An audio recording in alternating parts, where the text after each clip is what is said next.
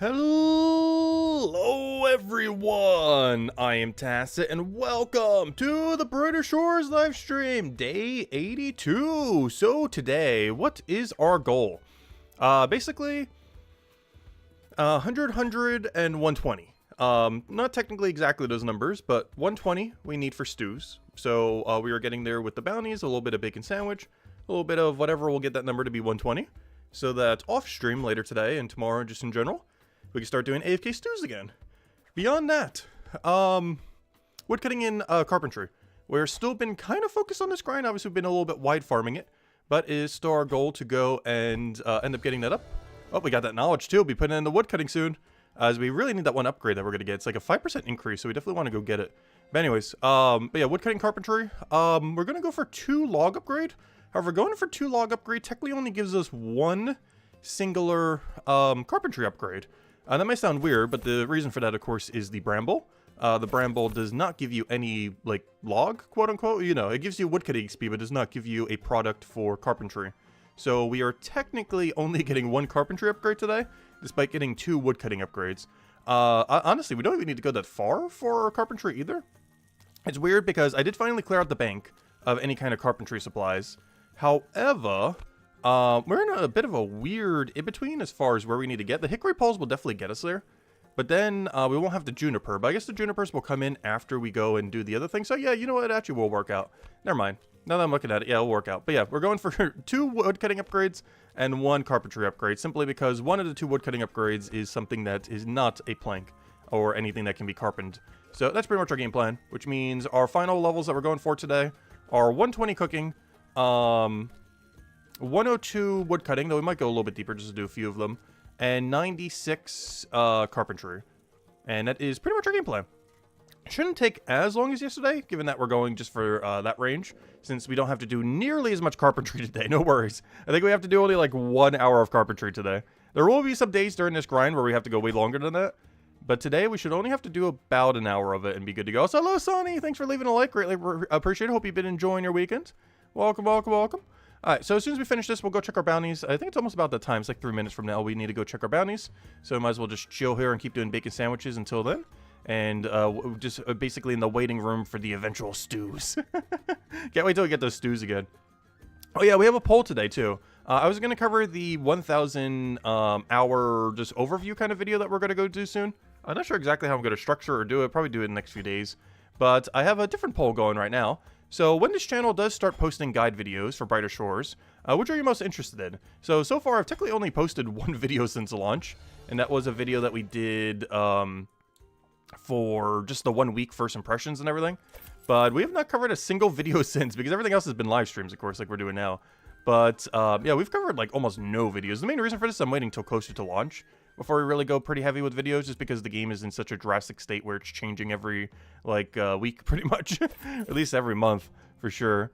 But obviously the most notable ones coming soon being trading, which will kind of change everything if you're going and enabling trading, as well as combat rework, which is going to be absolutely huge for all combat in the game, as it'll be the system that the game will be using for probably quite a while, unless they rework the rework. But anyways, the question is, when this channel starts posting guide videos for Brighter Shores, which are you most interested in? We have 4 options. We have general skilling guides, which I feel like have been done a lot. It's probably the one I wouldn't do, but I wouldn't have 4 options for it. General skilling guides, I don't mind doing something like that, but I feel like it's already been done so many times. The next is tick perfect max efficiency methods. So basically anything that has like a super good perfect cycle kind of thing where you don't end up losing any downtime at all. There's a couple of them in the game. There's some that you can't really do it for, where you could do it for high efficiency but not max. For example, merchant is physically impossible for a human to ever do it max efficiency. You could just only do it better. You can't really do it perfectly, which annoys me so much because I'm such a perfectionist when it comes to some things, and it is physically impossible to do. I think that's the main thing that actually makes me annoyed with merchant. I think I'm too much of a perfectionist to, even though it's like my favorite skill, I'm too much of a perfectionist to fully enjoy merchant. Just because I know you can never do it perfectly. I think that's my problem with it, because so many other things in this game can be done tick perfectly, but merchant is physically impossible to ever do so. Even detective you almost can, just because the routes are a bit more clean than what merchant is. But merchant might be the only skill in the game that is actually physically impossible to ever do at maximum efficiency. You can only get better at it. You can't ever get perfect at it due to just human delay on so many things that are required for it. As just even taking the task alone will end up taking you, like, you got to do it in like 1 second. You got to like look at that board, figure out everything like in a millisecond what you need, grab them all within a second. Like, it's like almost physically impossible to do. So you get like a robot to do it, and even a robot I for sure would get it done perfectly like that. But it is actually insane how much depth is in Merchant. But anyways, long story short, tick perfect guides for the things that can be, or high efficiency for things that can't. Beyond that, what else did we put in there? Oh yeah, boss, raid, and combat guides. Obviously, none of these exist right now. Combat merge hasn't happened yet. Bosses don't exist yet. Well, then quest bosses. It doesn't really count.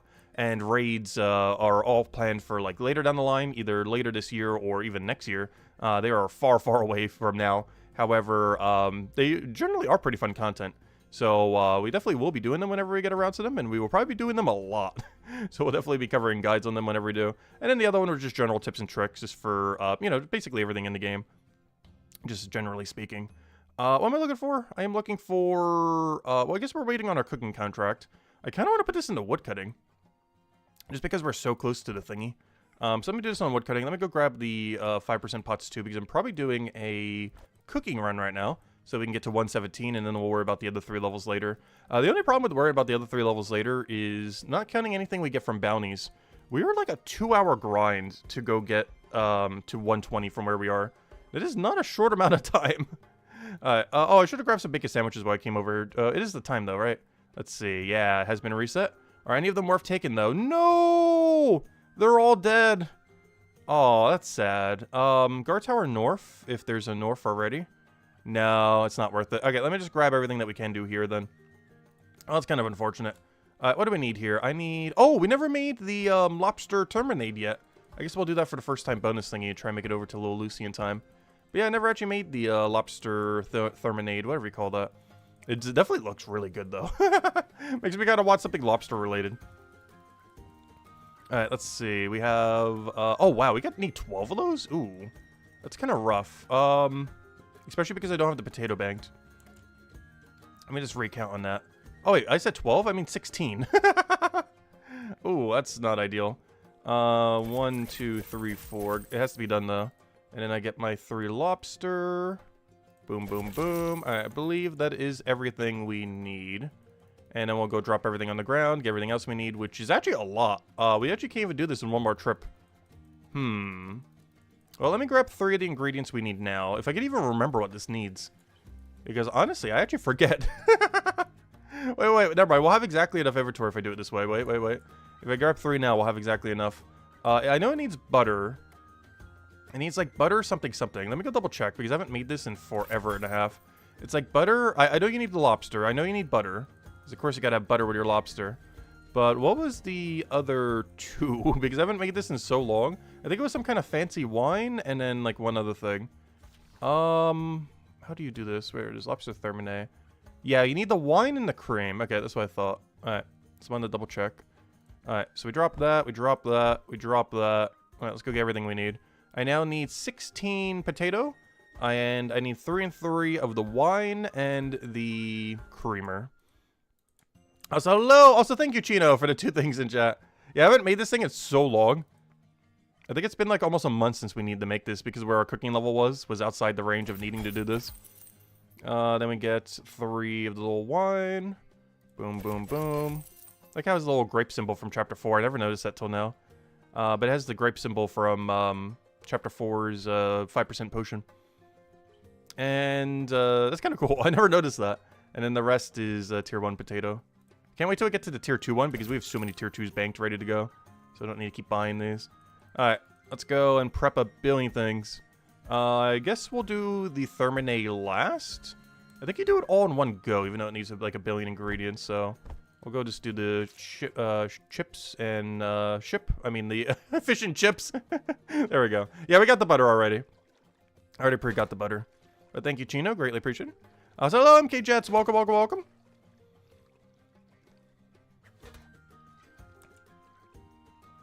Yeah, that's our game plan for today. 120 cooking, 102 woodcutting, I believe it was, and then 96 carpentry. Then we might push for 100, we'll see. If nothing else, I'll just AFK it off stream as well.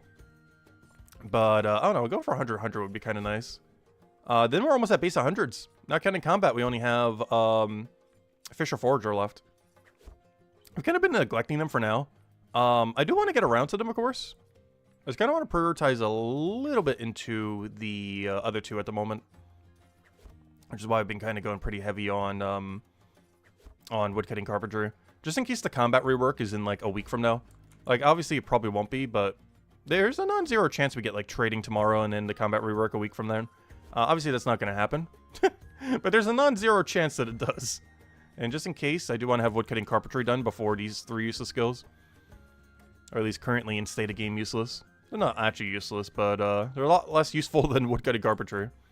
Used for all of our weapons that we need.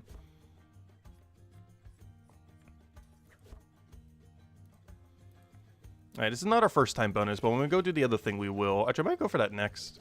Just so we don't despawn all of them over there.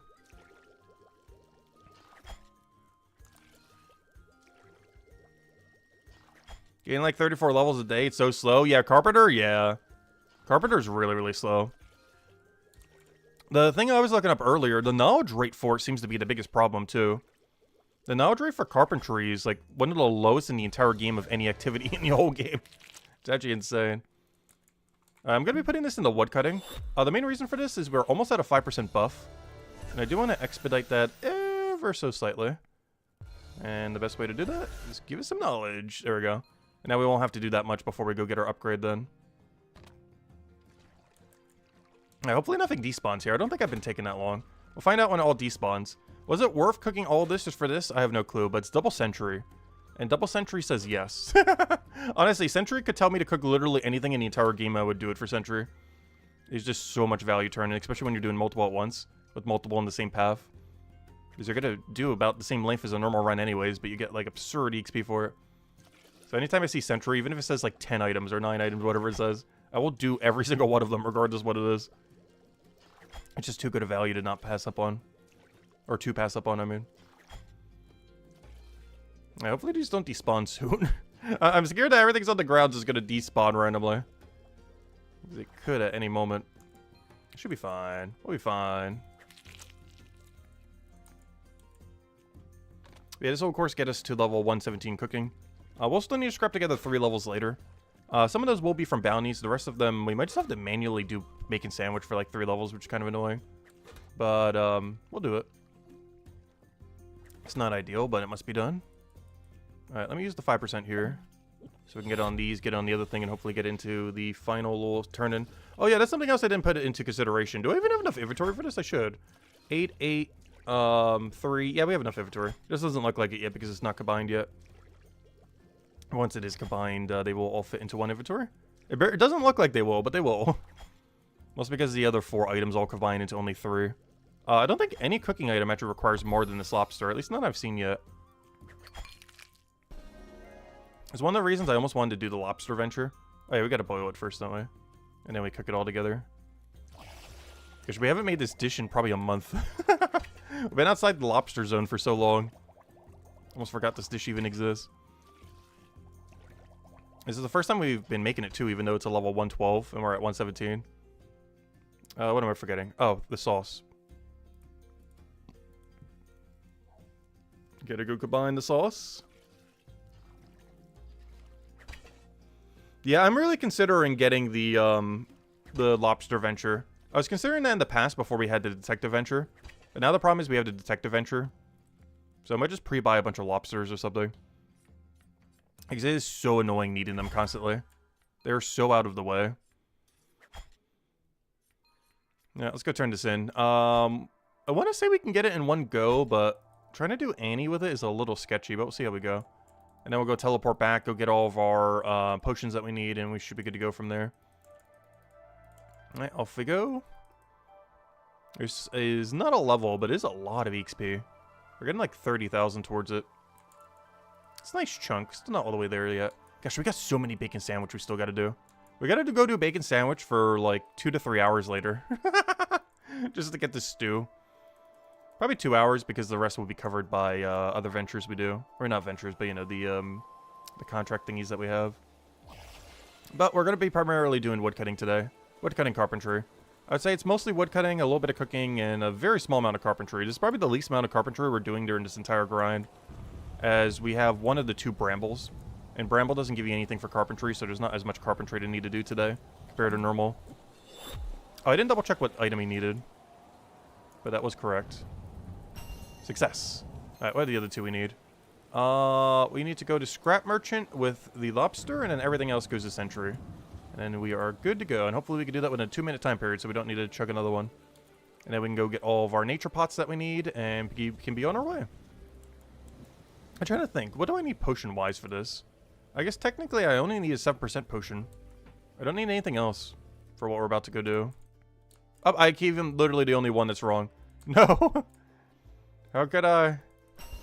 Alright, hopefully make this in time. We should be able to. It shouldn't take more than a minute to get there.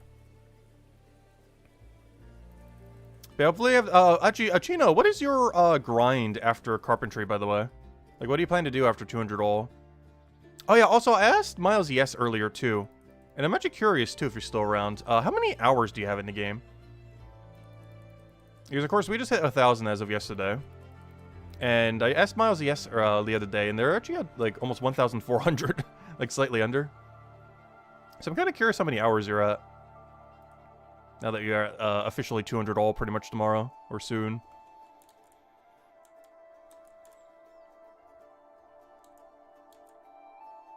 You're going to do merchant and KP fishing for the venture? Nice.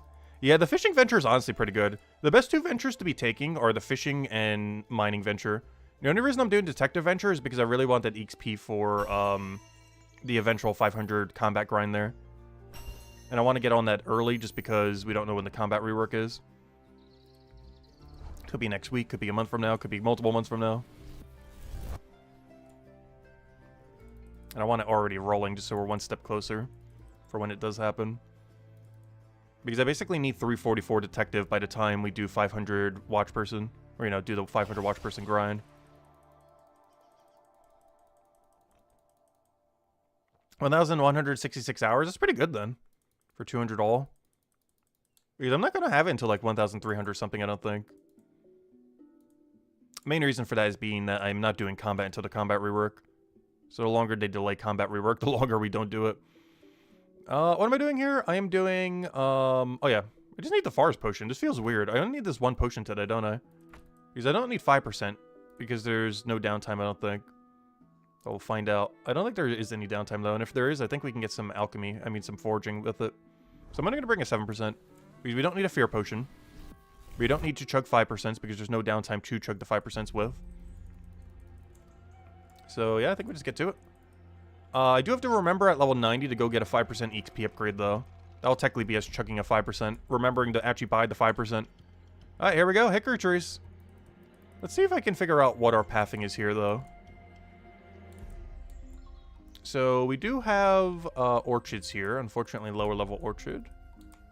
This room has hickory trees as well. Ooh. They do have those 0 tile hickories. Ooh. But what about over here where you get 0 tile tangle fruit? Ooh. I like 0 tile tangle fruit. I think I prefer my 0 tile tangle fruit more. Yeah, I think it's just 6 trees and 2 0 tile tangle fruit. The orchards would be good if they were higher level, though. Let me just double check our other room. There's a case. No, the jump makes it not worth it. There's also no supplies to get here. Okay, I see. So, initially, we would normally start over here. What would be the first tree we would do, then? So, I guess it would be the ground tree. What are we doing? Are we doing a perfect 6 cycle, then, and just grabbing the other one? I think that's the case. And then we abandon this tree on the other run. Let's just check. I think we do this, then this. Then this. Oh, gotta do it. Gotta get that manual click in there. Otherwise it paths you wrong. Then you grab this for free. For 0 tiles. Oh, that was actually our first time bonus on that. I didn't realize. Then you grab this for free for 0 tiles. Then you grab that and then head back.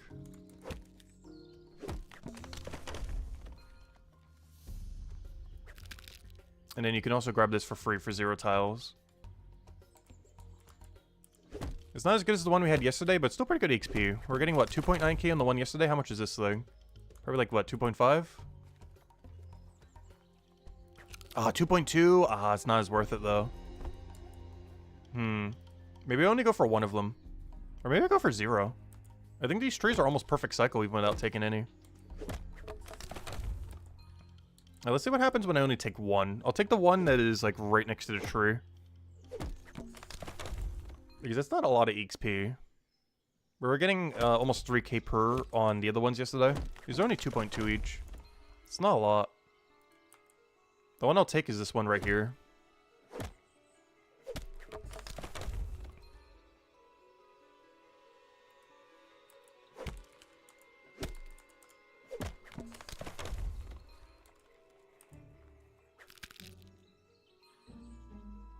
And then we just drop it on our way back. And then we should be in cycle for the next thing already.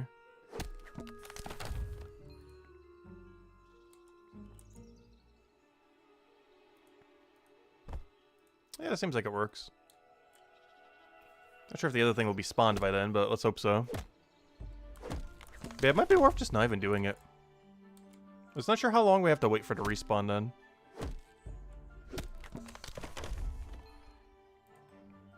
But yeah, not as big of a fan as this tree. This tree's not as fun as the tree from yesterday. Luckily, we don't have to spend too much time on it. Actually, how long do we need to spend on this tree? We check. What am I looking for? I'm looking for... Well, we need to get the upgrade for 5% soon. Yeah, we only have to stand here till 94. Now we can start getting to the really nice bramble. Yeah, this tree's not the worst. But, there's betters. There are better trees out there. Alright, looks like there's enough time that I could just run. Also, one other thing that's interesting with this new respawn system. When we go for this 3, it's actually worthwhile to go outside and grab the other tree over there then. Compared to backtracking for how many tiles we have to go back. I do have to backtrack slightly to the tree to the south, though. But I think it's less backtracking than going to the other room. Because I do have to backtrack all the way over here, which is not ideal.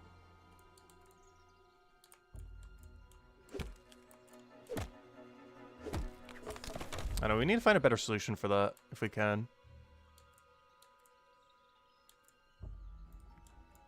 Because that is pretty backtracky. Is there anywhere where I can gain 1 log for free? Because this won't be respawned in time. So we can't grab it from there. We can grab it once, but we can't grab it twice.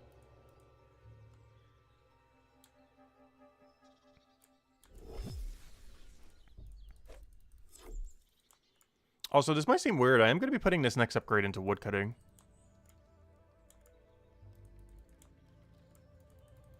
Just because we get a 5% permanent boost the second we do. Which is exceedingly worth it. So we'll go for the 2-minute duration of this and then go grab that. I'm trying to see, where can I get an extra free log? At some point during this entire grind, we got to get 1 log for free. I think this cycle, after we grab the 1 free fruit, we should look for the side room for 1 free log.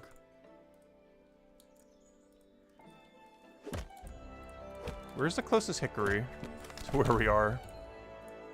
I wish there's a tree, like, right there. It might just have to be that room's tree. Oh, there we go, woodcutting.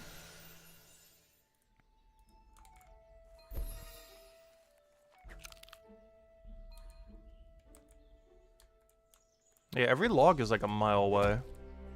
Kind of unfortunate. What about that one side room? Is that one side room really that far? Oh, we got the better hatchet. I'll wait till the 7% pot's done, though. Oh, so I should grab that hickory on our way over already. Oh, yeah, you can grab the 1 tree from there. Alright, that's where we grab our 1 tree from, then. There's a tree right over there. That's not too bad. Oh, so hello, Bullseye. Welcome, welcome.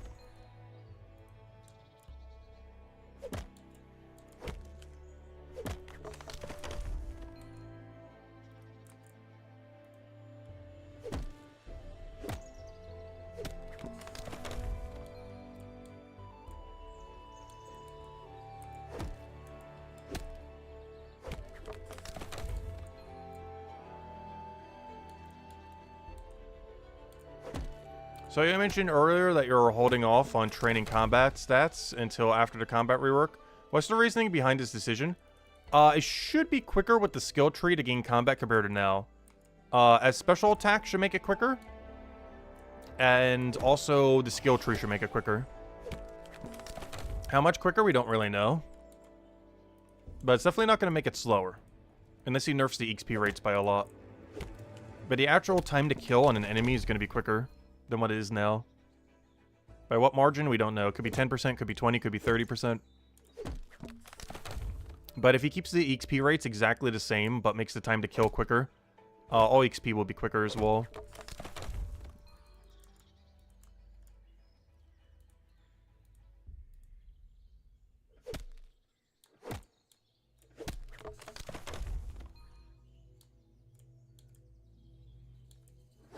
That's why we pretty much did no combat so far. Other than like bare minimum for the most part. A little bit more than bare minimum. I went for base 50 at one point. One reason I did a little bit more in Mines of Matubin was for a little bit of alchemy supplies for the 200 grind. But then I just started to do some math and then realized I didn't actually need that at all to do 200 alchemy grind.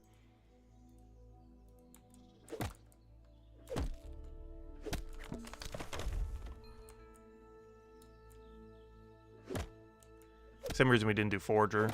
This Forager is actually not required for 200 alchemy. It definitely helps, but it's not needed.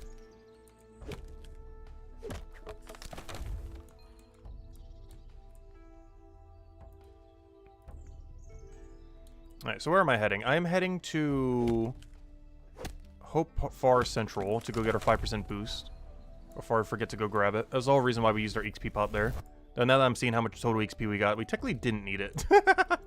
Slightly underestimated the XP rate of woodcutting. I keep forgetting, woodcutting is way quicker than carpentry. I keep thinking it's like carpentry XP rate, but it's actually way better than that.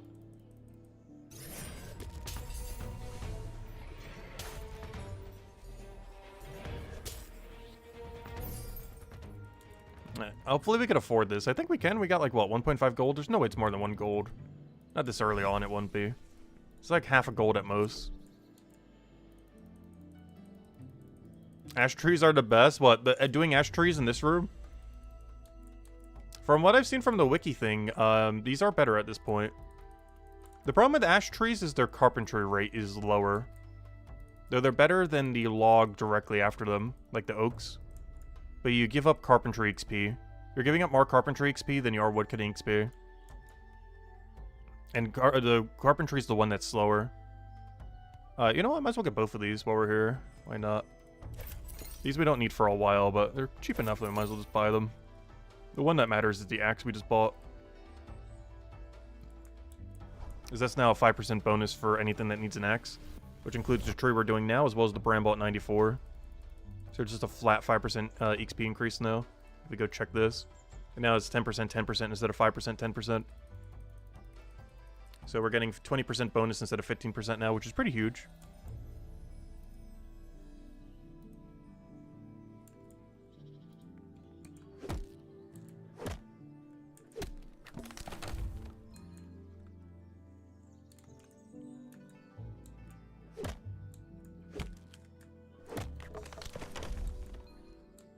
Yeah, we gotta stay on this tree probably for a hour and a half.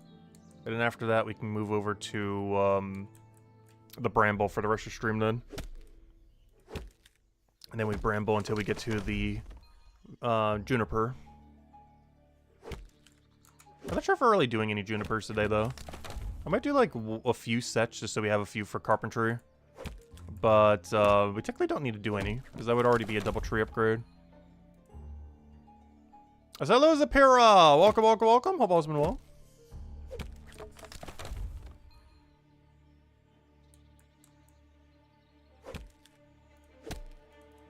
Oh, I did not mean to cancel my entire chop, though. I was trying to cancel the queue, not the current action. Oh yeah, everything's been going pretty well. There are some things I need to catch up on later today into tomorrow, though. Which is one of the reasons we're setting our goal a little bit less ambitious today. But also because we're in a weird dead zone for carpentry. Also because there's some things I actually need to get done tonight. Before I go to bed tonight. We're still going to be streaming for a while, though. The stream's still going to go for like 6-8 hours or something. It's not going to be like a full-length 11-hour one like yesterday. which I kind of want to go do, but I do have a few things I need to get done later today.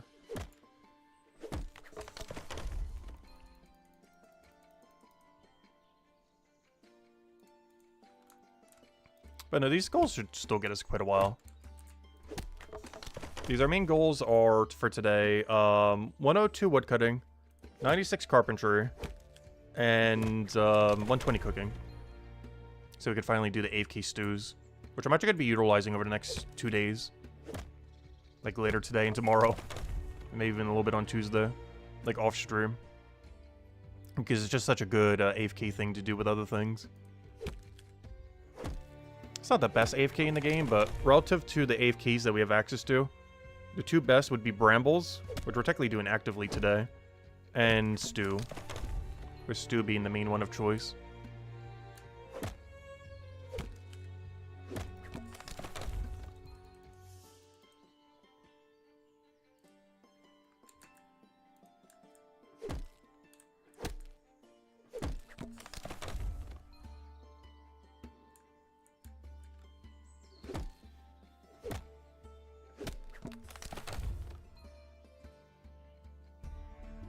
You're making good money doing carpentry? Yeah, I realized that yesterday too. I was really surprised by the amount of money we made. Because I was planning on keeping some, but then I was like, you know what, I'm just going to sell. And I was really surprised by how much carpentry actually makes. Like, it's way more than you anticipate. When you're actually getting the logs yourself. Because obviously it burns money if you don't.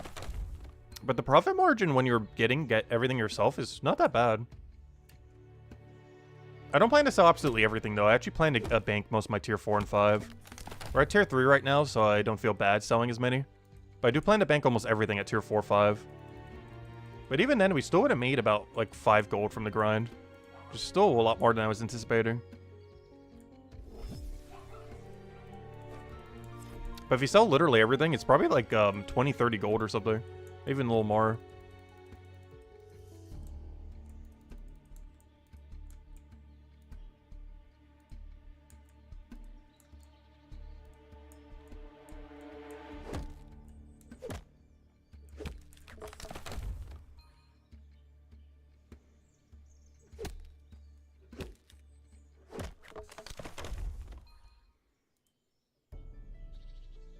I also forget, what is this purple orchid for?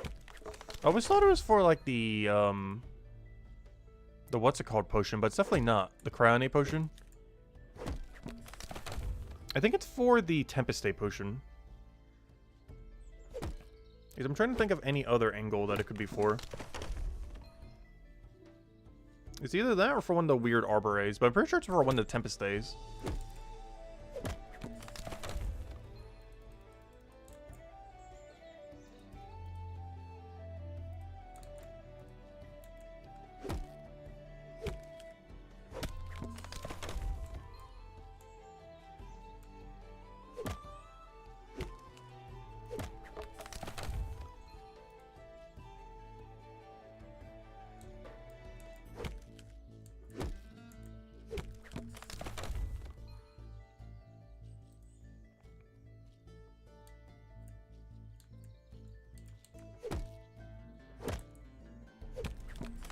You made 16 gold or 18 gold so far? Nice.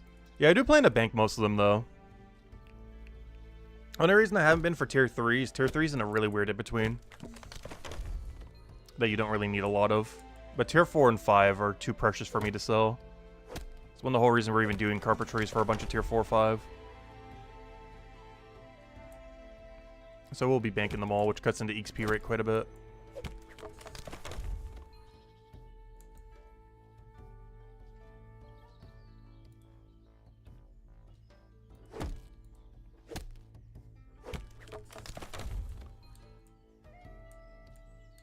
You only need to use in pines.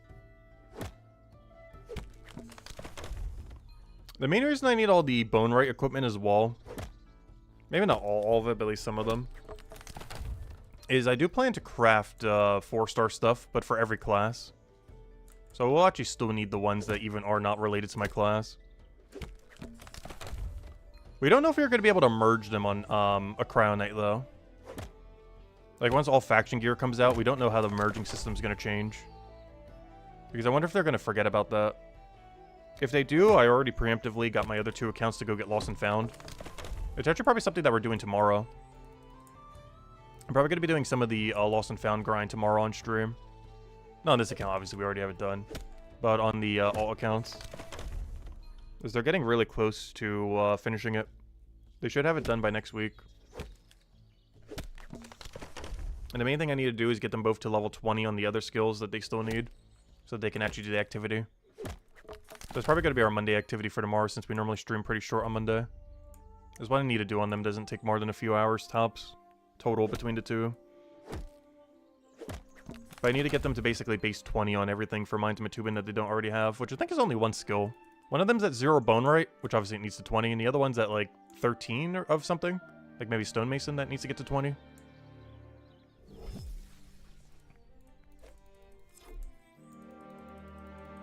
Plus I need the knowledge points from that anyways, so they can unlock their next activities. I've been slacking on knowledge points for them.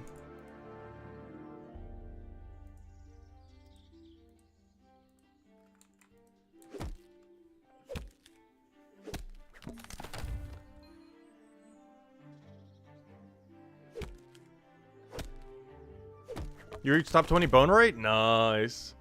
Yeah, I really need to go get top 20 smithing. If there's any skill in the release skill arc that I would try for top 20 leaderboard on, it would be smithing. I would have to do a lot more mining, though, to be able to support it. Luckily, a lot of people in that smithing range also haven't done that much mining. A few of them have, but most, like, some of them have done the 500 grind, but most of them haven't. Quite a few of them are actually at 200 mining. But, yeah, top 20 smithing is only 7 levels higher than us. Like, that's really doable if we just grinded a bit. So I'm really considering getting, because I need it anyways for combat. It's not like we're going out of our way just to do a pointless grind. Like, we actually need 500 smithing. It's not like we're just getting it for the sake of getting it. Ideally, we'd have that before the combat rework. There's nowhere we're going to.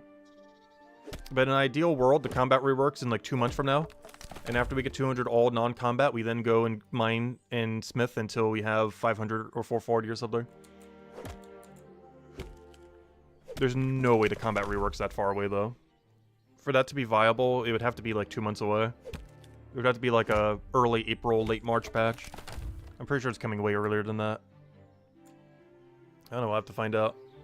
Trading would exist by then, though, so technically smithing would get even easier. As we could just buy all the supplies instead of having to mine it.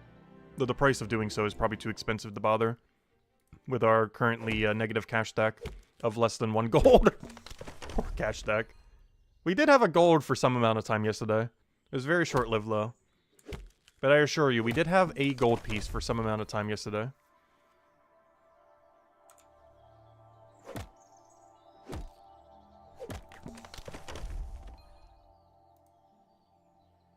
Someone's doing an AFK activity over here. Out of all the trees, why this one? Like, out of every tree you could possibly do. Also, why does that look like the tool right there? That's kind of funny. The shadow of the thing looks like the secutors. I never noticed that. I wonder if that's deliberate or just a huge coincidence. Maybe I'm just looking too far into it. But that one shadow on that rock from that angle looks like a pair of secutors that you would use for the AFK activity.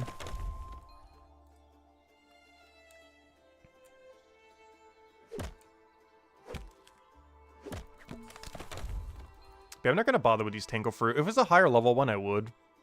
But you don't get an upgrade to it to like level 264, which we're not getting anytime soon. The only reason I did it for the other one yesterday is because it was really good value for our level range. The 189 when we're only at 200. But the 170 whatevers and the 71 just are too low to bother with.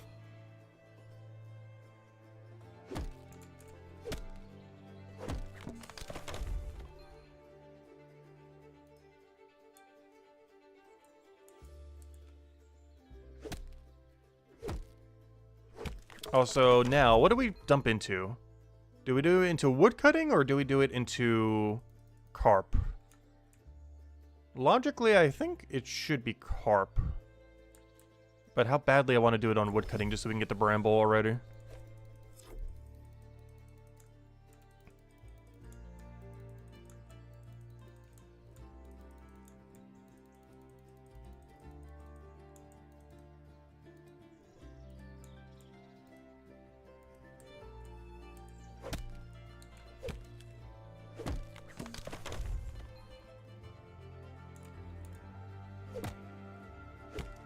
As I do have to say, not a fan of hickory tree. So far, my tree tier list is, number 1 might actually have to be pines. Number 2 being bramble suave. And what takes number 3? That was my 3rd favorite tree. Oddly enough, I actually hate doing suave only. Suave only is kind of weird. Doing 8 bone spike 2 suave is pretty nice. As well as some of the other things that you have in synergy while doing gathering. But unless you're doing gathering with it, it's kind of clunky.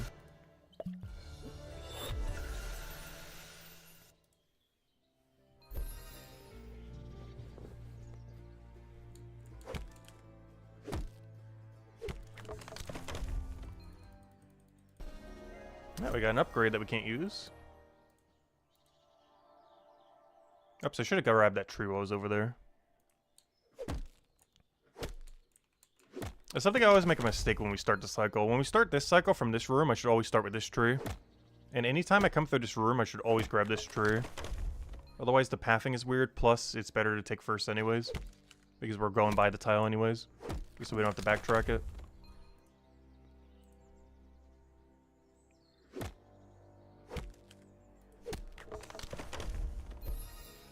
Yep, another woodcutting level, 3 to go. Yeah, we're getting there. Yeah, how's our cooking ventures looking? Oh wait, we have none. I forgot because we turned them all in, that's funny. Oh yeah, I should probably set a timer up for the double, shouldn't I, like we were yesterday. I gotta do that real quick once this XP bonus goes away. Or now. Let's see, we don't need that. You can move down. You look almost even. A little bit over. Alright, what time do I need here? 1, I guess 10, 11, yeah, that's fine. Alright. That's when we need to go check our cooking bounty. And go double dip our cooking bounties.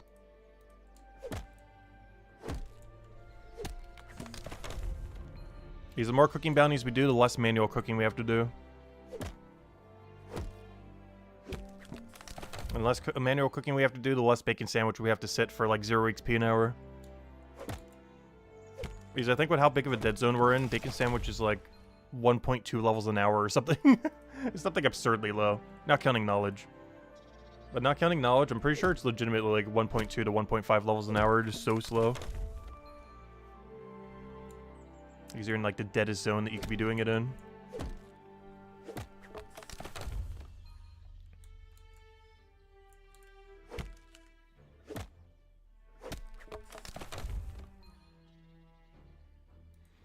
Yeah, I think top 20 for all the production skills are pretty similar. The thing that's annoying about the smithing one, though, is it costs a lot. The other two you actually make money from. So every class that isn't Crown Knight has a big advantage in that regard. As Crown Knights are the only ones that just burn money while trying to do their AFK for their production skill. Whereas Bone Right makes the most money.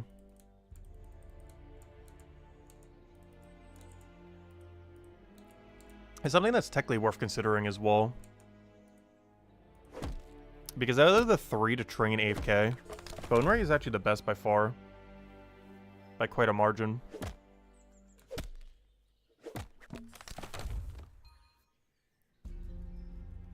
Oh, I forgot. I gotta manual move this tree.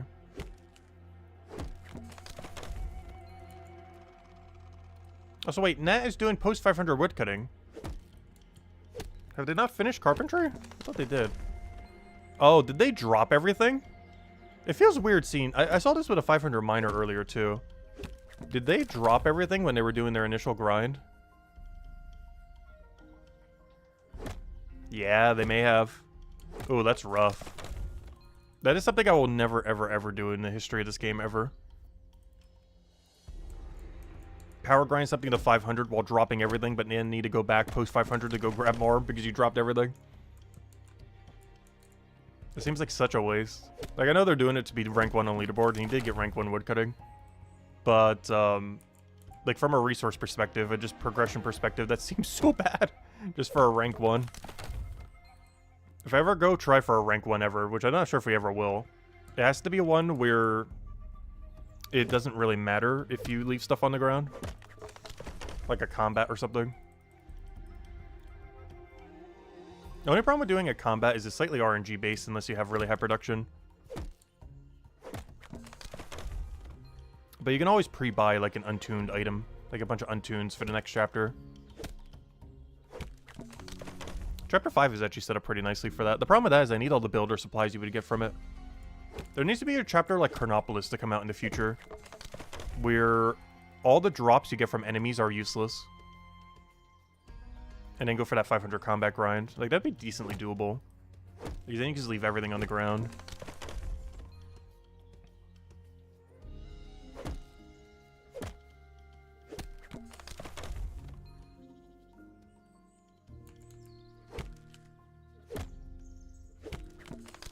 There's a problem with doing that for Chapter 5 is you're almost guaranteed just being spit out like a billion builder supplies. Like almost every enemy. Well, I mean not every enemy. But some handful of enemies in Chapter 5 are guaranteed going to be dropping something builder related. And those builder supplies are going to be too precious just to leave on the ground.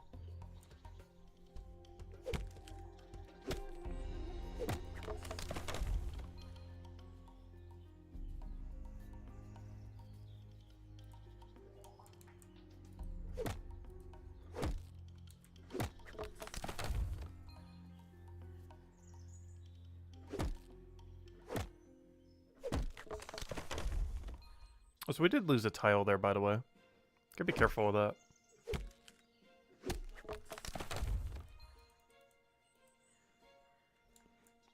It's like 2 or 3 spots there where you lose a tile depending on what order you do it in. Or if you don't manual click.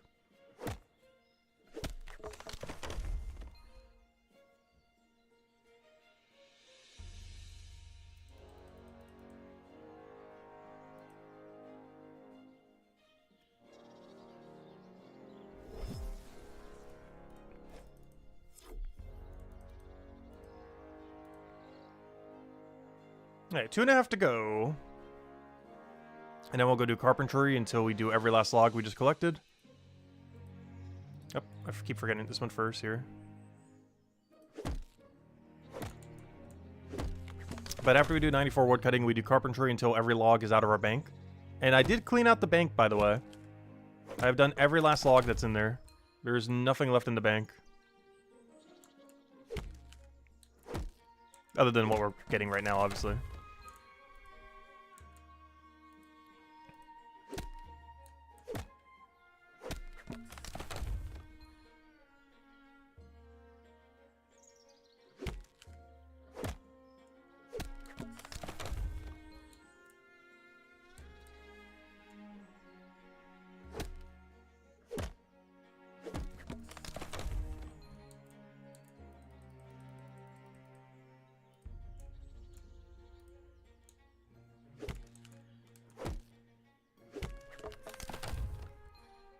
This room is so crowded all of a sudden. Why is there like 10 people in that room?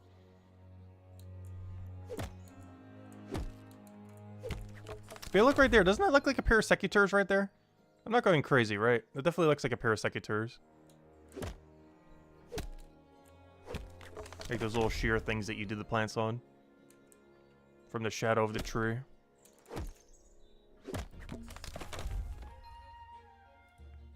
Definitely looks like those. I guess it looks slightly more like scissors than those, but still similar. I'm just seeing things in the shadows. Like when you look at a cloud and just looks like a random shape. That's what that little reflection looks like.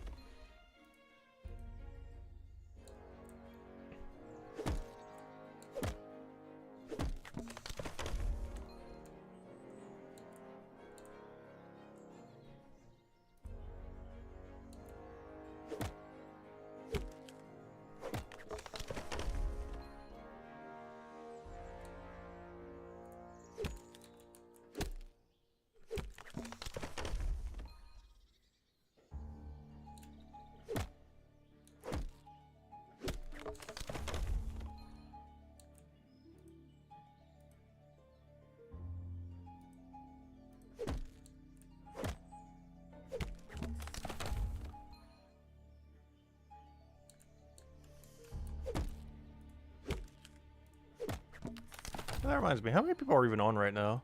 Let's see. We got 1,371. We're still finding like 10 people in a room.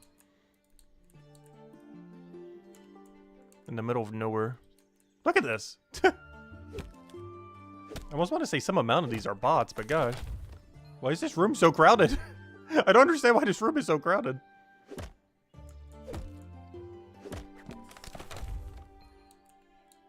I don't think I've ever seen this room be so crowded. At most, it's like 1 or 2 people.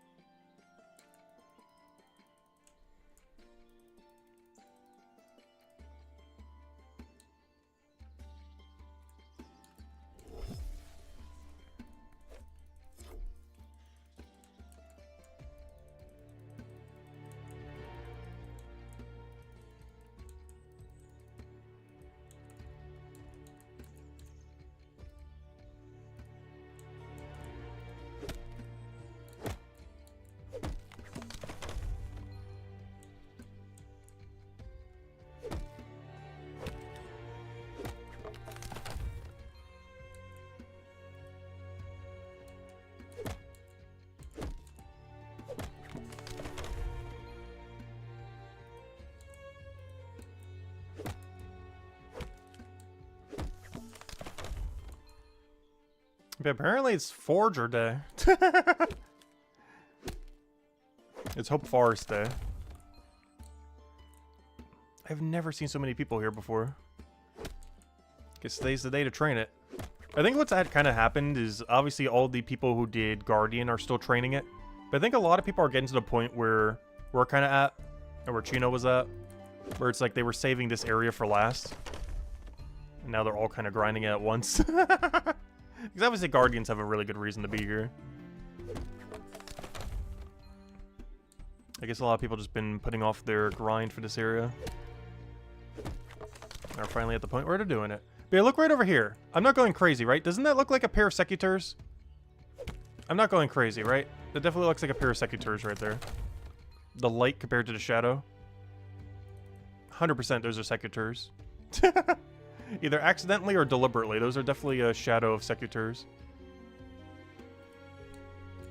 Or more so, a light of Secutors within the shadow. By Secutors, I mean whatever these things are called. The tree loppers.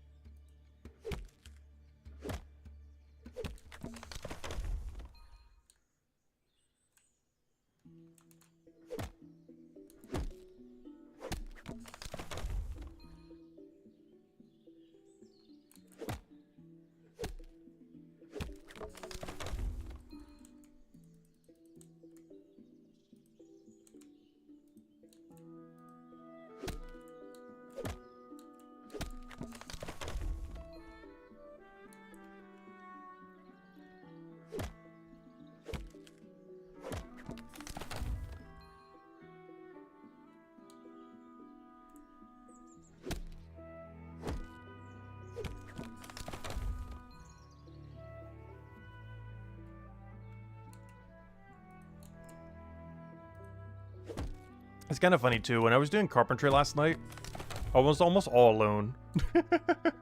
Because I was doing some at like the dead of night. At like 1 or 2 a.m. I wasn't able to get the venture because I wasn't staying up till like 5 or whatever it was. But, yeah, there was like no one there. It was like a complete ghost town. Then when I look at this, it's like, oh yeah, people are still here. A lot of people.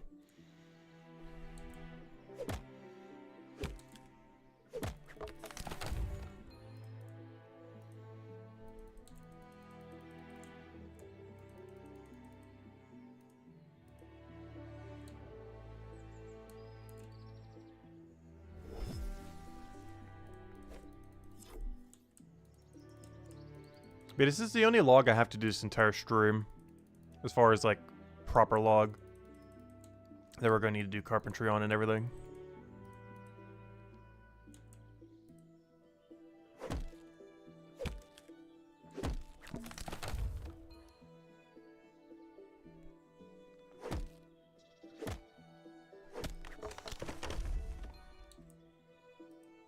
No, I got the wrong tile. Sad. Oh, is that a 500 carpenter? I just realized.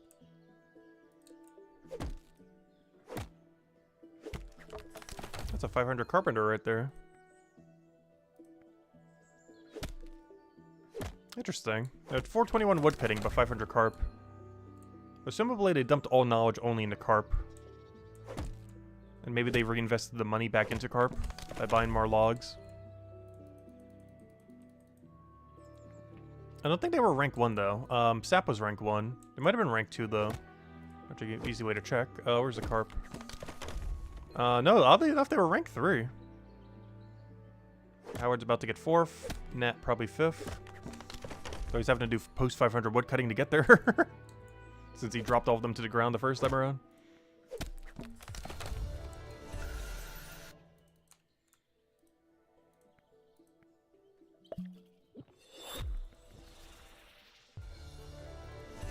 Also, I'm doing it. I'm putting into wood cutting. I want my brambles. We must get to bramble. I refuse to not obtain our bramble today. Because overall, hickory's pretty low on my do I enjoy doing it list. Not as big of a fan compared to pines yesterday.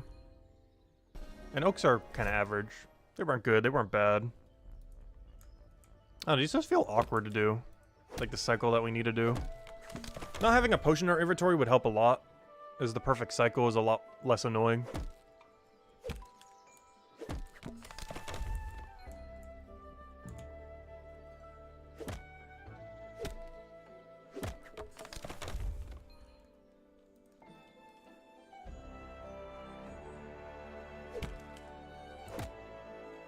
Is this definitely a tree meant to be done in intervals of 6? Without an extra potion in your inventory?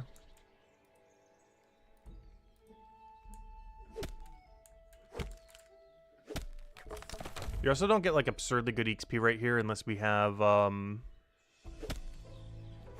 you call it? Like 260 something gatherer. Which is not happening anytime soon, if even ever.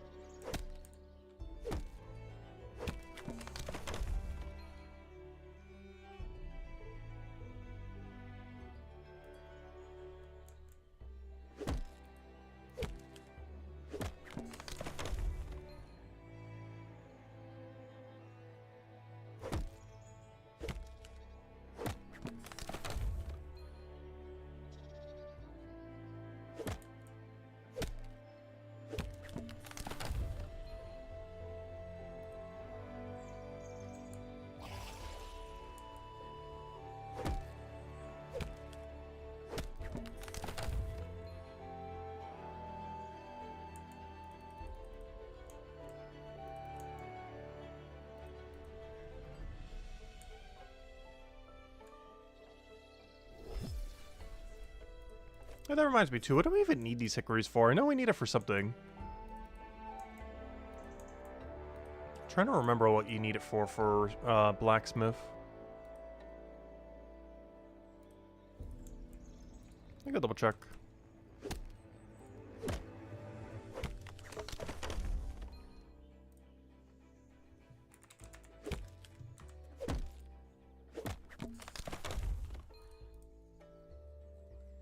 It is used for... Oh, it's used for mace. Yeah, it's used for mace. It's used for our best yellow weapon. As well as, I believe, the best yellow weapon in the game of the Hammer Mage, hammer. This is the best yellow weapon in the game. And this is the best yellow weapon for, Cryonite. It's also used for the one-handed, punchy thing. Like the physical weapon for, Hammer Mage.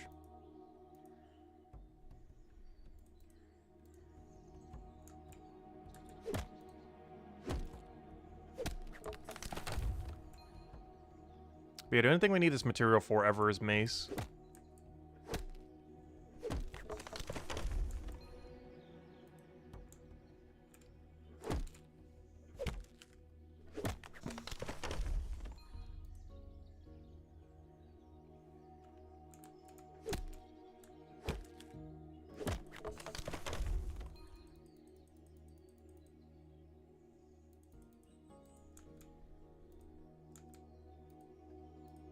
Yep, no, the misclick, no!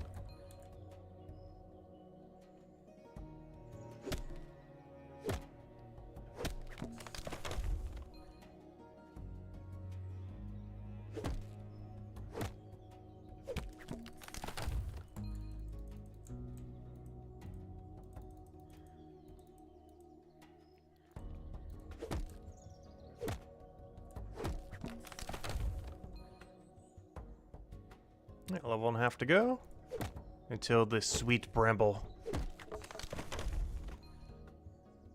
I'm not sure if I'm banking the suaves or not. Because if I bank them, I'm going to want to go and carpenter all of them.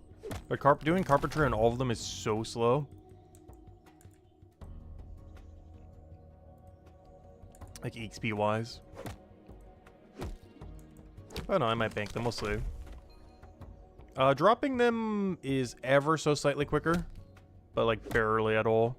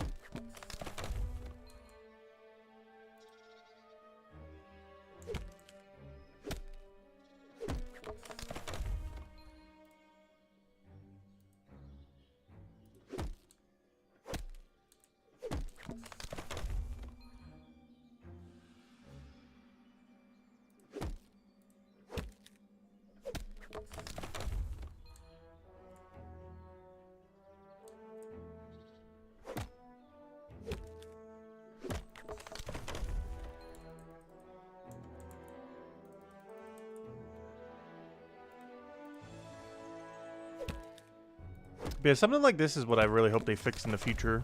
Like, actually making post 500 worth it. Because right now, Nat is gaining no XP for anything he's doing right now. As well as no extra benefit because there's no keep perks or anything. Because that's why I'm really scared to get a 500.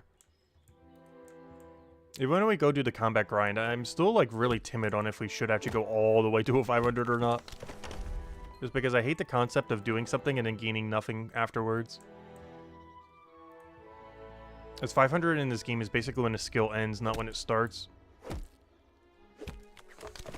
There's a lot of games, once you get it max is when you could start doing the skill.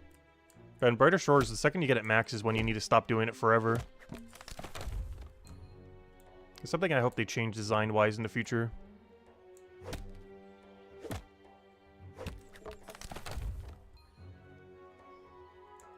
As there is very little incentive to ever train something that's 500. Even if you need the material from it and everything.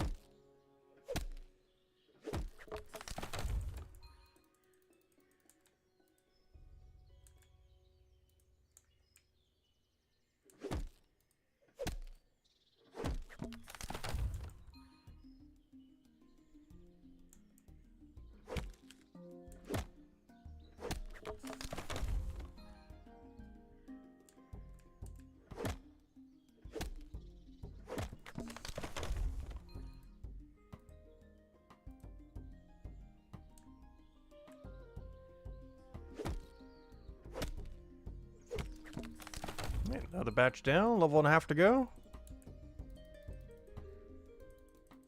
And then we gotta go carpenter all these logs.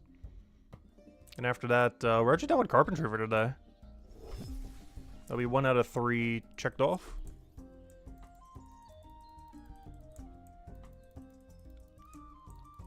The grind today in general should be quite a bit shorter.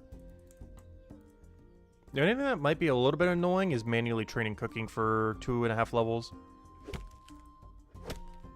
Because by the time we get there, we're only going to have like 3 checks of the bounty board at most. Because we get a double in 46 minutes, and then we get, or you know, at the end of the hour there. And then we get, like 1 more check after that. Between all the carpentry grind we need to go do after this. And maybe the woodcutting grind too a little bit. Because woodcutting is not going to be instant. While brambles are nice, they're not like a billion XP an hour. They're really, really good. But, it's still going to take some time to get from 94 to 102.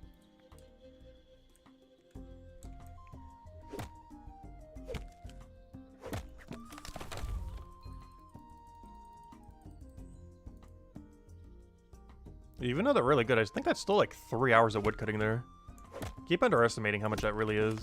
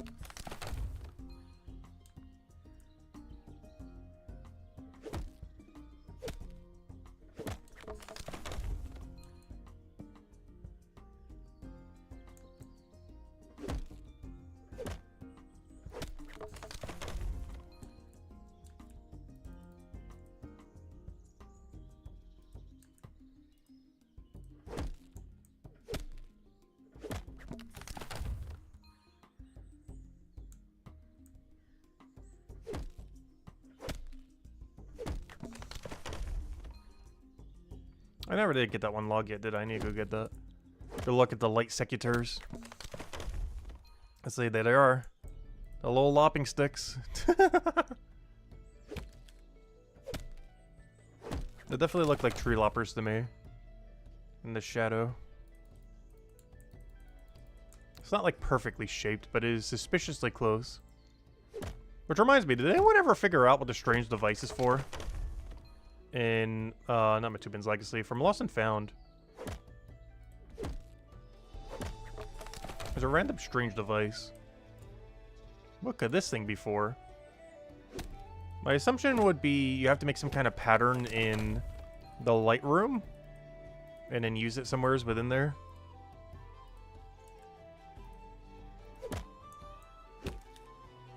Or you have to put every single one of those light thingies in a certain array. And then I'll let you use the mysterious device on something. Because I'm not sure if anyone has actually discovered what this is used for yet. And I believe they confirmed that it is something already in game.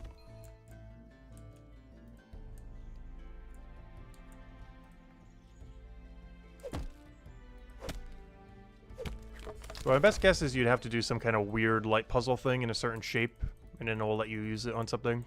Either in the puzzle itself or just outside of it. Or it'll trigger something where you'd use it on.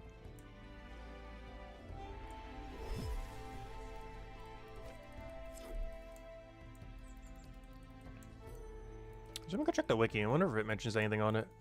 But last I recall, it has not been discovered what it's used for. I believe during the Q&A they did mention it is usable. Oh, so hello, Isabel! Welcome, welcome. Hope all's been well. Strange device. This doesn't even come up. Really? There's not a page for it, even on the wiki.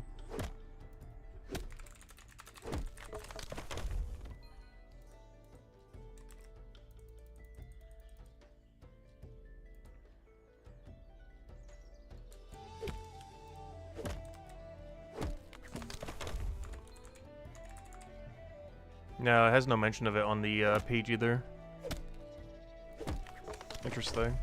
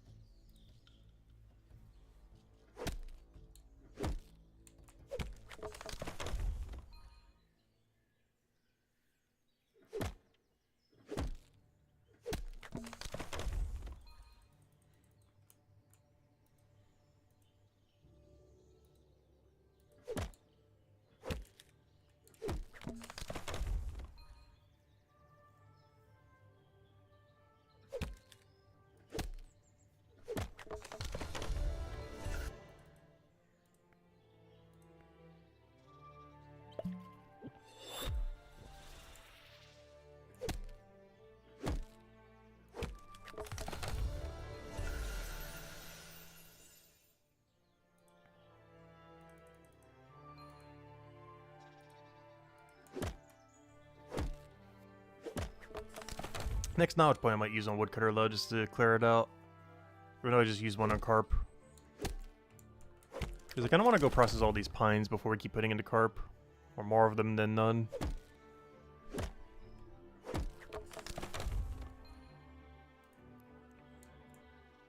This room's empty now. Whoever's doing these orchards isn't here anymore. They're gone.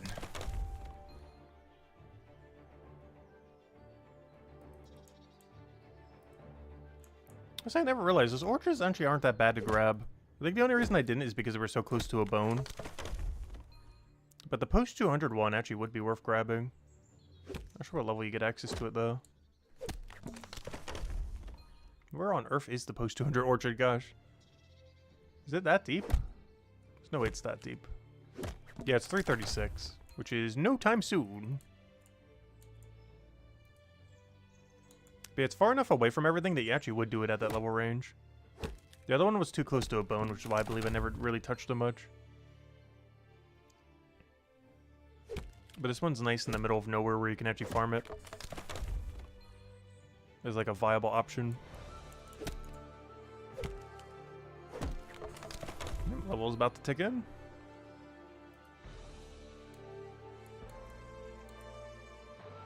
Is that enough with the 7%? Yeah, there we go. One to go. And then the almighty bramble. We shall meet again. But first I gotta do carpentry until we've done every last log we just got.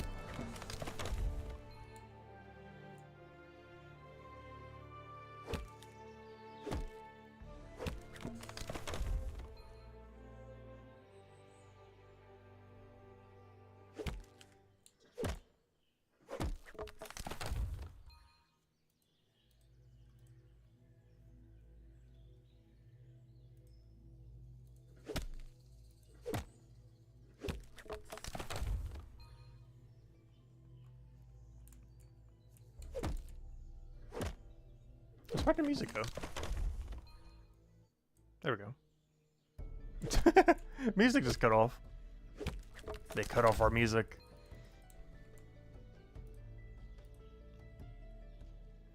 Even though the Hope Forest music is good, I do feel like it's the weakest of any chapter. Chapter 3 is probably the strongest. 4th, the second strongest. 1st has really good vibes, but is probably 3rd.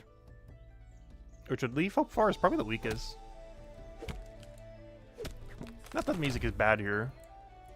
It's just that it's better everywhere else.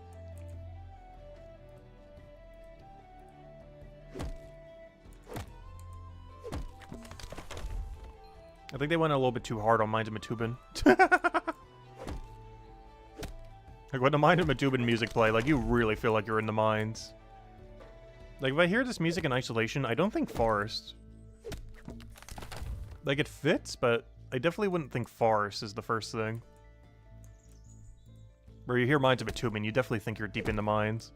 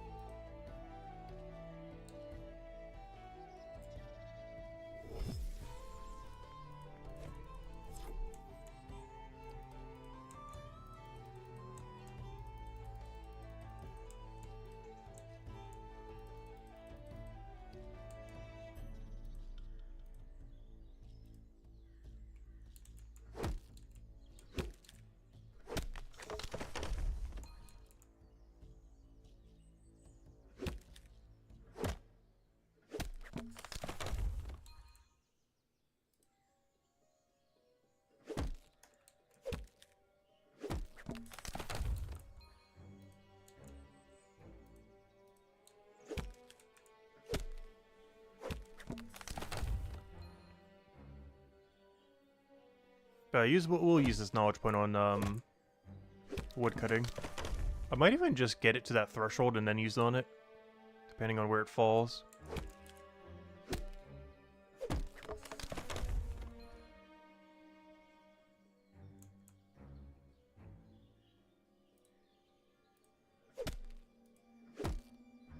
Because of course we can always get the final XP from carpentry if it's not within that range.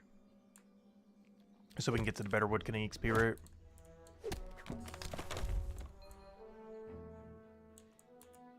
Because our carpentry XP rate doesn't increase until our woodcutting goes up, which is nothing to keep in factoring in as well. Even though woodcutting XP is quicker than carpentry, you need the woodcutting levels to get the better carpentry XP rate.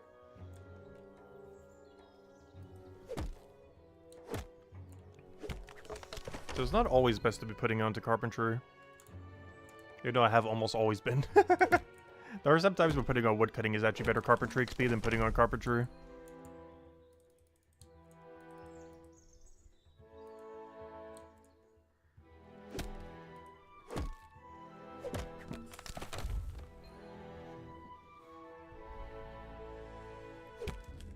In this dead zone where we're gaining like pretty much no carpentry XP is pretty much that time.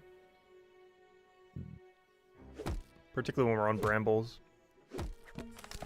Because as much as I kind of want to dump it all into carpentry while doing bramble, it almost makes sense to dump it into woodcutting.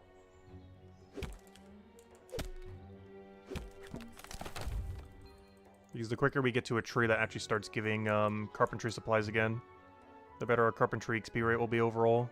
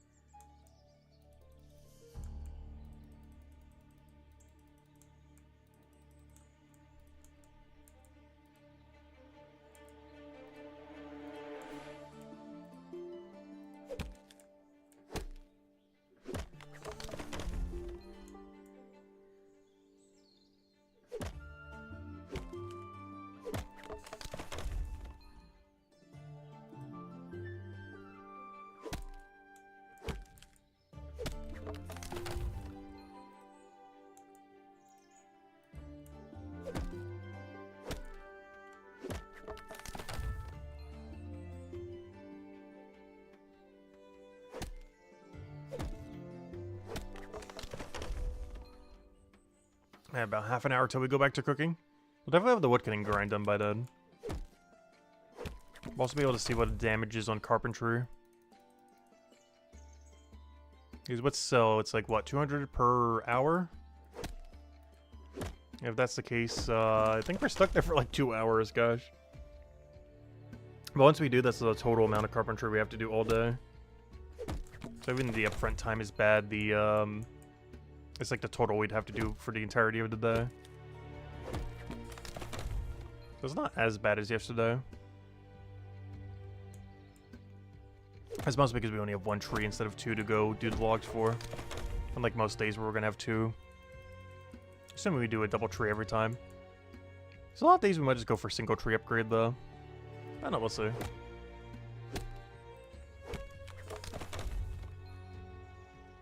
Because let's see, what is our goal afterwards then? Double tree would be boom boom. And then get to suaves. After that would be suave U. If we do a double tree after this double tree, we do get all the way to tier 4 finally. Which gives us Ash at 125. Yeah, I think we might stick with the double wing then. Shouldn't be that bad. Because each stream, we'd only have to get like, what, 11-ish levels for woodcutting? It's not bad at all. The harder part is the carpentry part, as it's way slower. But like 11 or 12 woodcutting levels a day is pretty low. Well, not low, but you know. Like, it's not that hard to do. Time-wise. The problem is how much carpentry supplies it produces that you then have to go process every last one of.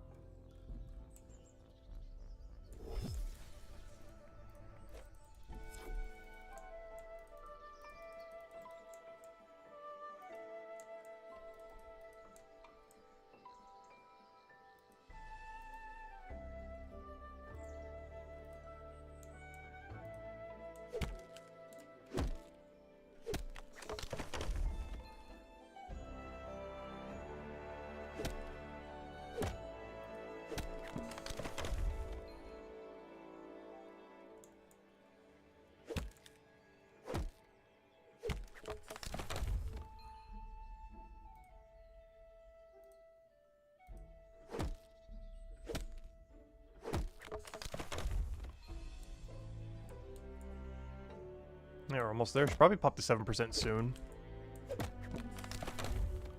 So we can actually get the full 2-minute effect from it. And then we go off to carpentry. The final 2 minutes of woodcutting. So we will be coming back for the bramble grind, though we do not really gain much in the sense of carpentry during that. So I'm not sure if I'm going to bank the Suavies or not. I'm tempted to, but it's such a low tier log compared to what we have. And I know for sure I'm going to feel the need to run all of them if I bank them.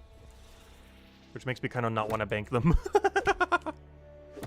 Because I know if I do bank them, I'm going to feel like I need to go process all of them, even though they're such bad XP. Relative to our level range.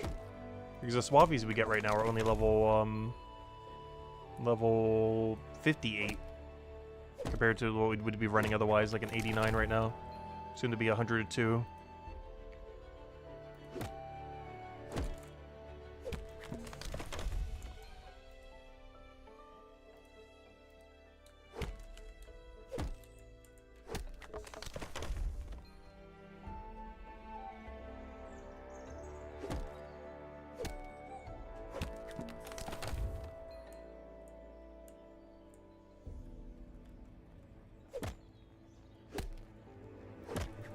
In about 25 minutes, we can go back to cooking. Maybe camp cooking for about an hour while we're there. I'm not sure. Just to push a little bit closer. Oh, there we go. But then the woodcutting, is that enough? That is not enough, but it's about to be after we finish this trip. Perfect. So this will be our final trip of Hickory. Then we say goodbye to them to like level 150 or whenever next Hickory is. I think we only have to visit Hickory one more time up to max. Because the other one is post-max. Which isn't that the one that's like really deep post-max? Isn't that like the 208? Because that's not really that needed, yeah. It's not too needed unless we really want that mace. It really comes down to how good is the special attack on mace. Because if it's not that good, then yeah, we really don't need the Hickory then for post 200. So this is the final Hickory, or no, the next Hickory after this is the final Hickory we ever have to do. Pre 200. So we only have to visit it one more time then. Once we go post 200. Which even if I did do that, I probably wouldn't grab a lot of them, just enough to make as we need, like whenever we need a maze, because it's the only thing we need it for, is the maze. So yeah, we're basically done with it then. Okay, that's not too bad. When you have to do tier 4 when it comes around.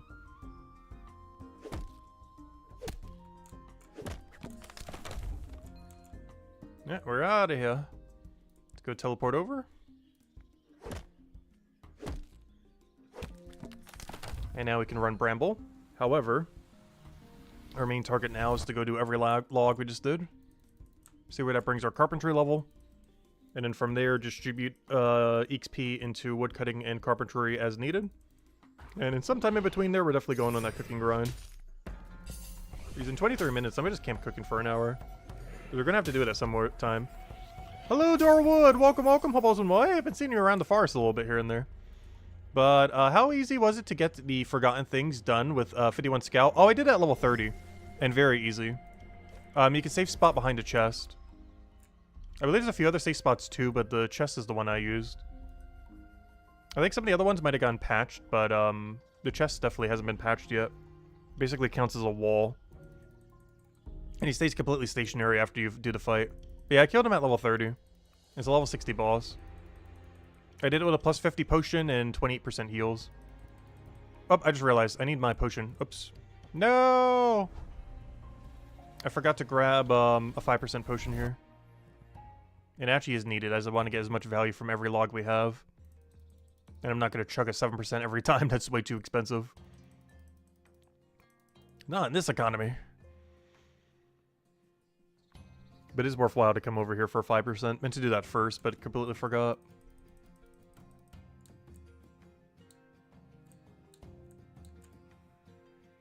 If only they were equipable and you had all of them on you at any given time.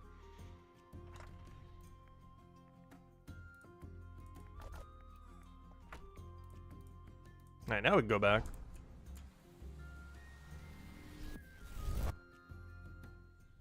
The main way to kill it is bring 20 of your best healing pots, ideally 20% or better. No, 25% I guess could technically get it done. And you have to wait at the start of the fight. Like, go to behind a chest and wait until he moves somewhat close to the chest. Or, like, anywhere that is... Like, you need him to walk somewhere that is safe spottable behind a chest where you can heal. But is also close enough to it that you could just whack him really quickly. And then go back to your safe spot.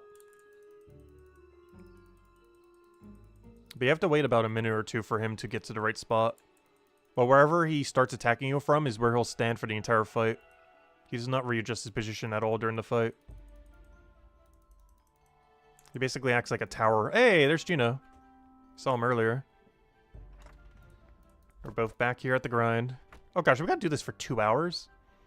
Not consecutively, because 21 minutes we're going back to cooking. But gosh, we gotta do this for 2 hours at some point this stream. The life of carpentry. Gina's done here in like a day or two. He's lucky. We're still stuck here for another like week on and off. Not all consecutively. I'm actually considering once we have 100 to go do forage or fishing to 100. Just for base 100. Just to even out a bit more. And by base 100, I mean base 100 not counting combat. Combat doesn't count. Until the combat rework. Because after woodcutting carpentry, the only two we have left is fish or forager. I won't be able to do that in one day, though. But we can have that done by, like, Thursday, Friday? Base 100, not counting combat.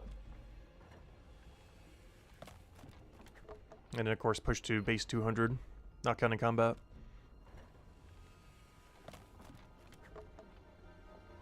The only thing I'm missing for Forager, though, which would require doing more carpentry, is I need the money to get level 10 in both these two tools. Something I currently don't have the money of, sitting at 0 gold. Or I guess 1 gold, technically. But that's my backup gold. I save that for if I, in case of emergency, if I need to buy something. Always keep that emergency 1 gold. Doesn't really count.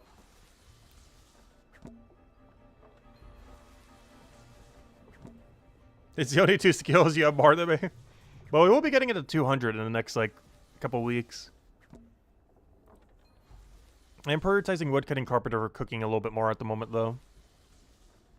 But we'll be pivoting to Fisher Forager. And of course, eventually getting all of those to 200. Now don't worry, if you ever get 201, you'll be higher, because I don't really plan on getting them much beyond 200 unless they buff them like crazy. Because with trading, you might just be able to buy the monument, so you don't even need 490 Forager. And fishing and cooking are pretty much pointless until they get buffed. As far as what you can use food for. Detective is equally useless, but at least it helps you get combat for detective. I mean, for watch person. It's basically just free XP.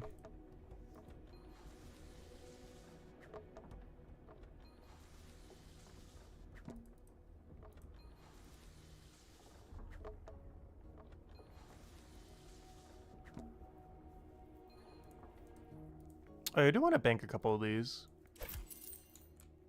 But every time we do sell, it's not that bad. I'll take it over our gold piece. After we get our gold piece, I'll go bank a couple. I'm gonna bank a couple hundred.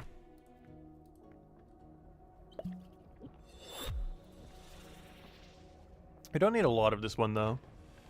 Let's see, what level range does it go up to? Oh yeah, I forgot, these don't tell you. But I believe this goes up to like a 180-ish mace? 190-ish? This is tier 3, so it definitely doesn't go all the way. Let me double check. This goes as far as 149, I believe. If I'm looking at this correctly.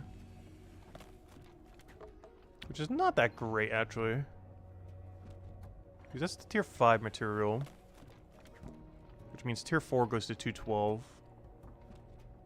Or am I thinking of that the other way around? No, I'm pretty sure that's the tier 4 that goes to 212. Yeah, so this tier 3 only goes to, yeah, I don't need to bank that much of this then. It only goes to 149. If I'm looking at this correctly. It'll say a different number because it's taken into account the stonemason item. But when it comes to smithing, it only goes to 149 for flanged mace. Tier 3. Which is pretty much a dead zone. So we could just sell most of these then. I do want to still bank a couple hundred just in case though, or at least 100. Maybe not a couple hundred, but you know, like 5 inventories of these or something. Just have more than 0. Well, let me double check. This should say a range that says like something to like 160 something. But for smithing, it only goes to 149. Yep, 156 is where it goes to the stonemason, 149 for smithing. Starting at a base level of 87. Which actually, that's also not true technically. Because for smithing, the base level would be a different number. I'm trying to find it. The base number would be... somewhere's here. Where's the tier 3 mace? 98. So the actual range for us is 98 to 146. Or sorry, 98 to 149. It's not what it says here, but it's not taking into account the actual tool in question. It's taking into account the lowest one out of anything and the highest one out of anything. Which is really misleading whenever you look at one of these. Because whatever number it says is not actually the number that it means. It's taking into account every single possible object, rather than any one particular object.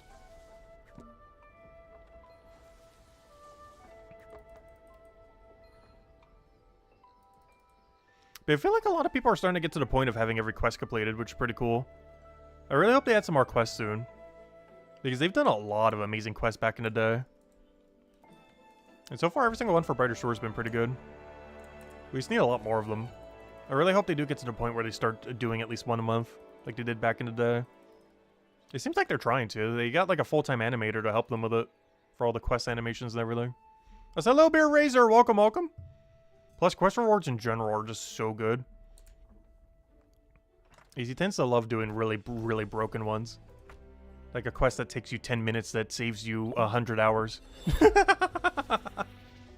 Like, he really makes broken quests sometimes, as far as rewards. Like, look at Spider Nest quests. Not counting the requirement, it's a half-an-hour quest that saves you anywhere from, depending on how much you play, it saves you anywhere from, like the speed at which you can do some things is like 4 to 5 times quicker compared to banking without it. It's actually insane. Like, if you were to go and do a resource, like, let's say like Bone Spike, for example, where you're only 1 tile away from a bank. Imagine doing that manually all the way to, well, I guess it's not as bad because there's another bone bank over there. But still horrible. Because the way that you bank Bone Spike without having the storage rift here is you'd have to do these 2 rooms, then go through this room, then go through this room, then go through this room, then go bank them there, and then go all the way back if you don't have storage rift. Otherwise, you only go 1 tile away and then boom, stored. You're spending about 20 times more time to store in that situation compared to not having the quest. Hello, No Creamy! Welcome, welcome. Hope all's been well. Oh yeah, we do have a poll going on, by the way, right now. When this channel starts posting guide videos for Brighter Shores, which would you want to be most interested in? We have the options of general skilling guides, tick perfect max efficiency guides, boss raid, and combat guides, which of course doesn't exist at the moment, but you know, it would eventually by the time we're covering stuff. And general tips and tricks. And currently, general skilling guides and general tips and tricks seem to be winning. So apparently general everything. Do you guys actually, I guess that's another question, I guess, to put it. Do you guys prefer really complicated guides or just like straight to the point, here's what you need to do kind of guide? Where instead of giving like literally all the info, it's just here's the basics, here's some little extra tidbits for that you can do for extra efficiency, and that's it. Here's where you go, here's what you need to do, here's how you do it, here's how you do it a little bit more efficiently, boom.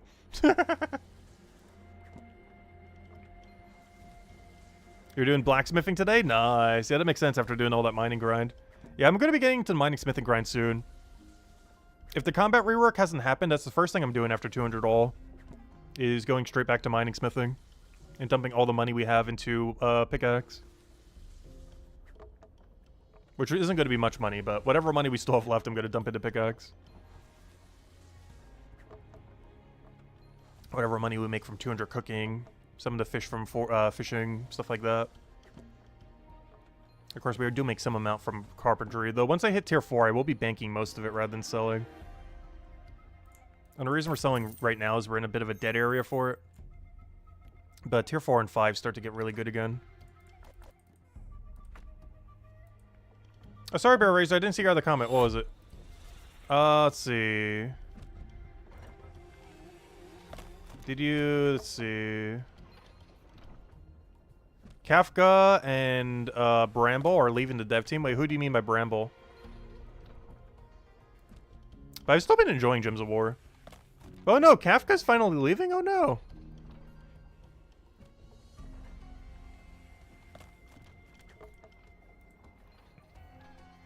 But no, we've still been doing Gems of War.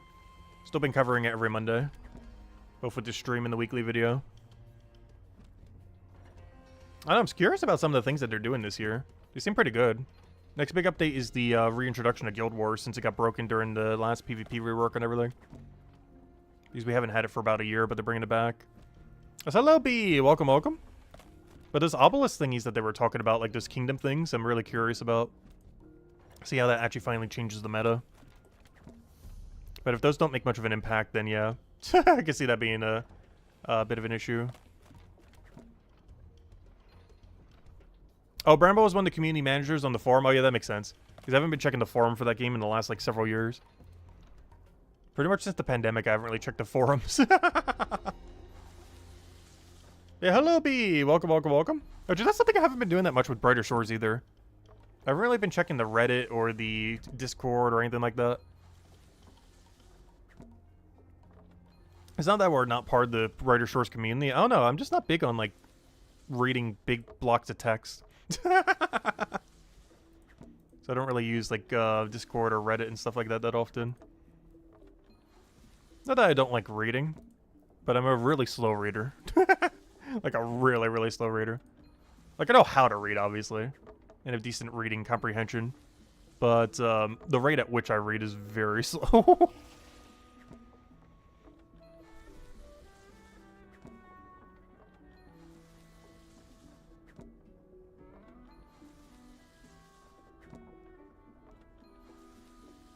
Wait, what do you mean by Erks and MLD? I'm not sure what you mean by that.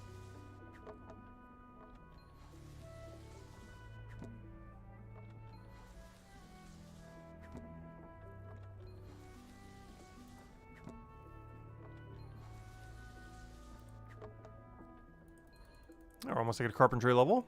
Be able to sneak one in before we have to go back to cooking in 10 minutes. Oddly enough, our carpentry level is higher than our woodcutting right now. And honestly, I'm considering putting the XP into, as weird as it may seem, I'm really considering putting the XP into, woodcutting. The main reason being is I only need 96 for what we're next going to be at. And we're already going to be there. But we're going to have a bit of a dead area where we skip the polar polo. But I guess we're still gaining carpentry XP, just not as much. The only problem with dumping into woodcutting now, even though it gets us to our goals quicker, is it puts us more behind carpentry later. Oh, Merc, Lurk, and Dirk. Oh yeah, I've been enjoying Merc, Lurk, and Dirk. There's like a new man accumulation option that they added on Monday that was pretty good. I do feel like taking it out of my PvP teams though, but it's good in other situations that aren't PvP.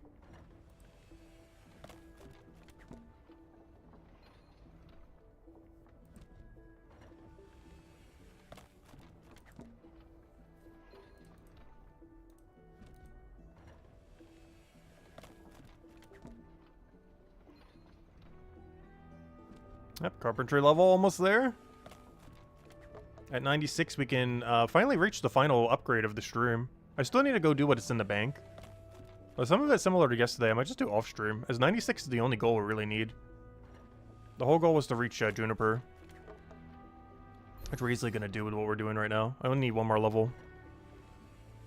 We'll do that after we do a little bit of cooking grind. Because the main goals for today was to get 102 woodcutter. At least as far as on stream. Is to get 102 woodcutter, 96 carpentry, which we're only one level away from at this point, and 120 cooking. 120 cooking probably being the most important of the three, which is why it's taking up so much title space. Because 120 stews are so nice. It's the best stew you have pre-200. So if you want super AFK cooking XP, you basically have to run it all the way to 200. You shouldn't do that. But if you wanted to, you could. You 100% should not do that, though. It's good for about 10 or 20 levels, then kind of falls off.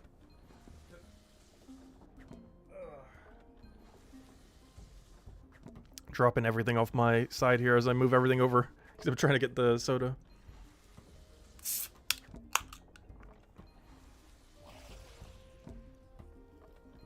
I should need to clean off this desk. It's not messy. But I got a lot of random items here that don't need to be here.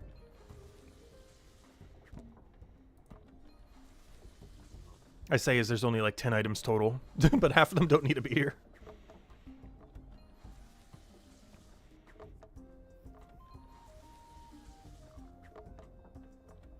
That's one issue I have in this house. Real lack of storage space for a lot of things. It's a pretty small house. It does what it needs to do, though.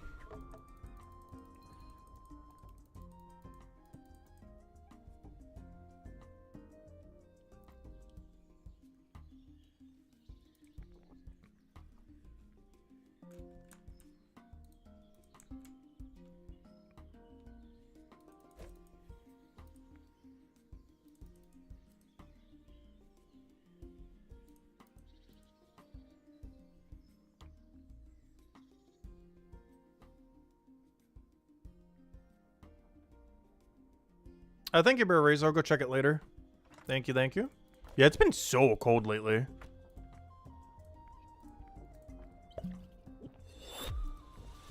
It's actually crazy how cold it has been because of the whole, like, cold front thing. Like, we got snow for the first time in, like, a decade in my area.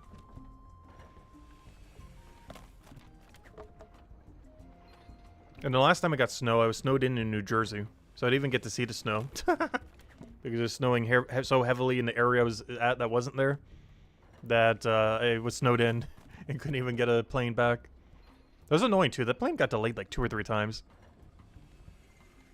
They never gave any compensation for that either.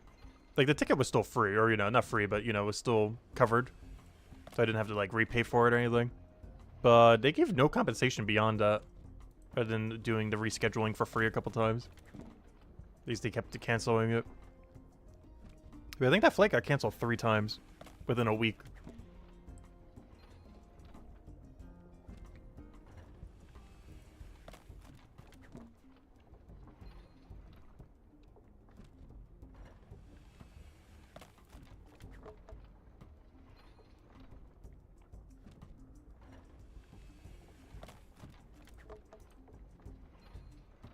But I shouldn't be traveling that much this year. At most, I'm seeing family for about a week during the summer. And I might be seeing some friends for about a week at some other point. I'm not sure yet, though.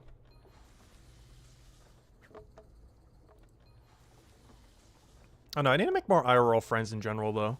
I feel like I have so few IRL friends. And any IRL friends I have these days, I literally met all of them online. Like, how do you meet people in person these days? Like, unless you have, like, an in-person job or something. Like, I feel like I never do anything to meet anyone. Because the most public I ever am is, like, grocery shopping. Or at, like, a doctor's place.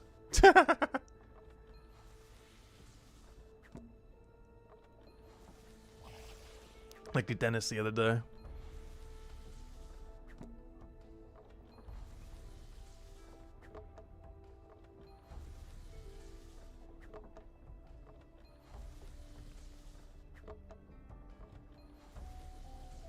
I just realized I forgot to use the 7% potion. No! That's not too big a deal. Though it does mean I do have to do one more set, though. I'll go sell this instead of bank, then.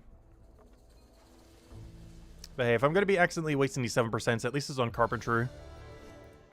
It's the best time to be wasting them.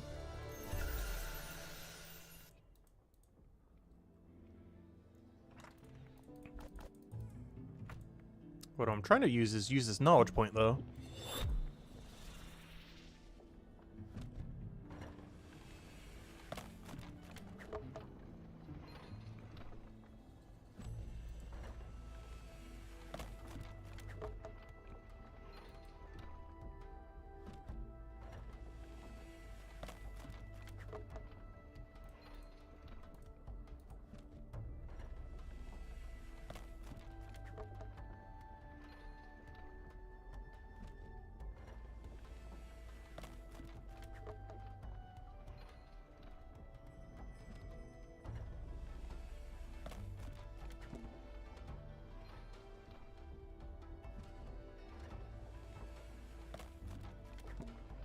Oh, look at how AFK Chino is. Oh no.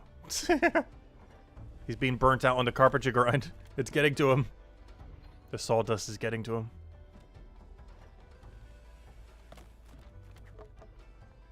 Thanks, Bear Rays. I'll check it out later.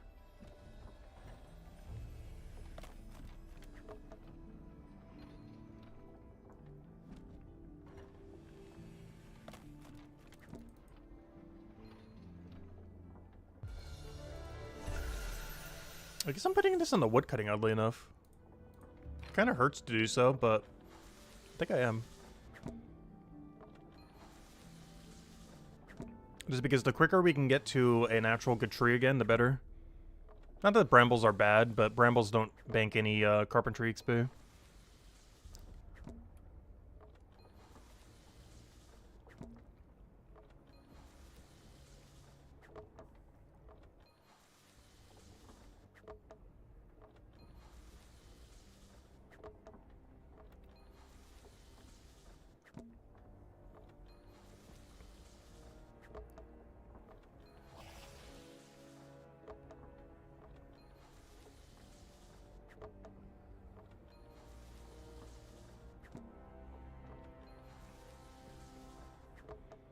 I think we start heading to our cooking pivot now.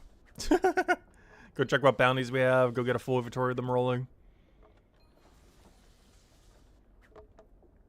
Is the two biggest grinds we have left?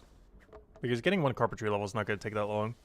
Two biggest grinds we have is getting, what, 102 woodcutter so we get to next tree. And getting 120 chef.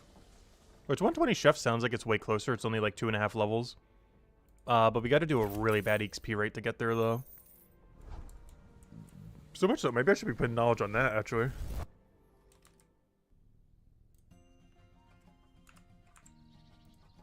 Alright, there we go.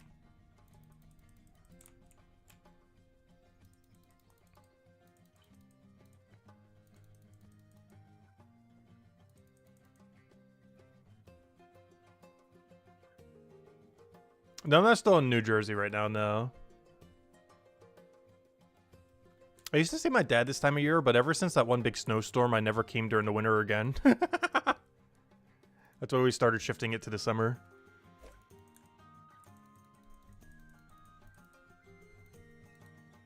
Because now I normally see him around Father's Day and 4th of July kind of time.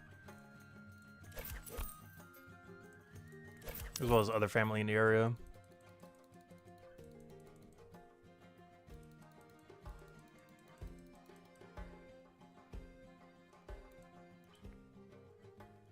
Yep, Shore Central's still here doing his cooking. Let's see, how far is he?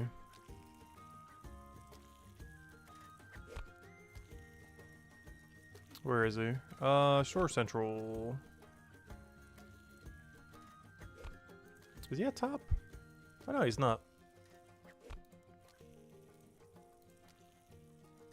Let's check him here then. He's at 271.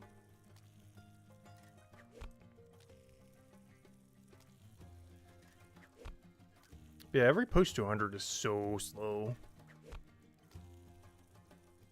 It's gonna be something that feels really weird once we do finally reach it. Like when every skill is truly 200.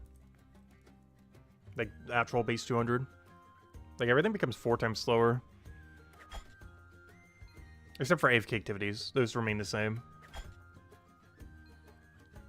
Which effectively make them 4 times better. But we're gonna cook until we get the cooking contracts, and then from there, might still keep cooking a little bit, we'll see. Why don't I at least get 118 right now?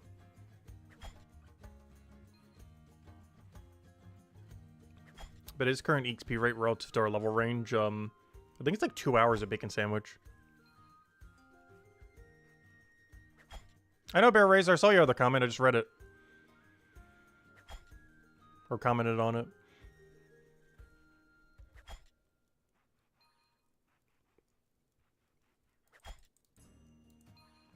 Alright, what do we have here?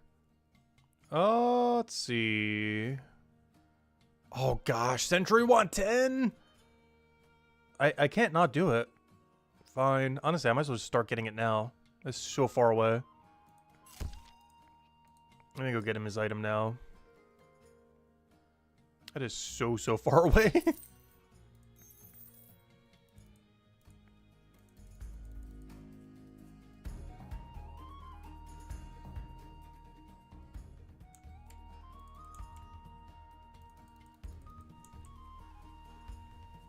But I can't not do a Century turn-in. It's too good value to let just sit on the table.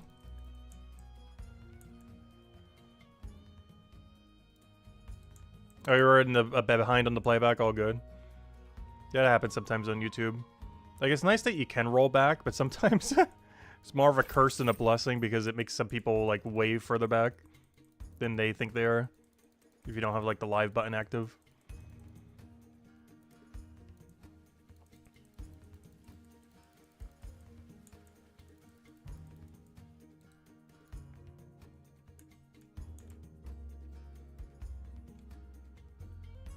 Alright, 10 potato.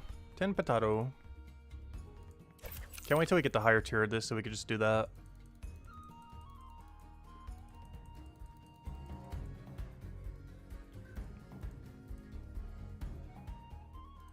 So we could probably reset this timer. There we go.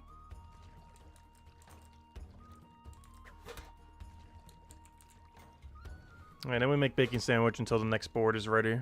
And then we'll go turn in Century and whatever else we have. Which should hopefully be a cooking level. So I'll be at 118 out of 120.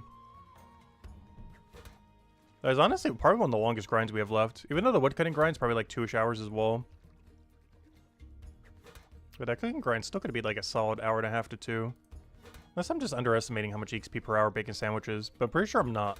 I'm pretty sure this level range is like 1.2 to 1.5 levels an hour. Which is not quick. It's not counting knowledge if we dump some knowledge into it though. Because technically if we dump knowledge, it's only what? It's only 10 knowledge points away from max. After we get all this in, probably only 8 knowledge points away. Which might actually be a better angle for it.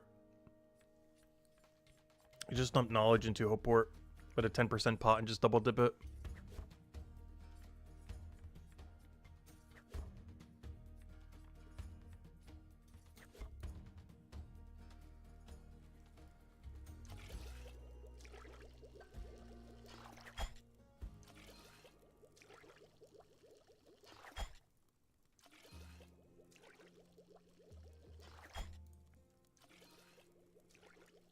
Is there any other weird dish we could be doing? Fried ray wings. Have I not turned one in for this yet? Those are too far away to buy for their XP rate, though.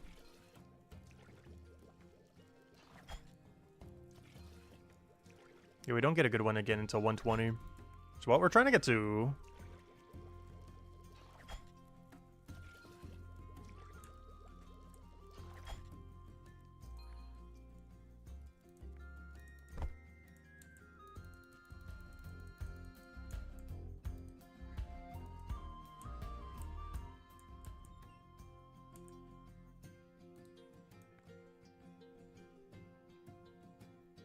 Oh, what do we need right now?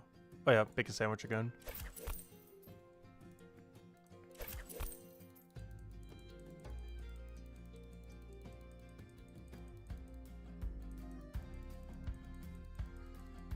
Where are we now? South Carolina. We're in the south.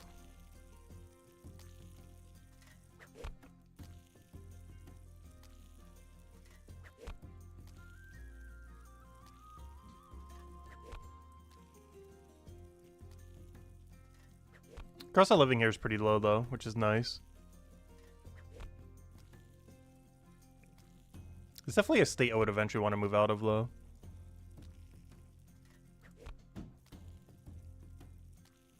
But New Jersey's too expensive to move back into.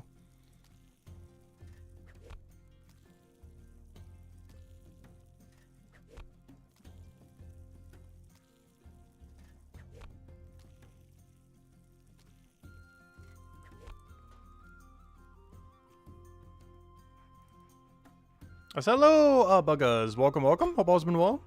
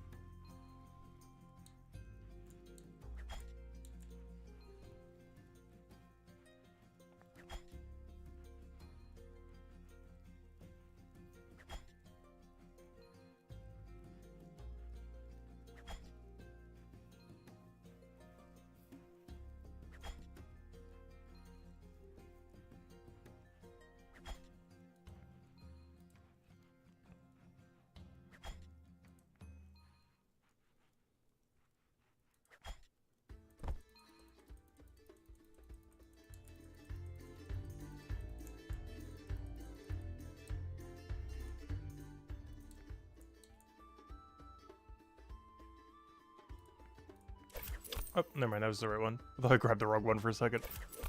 Hey, we're exactly at 1 gold. After this, I think we turn in everything, and we should be good to go. Not gonna sell the bacon sandwiches yet, just in case he gives us a task for it. There's really so many right now. He could tell us to go get 10, and it'd be like nothing. So we do have a bit limited inventory, as I do need 10 for Century.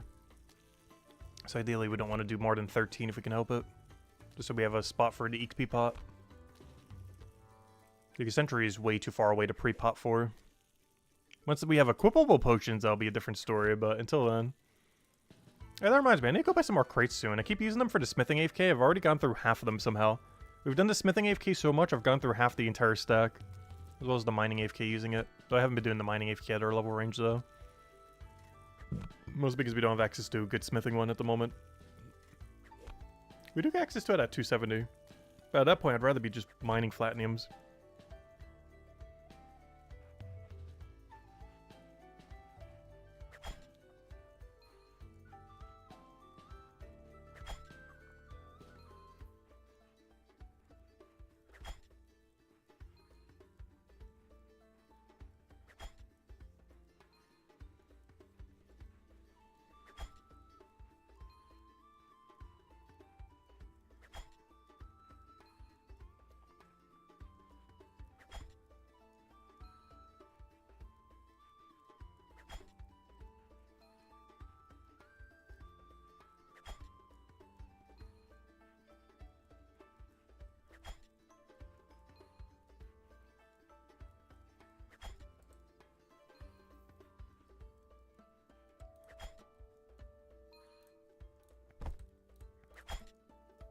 I'm actually going to sell all these.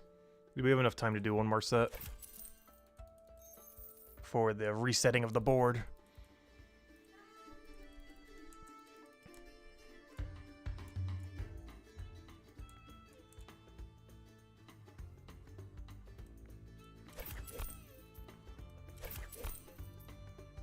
We should be able to get at least one more double cook run in. And at that point, whatever we don't have, we're just going to have to camp until we're 120.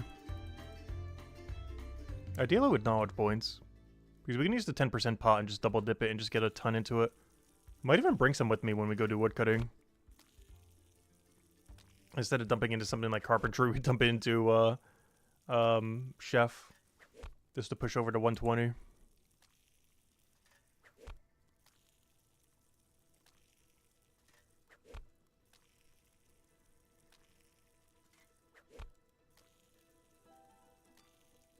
Because after these turn-ins, we're only like 8 knowledge away from 120 chef.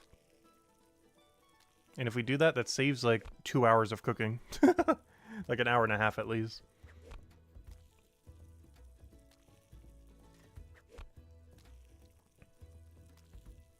And the only downside is we'd have to do wood cutting just slightly longer.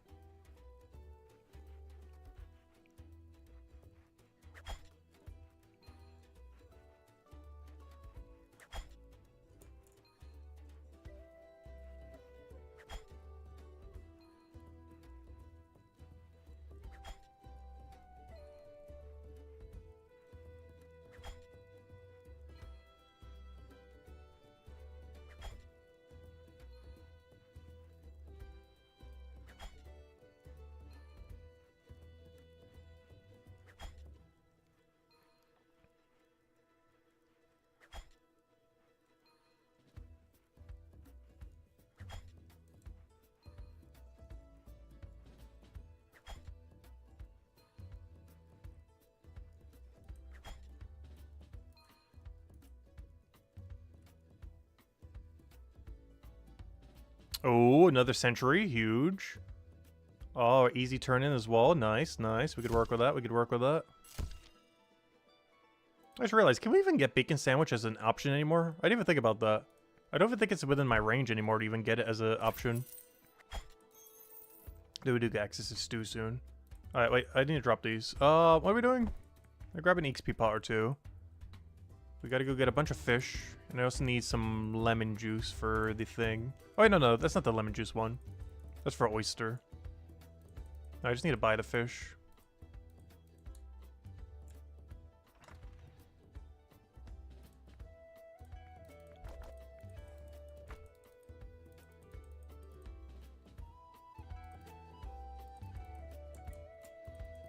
Oh, I should have grabbed the two, or the few XP pots I need as well. Because we're only taking up, what, 19 inventory? That's fine.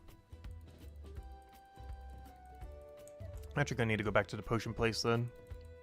I should have grabbed everything I need for Hope Forest before we go there. What do I need here? I need 6. And 3 of the new array. A little bit more expensive, but we also make more money from it. It's still profit. And these are definitely one that you would just drop to the ground. No point in saving. One of many, many fish that are just not worth it.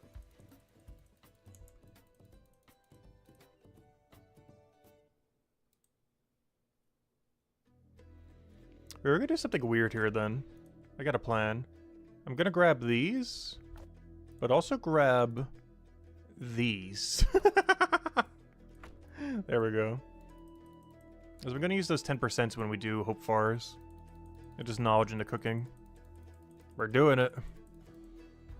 I definitely gotta double dip it though. I'm not using one just for a single dip.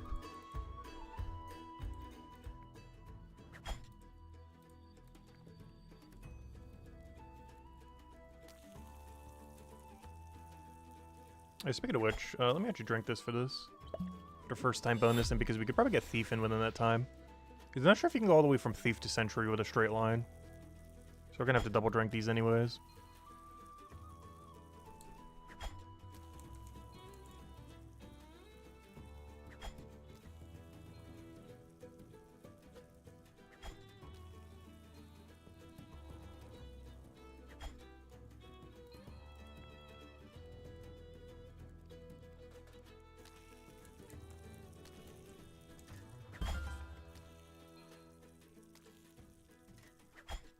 Wow, first time bonus is so bad. We only got like 3k XP for that, and that was with a 5% bonus on top of it. It wasn't even 3k, it was like 2.9k.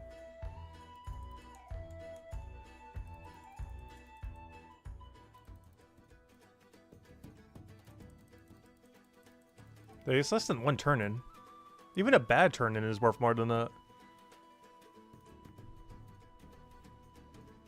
But these eels are still only worth 36. I can't wait till we get the 76 ones. So we can go back to doing eels again. And do eel puffer again. Because I miss doing eel puffer for fishing. We don't get access to it again until 76 fishing though.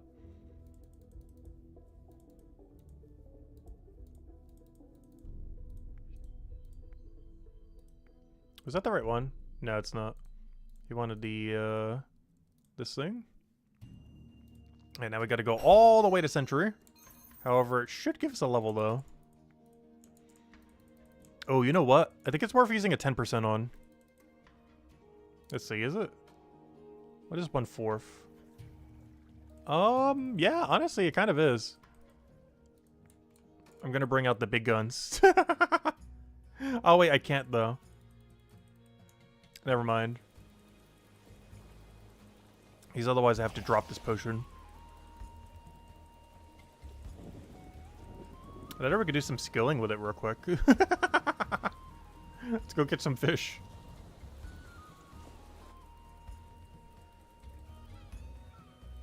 But now I'll use the 5% here. Save it for the double dip. Even though it's about as much XP as a double dip. We're getting 28,000 here. Using a knowledge point on this is about what? 20... Yeah, it's about the same. It kind of is worth doing.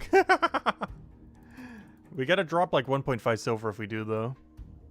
Not sure if that's worth.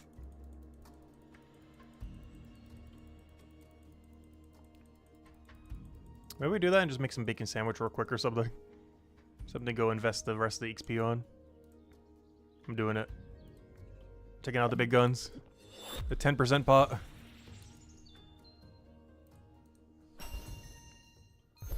Wow, that's a lot of XP. Wow, that's a lot of XP. Wow, that's a lot of XP. Alright, back to Hopeport. Quick, go get some bacon sandwiches in there.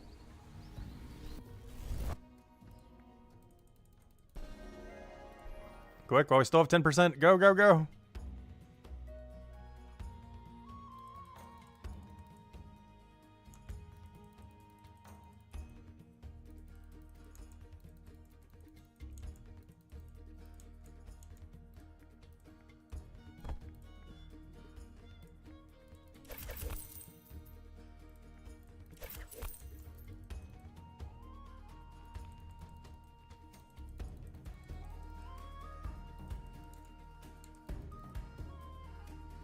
Alright, now we only need a level and a half for cooking. We are going back to carpentry now, though. Also, you need to go get that EXP pot and get rid of some of these, because if we're doing the double dip method, we only need 3. I don't need nearly this many. And then we'll just double dip everything while doing Bramble Suave. And I'm probably just dropping the carpentry supplies. There's way too little XP to bother with, the Suave tree. Even though the bank is like right there. If it was a higher tier log, I would. But it's only a tier 2. Which is basically a tier 0.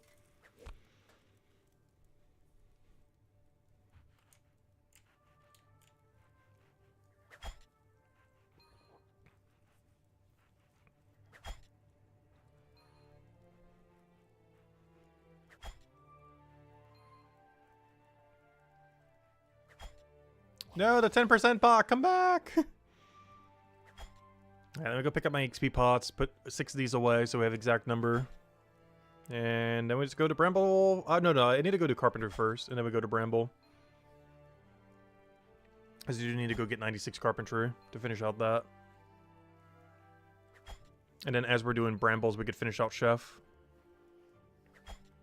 And that would be every goal completed. which is 120 chef, 96 carpentry, and I think 102 woodcutting? Which is probably the longest grind that we have left. But in getting 102 woodcutting, we can get everything we need for chef. And worst comes to worst, if we still need more chef XP, we have a double turn-in we could do in about an hour and a half. Yeah, let me go store all this away. We should only need 3 of these. So any excess we can just put away.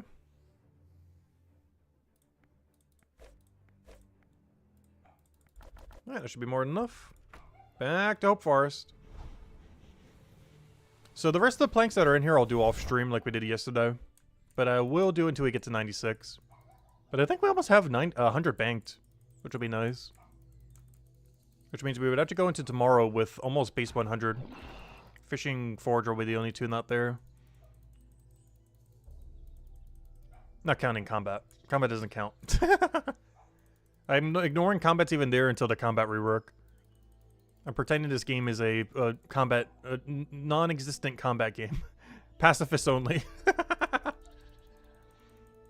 At least until the combat merge, in which case we become a combat-only account pretty much for a couple months. But for now, we're no combat at all.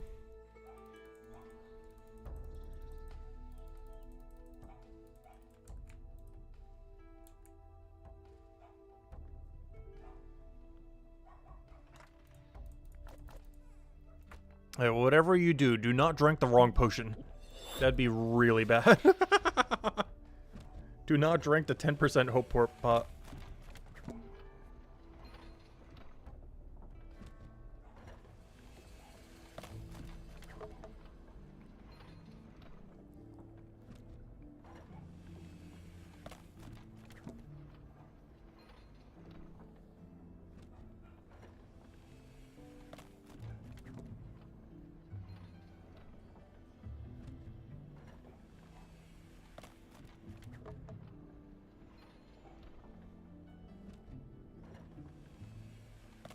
Yeah, it shouldn't take too long. I do kind of want to bank a few more, but then the rest will just go sell all. I'll double check when we go to the bank next how many we have banked. I want at least 100. Anything beyond that's not too important. Because we don't need a lot of this material, barely any at all. But in case we do need it for whatever reason, I do want to have a few ready to go.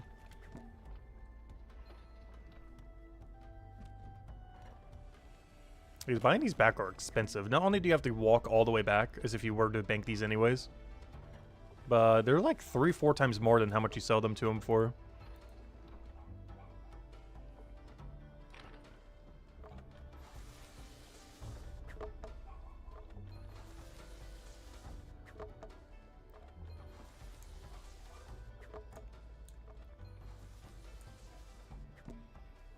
I just realized this Tuesday we should hit level 3000. That'll be a fun stream title. Level 3000 today. How many 4000s are there? Because I think the whole leaderboard's now 3000s. At this point. Like, you know, top 20. Yeah, the whole top 20 is 3000. Yeah, we're technically 19th if you ignore every anonymous person. But, yeah, there's only 3 people in the game at 4000 right now. Peticio, what I assume is Meadow. And Unbi. These are anonymous in between. But I'm pretty sure that's Meadow.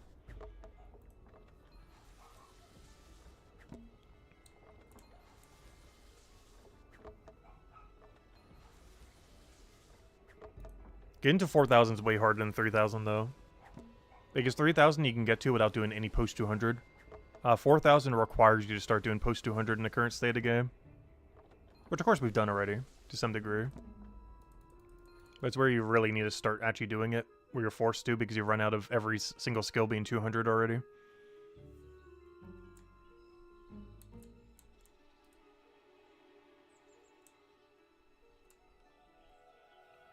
Actually, that's something that I want to go check real quick. Okay, I'll bank one more so we have 100 then. What would our total level be right now if we added every level that is currently below 200? Because if we just put in like a couple hundred more hours in the pass, that's basically where we would have been at. As well as in the future, obviously. But I'm just kind of curious, what would that be? If we just made every single one of these go up. Let's go get the calculator out.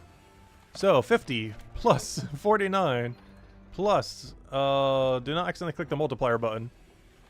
Plus, what is this? 82 plus 135 plus 141 plus 106 and plus 105. Oh, and plus the 100. We would be 768 levels higher than we are now, which if you add that to 2914, that means even if I had every single thing at 200 right now instantaneously, we'd be at 3,682, which is kind of crazy to think that even if that was the case, there would be, let's see, 3,682. We would only be 9th place. Sorry, wrong. We'd only be 10th place. If we instantly had every skill that isn't 200 to 200 right now, we'd be only 10th. We'd be right above Chino. Barely, though.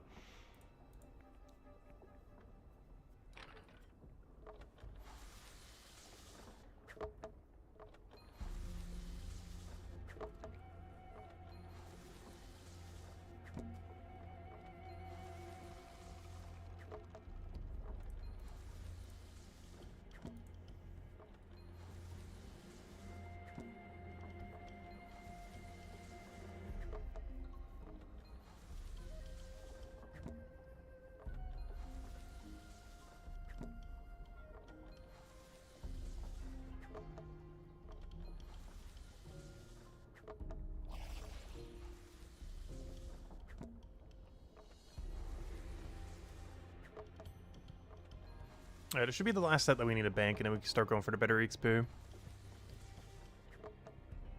We only need half a level to go, and then we're done with carpentry for today. Or at least on stream. I still want to do the rest of the pile that's in there. But I'll be done off stream.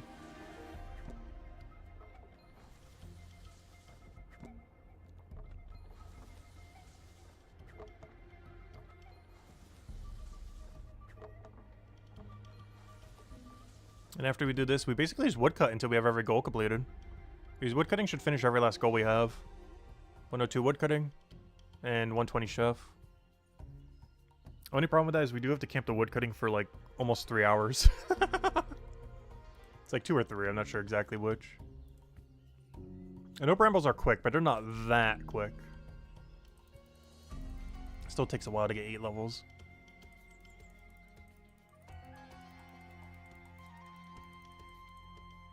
It's not like it's merchant where we would get it done in like under 2 hours. Maybe if we throw knowledge into it, it would. Or throwing knowledge into chef.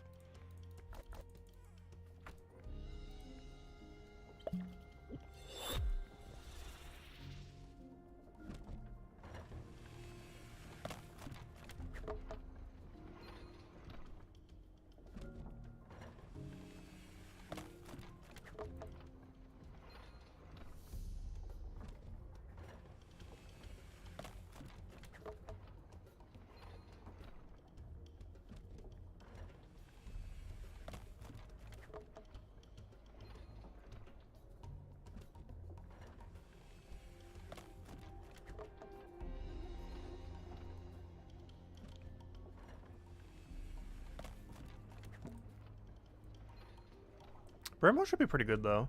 We have 20% extra XP on them, and that does apply completely to the Bramble. We also get an extra 15% on that one Suave we grab. Unfortunately, the Suave's only tier 2, not tier 3.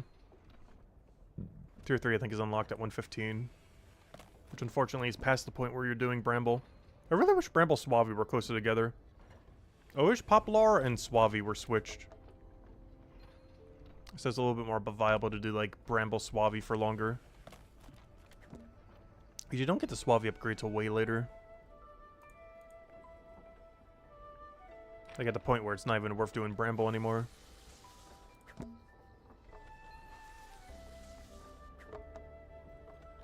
Unless you just really want the AFK-ness of it. Because some people, I think, did that all the way to the end. Even though it's not the best tree you could do. Like, some people were still camping the 413 Bramble all the way to the end. All the way to 500. It does get a buff at 472, though. But not much. It's because it's so much more chill compared to, like, everything else.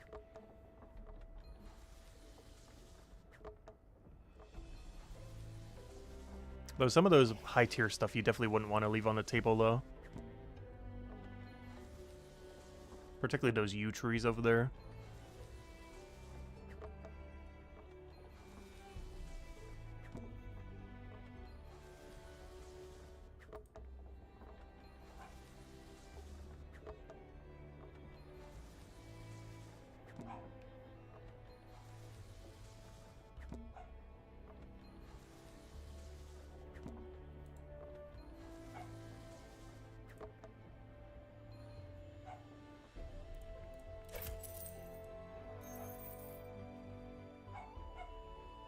I was wondering, why does this feel slightly slower? I just realized this is the final level that you could do this log for until you get a better one. I was wondering why it seemed slightly slower than the other slow ones.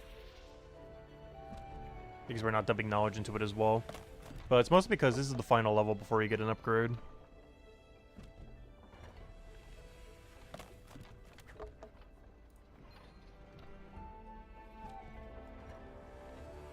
Which is why our goal is 96. Because our goal for woodcutting is also the same thing. Which gets us to juniper. Which is at 102. I'm not really doing any junipers today. But, you know, they'll be setting up for the next time that we power grind it. Which, I'm not sure if we're going to do that on Tuesday or not. Because Tuesday's main goal will be to get to 3,000 total. I'm not sure if I want to do woodcutting carpentry that day. I might pivot back to, or actually do, because I don't think we actually streamed it in a while. Because I was mostly doing the off-stream, the Fishing Forager. I think by Tuesday we pivot to Fishing Forager.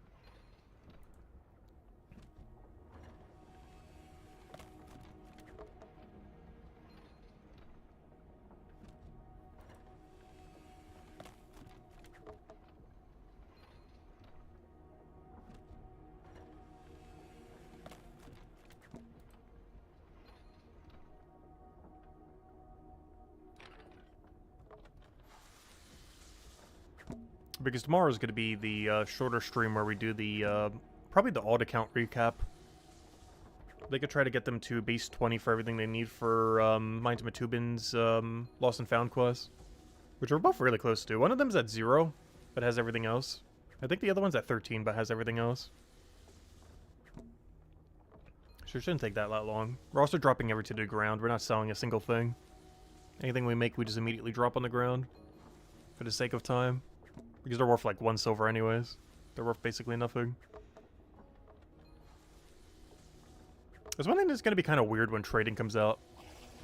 Because obviously on the main account, you can just feed so much to your alt accounts. Like the 2 other profile slots you have.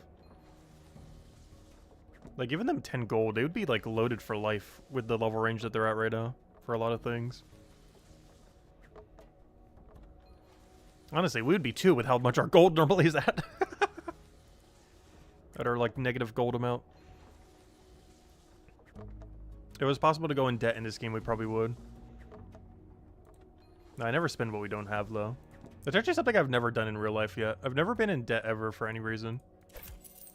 It's the only reason I didn't bother going any further in college. Is I just refused to go in debt.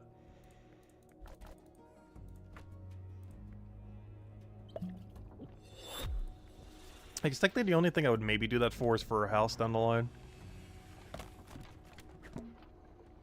But it's not really worth doing at the moment. Housing markets in, I have no clue what. Is in like the really weird state right now. Need the bubble to burst first. After the housing bubble burst, maybe.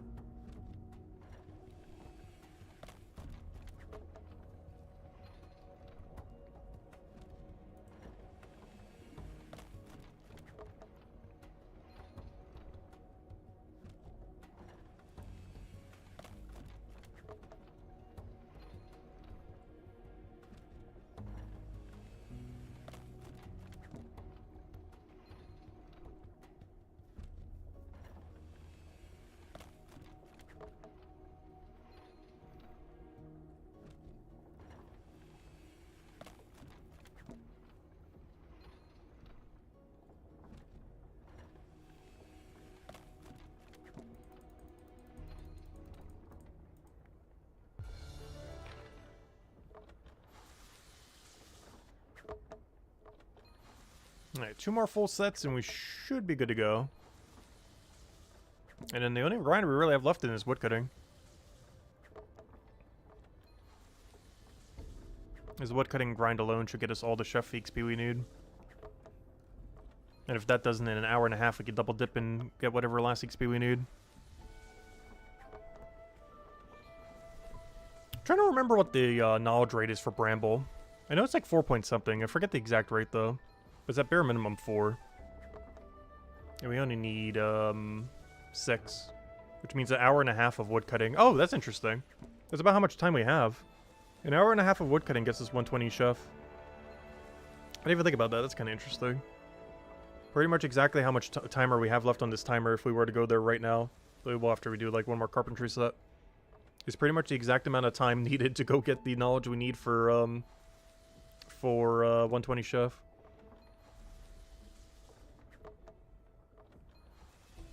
The only grind we wouldn't have done at that point then would be woodcutting. But at that point I can use the 7% pots and just use it on woodcutting itself.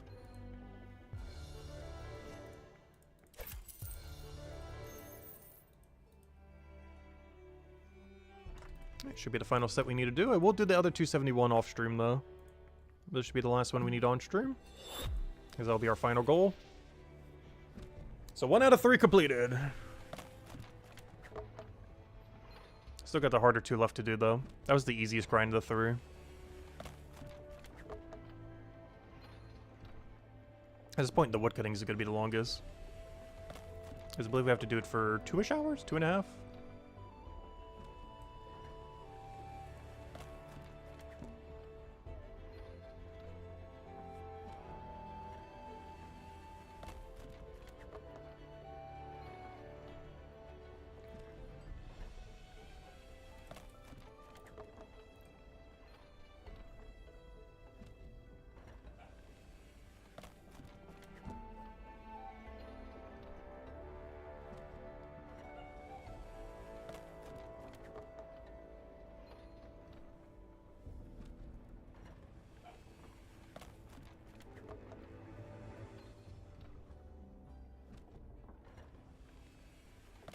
Oh, is it not going to be enough? Come on. Get there, you're so close. Should be enough, hopefully. Find out in a moment.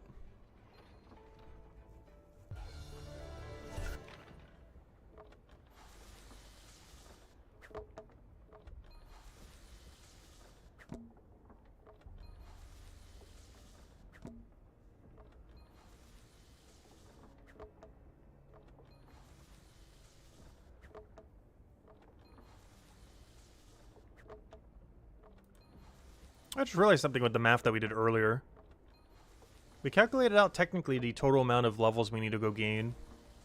If we can gain about 3 levels per hour, counting knowledge and everything, across all these levels, it would take us about 256 more hours to have 200 all. And by 200 all, I mean like true 200 all, including combat. It would take about 256 hours more of gameplay, assuming we average 3 levels an hour. It's not completely accurate, though, because some things will be quicker than that, but other things would be slower. For example, carpentry would be slower, but combats would be quicker. But if you were to just do a flat rate of 3 an hour, counting knowledge, it's 256 level hours to finish 200 all, true 200 all, including combat.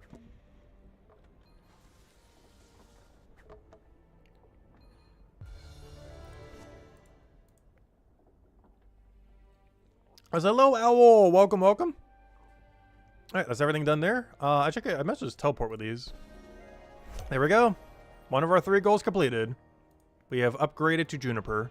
Now we just need to do woodcutting to that and go do the Chef 2 stews. And the reason I'm keeping these on me right now is we can actually bank them for free when we go over to Bramble Suave. Also, this is the first time I've ever camped Bramble Suave since the Cubable Action rework. We have tried it since then, but I've never camped it since then. Like, you know, actually power leveling woodcutting. So this will be our first time truly doing them since the rework. It is one of the biggest beneficiaries of Cubable Action for sure. This will be our first time we really get to try it for a long duration of time. Yeah, we tried it, but it was like 5-10 minutes or so. Like, we didn't like camp it.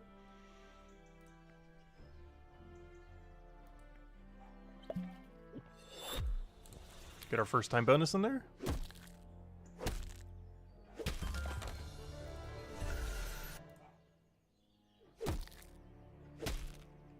Put away all these useless staves. You know what? I think I am going to bank all the Suavies. Worst comes to worst, someone will need it at some point. They're like 1 silver each. Takes like seconds to bank them. It's not that bad. You don't even need to bank that often. Yeah, let's get to it.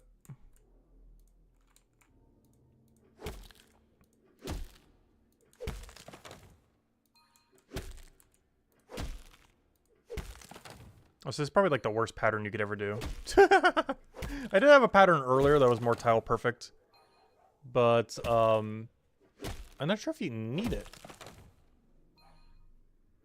Because ideally you don't want to be moving so much. You want to minimize how much you're moving.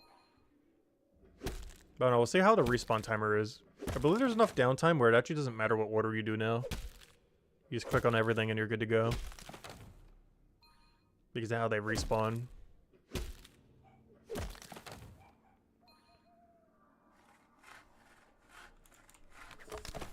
He's like, we're still waiting.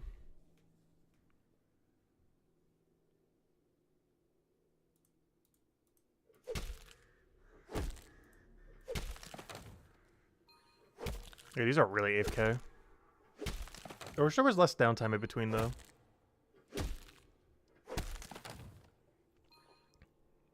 I forgot, this place has no music. One nice thing about the downtime, though, is there is enough time to drink a 5% pot.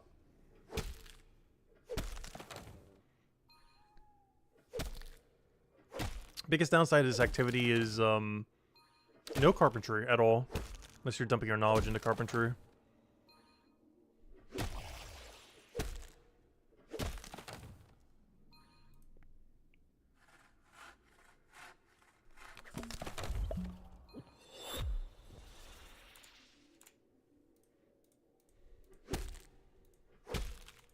There we go.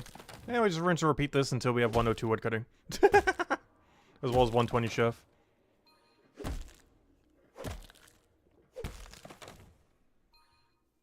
Yeah, they made this so chill. It's not the best AFK activity in the game, but it's like 45-second AFK now compared to clicking every few seconds.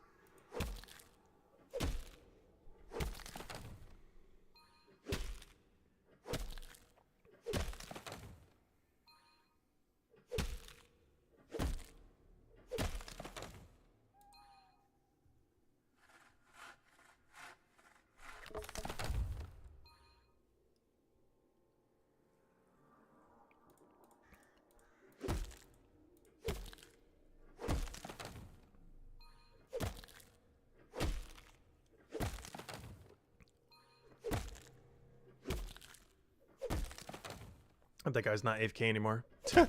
He's done with his AFK session. He's back to the woodcutting.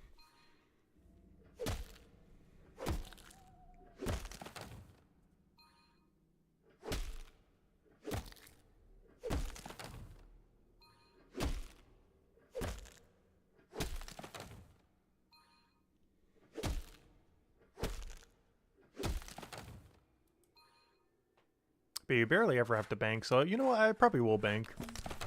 It's like barely any. Like you have to cycle this 22 times before you need a bank.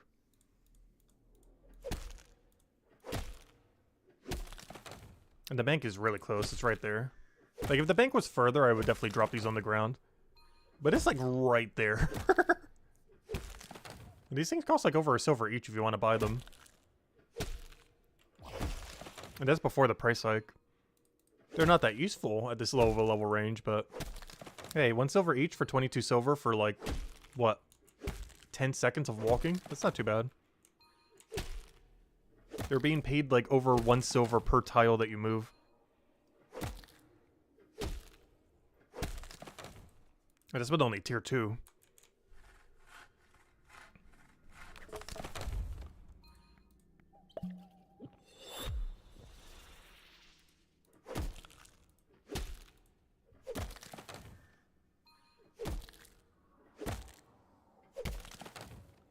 As we mentioned earlier, I will be dumping all the knowledge initially into cooking. I'm waiting for the double dip so we get better value from the 10% thing. And then from there, I'll dump it into woodcutter. Because by then, this won't be as good of a method anymore. Like, you know, it'll still be good, but we're going to be at the deader area of the range. Because by like 98, 99, 100, this will get way slower. Or, you know, the amount of XP that we need keeps increasing, but the XP rate stays the same. You underestimated the 37 blacksmithing grind? What do you need 37 for? Oh, so good afternoon. Yeah, blacksmithing is somewhat annoying to train. Particularly all three of them are. Bonewright, blacksmithing, and stonemason are all really, really annoying to train. I would even say the hardest three in the game. Because at least alchemy, you can just buy everything. You just need a lot of money to do so. The same as chef. Like, it's a little slow here and there, but like at least a lot of the material is pretty easy to obtain. Big issue with these three, particularly at the higher level range too, is you can't even buy them from the shop. At least at the lower level range, you can kind of bypass it with shops. But at this level range, you definitely can't. There's no shop bypassing once you reach like tier 4 and higher. You basically have to gather everything.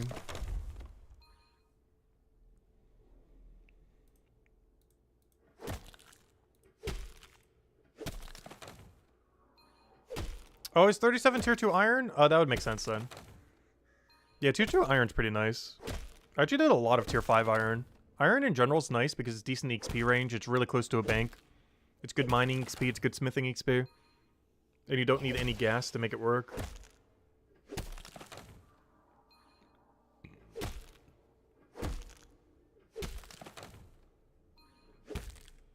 Oh yeah, even anything above 20 pretty much takes the exact same amount of time. Everything from 20 to 200. And Bonewright, Blacksmith, and Stonemason all are equally slow. Like, a lot of people normally point at Bonewright as being the worst, but dunking bones is quicker than dunking anything for the other two. It also has the best AFK activities. So Bonewright, while actually making final products, is really annoying. The dunking process and the AFK activities you have, like the passives, are really, really good. It actually is the best of any of the three. Blacksmithing has the worst AFKs, but has the most ease of access to actually making everything. And Stonemason's kind of in between, but the most annoying thing about it being that it requires gas for everything.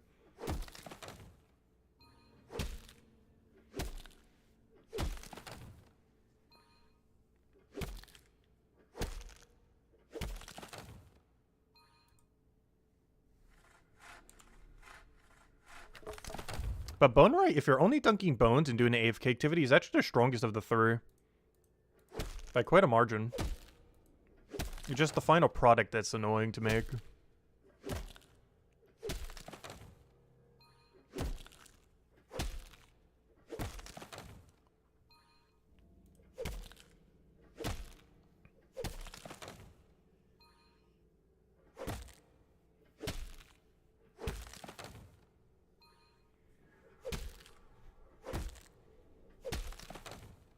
I leveled Carp and Bonewright at the same time. It felt better than Blacksmith and Stonemason. Yeah, it does have a lot of overlap, though Stonemason does too. There's a lot of extra XP if you already have everything banked that you could do with Stonemason, which I didn't do when I did my 200 grind. Because, of course, we're doing the grind now. But if you already had everything banked, there's a lot of free XP you get from woodcutting, carpentry, into Stonemason. Not as much as Bonewright does, but a decent amount. Whereas Blacksmithing gains almost none.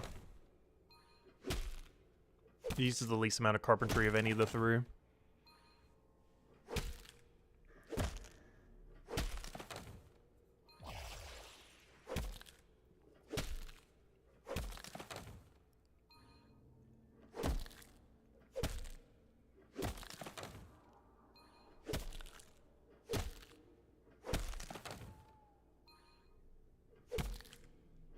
Ooh, we're about to hit our double knowledge.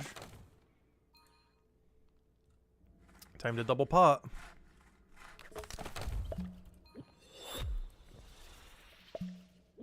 It feels weird to do. He's wondering, well, I wonder if you double potting. But we are going to need it in a moment. Here it comes. There it is. Now we're putting that into chef. And then putting that into chef again. There we go. Look at that. Easy as that. Now we just gotta do that 2 more times. And boom, 120 chef.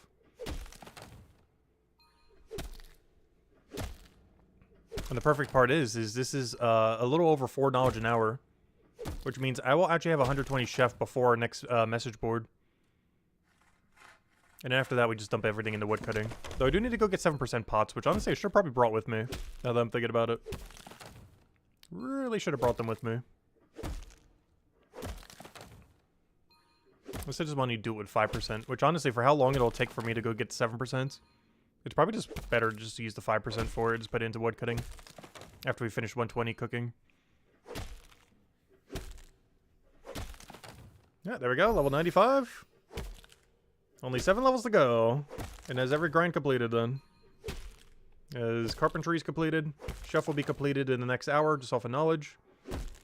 And then all knowledge thereafter gets dumped on the woodcutting. Just to speed it along a little. And then we have access to AFK stews in the future, which are going to be nice.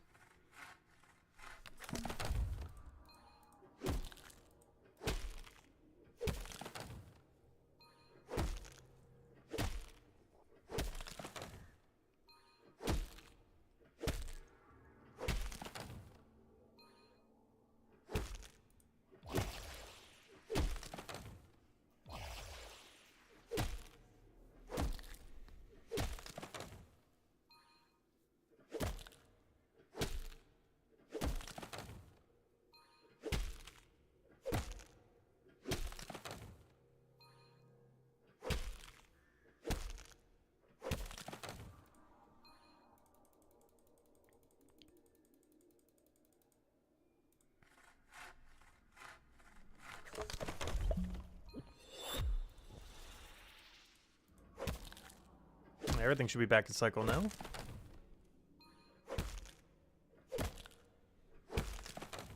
Though the question now is to drop or not to drop. Because honestly, I keep getting more tempted by the second to drop these. How much carpentry XP are they? I know they're like almost 0, but how much 0 are they? I need to physically look at how much 0 they are. And this will convince me to drop them to the ground. Because I'm going to feel... I know if I bank them, I'm going to feel tempted to go and do them. There's a 100% chance that's going to happen. So to save myself from myself, what is our XP rate if we were to bank these and ultimately process them fully? Because it is low, whatever it is. It is like low. It is 63,000 per hour. To put into perspective... The thing we're currently doing is double that. More than double that. Yeah.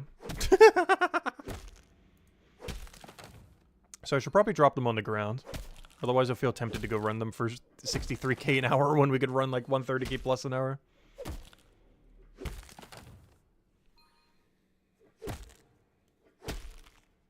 Plus I would also feel the need to bank them to justify why I'm even doing them to begin with.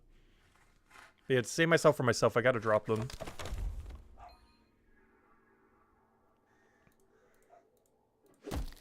Even though we're dropping... How much value are we dropping if we do click the drop button, though? Not counting the shop price hike, we would be dropping the following to the ground. We would be dropping 44 silver, bare minimum, to the ground. Even more than that. I gotta bank them. We're dropping over 45 silver to the ground every time we drop them. Compared to when trading comes up.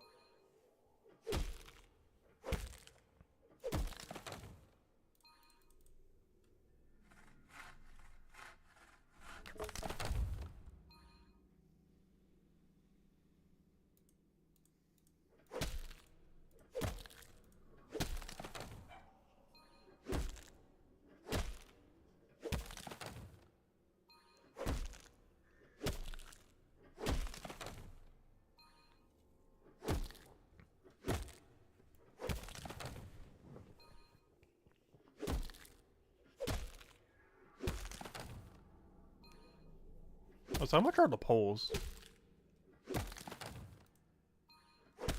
Keep in mind you get 2 per one. They're only 2. Wait, why are they so similar? Did we just say the log was 2? Why are the poles also 2? I'm so confused. Because they're 1 point something. Which means 2 of them are 2 point that.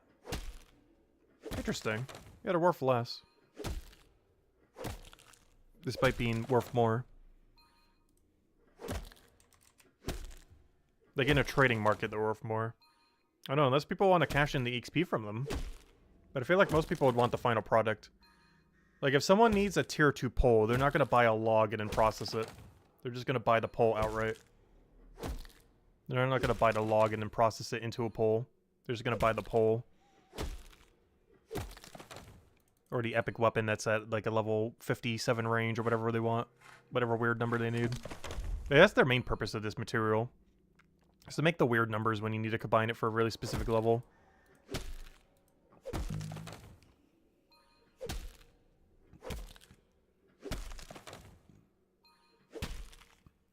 Tier 2 is pretty bad, though. Tier 4 is when they start getting good. Realistically, Tier 4 and 5 and 6 are the only material that exists in the game. Everything below that is pretty bad. Mostly because of how quickly you get to level 200 for every skill. Well, you know, quick relative to 500.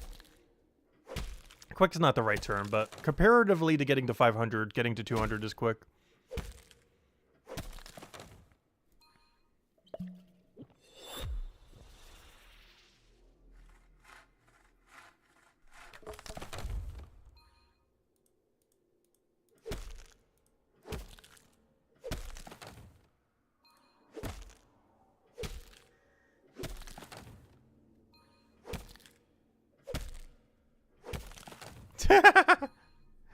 Zero 200 to 200. Also, hello Stefan, by the way. 20 to 200 is the tutorial. 0 to 20 is the tutorial. Yeah, the way I normally view it is 0 to 20 is tutorial. 20 to 200 is like realistically where most people will be who are sane. And 200 plus are all the people who are like really power grinding. But for all intents and purposes, I consider 200 all as max level in this game. Even though it's not even close to max level. Just because actual max level is, I'm pretty sure, physically impossible. Unless you spend every last second of your life doing just brighter shores. Unless they really do something to increase XP rates down the line or something. It is nearly impossible to get 500 all. Relative to the rate at which chapters will be added to the game.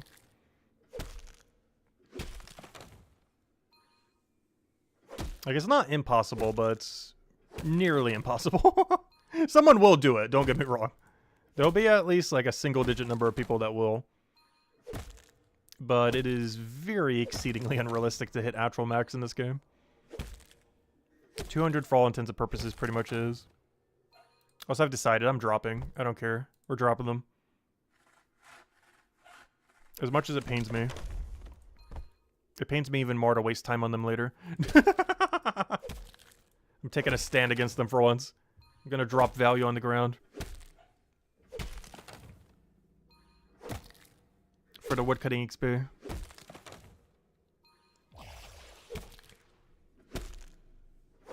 I think you get about 3% better XP per hour if you drop them to the ground. Compared to banking them. Because to bank them, you waste about 20 seconds, plus you get slightly off cycle. So you're wasting like 20-30 seconds that you could be woodcutting.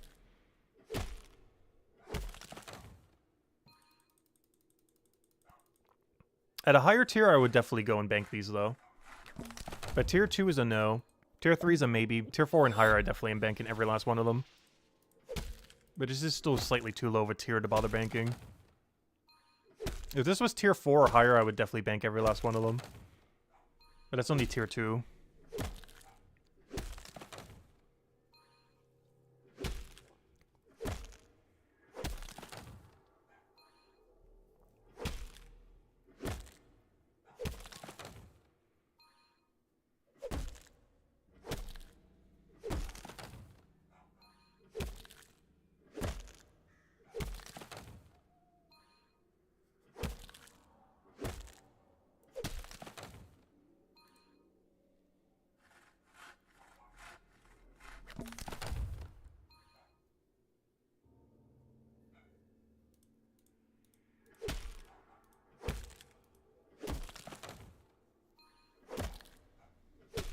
So we're technically getting 25% more XP right now.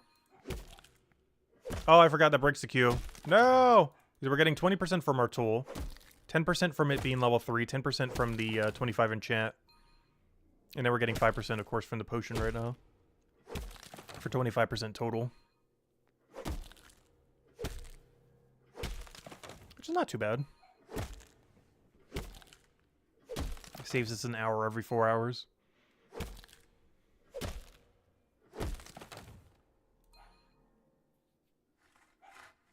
Of course, only 10% of that's actually from the enchant, though. Everything else you would naturally have. I guess the potion, too. But 10% of that you would already naturally have. 15% of that's extra between the enchant and the potion. But pretty much any weapon upgrade like that, or tool upgrade, is pretty much, like, assumed. I'm not sure if the wiki auto-assumes it. But, I tried to even think about that. Does anyone actually know? Does the wiki auto-assume the tool upgrade? I know it doesn't assume any enchants. But I'm not sure if it assumes, the tool upgrade or not. I never thought about that when looking at the XP rates there. For something like a gathering skill. Because I have no clue if they assume that you would have the level 3 axe, which you definitely would have at this point. Which would give you 10% more XP. Because the other 15% is definitely not assumed, but I'm not sure if it assumes the axe you would definitely have at this exact point in time.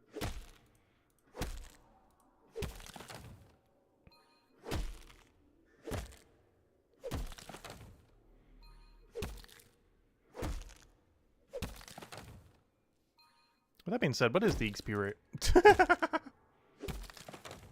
Where are those tier 2 brambles, or tier 3 bramble, where we're at right now? 94. It says it's 201,000 an hour. At 340 XP each. We're getting 428. It's hard to tell. Because we're getting another 15%. So it's hard to take a percent out of a percent. Because you don't know how much is already being added from that percent. Well, I guess the easiest way to do it is, what is 25% of, that number? Let's see, calculator. 340 times 0.25 plus, 340 equals 425. Am I getting 425 drops right now? I'm getting 428. Oh, okay. Interesting. So that's something I wasn't 100% sure on, but that does confirm it. The 5% works on all your percent bonuses. I thought this was the case, but I never bothered testing it at any point until literally just now. But, yeah, the wiki is showing base value for that, without any of the upgrade at all.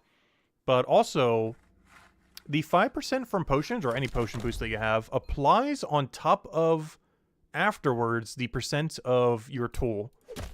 So let's say your tool is giving you 20%. Which is actually exactly what's happening right now.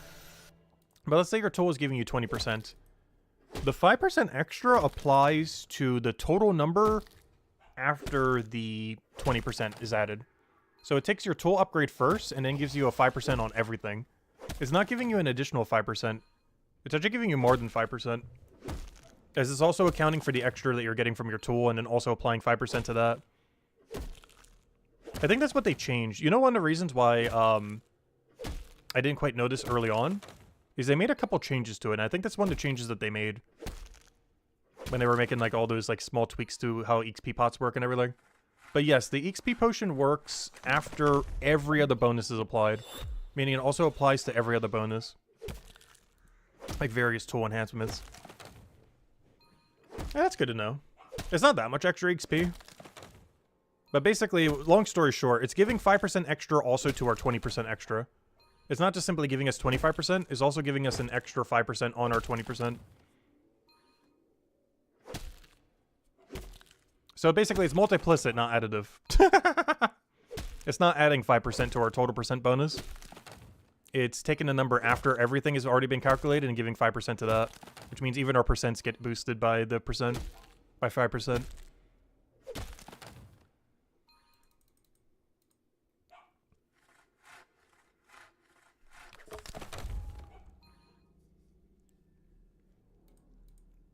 And that's the reason why we're getting 428 drops rather than 425s. Because we're also getting 5% bonus on the 20% bonus. Which isn't a lot, but hey, 3 XP is 3 XP.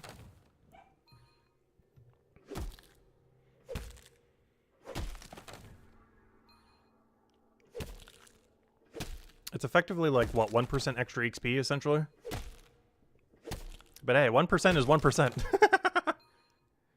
Yeah, effectively, that change is giving you 1% more XP than you otherwise would be gaining. Slightly less than 1%. Like 0.9 something something in this situation. But it's about 1% extra XP that we otherwise would not have been getting.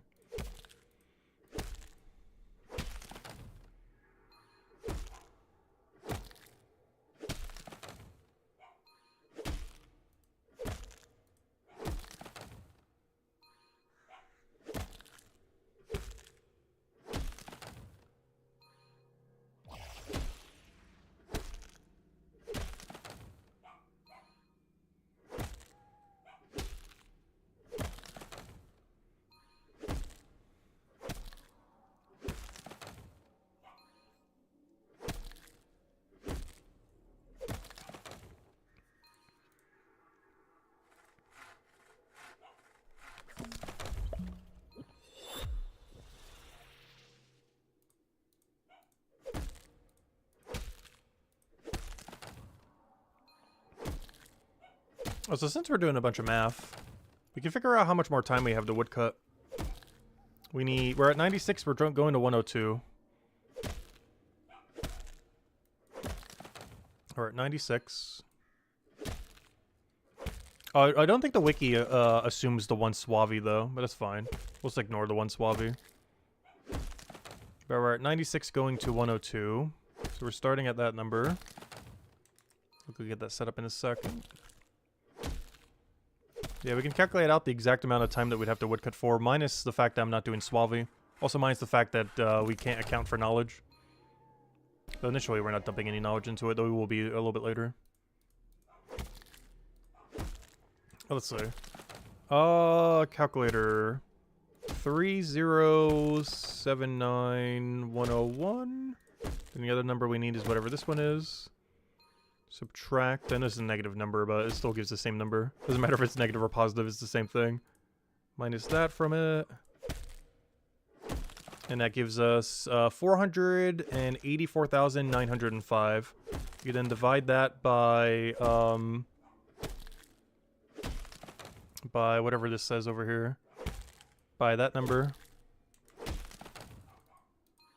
And then that is the worst case scenario, the most amount of time this could possibly take. It does not account for the one Suave, nor does it account for the any knowledge we dump into it after we get the chef level we need. Which means we gotta divide that by that number, which is divided by 201,960. Which means it will take 2.4 hours. Worst case scenario. It's technically slightly quicker than that, though. As it does not account for the one Suave every single time, and it also does not account for the knowledge that we'll dump into it as soon as we get 200 chef, or 120 chef. So probably 2 hours then. Which is definitely the longest grind out of anything we have to do today. It's pretty much the final grind we have to do today. Because there isn't really anything we have to do after this. Oh yeah, also it doesn't even take into account the 5% either. Oh, also it doesn't take into account any of our XP boost now that I'm thinking about it. Wait. It's actually going to be way lower than that. I keep forgetting that too, when doing it for gathering. That doesn't account for any of our 25%. I'm not going to calculate the extra 5% on that 5% though. Or on that 20%, but hold up. This number is technically 25% higher. Let me go get that number then. 201,960 times 0.25. Add that to the original number we had.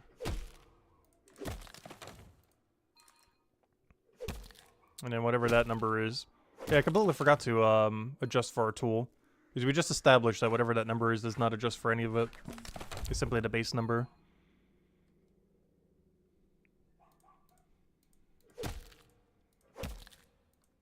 Alright, so what was the number then? Where's my calculator? There it is. So we add this to whatever that number is, which is 20... That's not an O. Go back. How do I go back one? There we go. 201,960, which is that number. Then you divide that number into the number we had before. 484,905 divided by the new number. 252,450. Aha! It is 1.9 hours, and even that's technically still an overestimate. Is that does not account for the weird 5% going into our 20%, nor knowledge, nor the 5% pot. Oh no, actually that does account for the 5% pot, but not the extra 5% on the 20%. Long story short, it's going to take less than 2 hours. Is what the math has established. And it's not counting knowledge, which will also save us probably half an hour.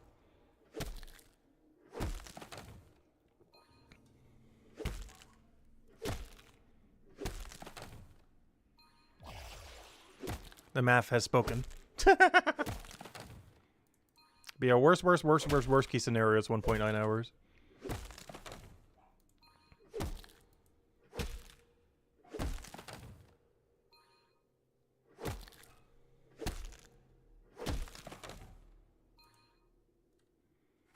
But realistically, should be an hour and a half.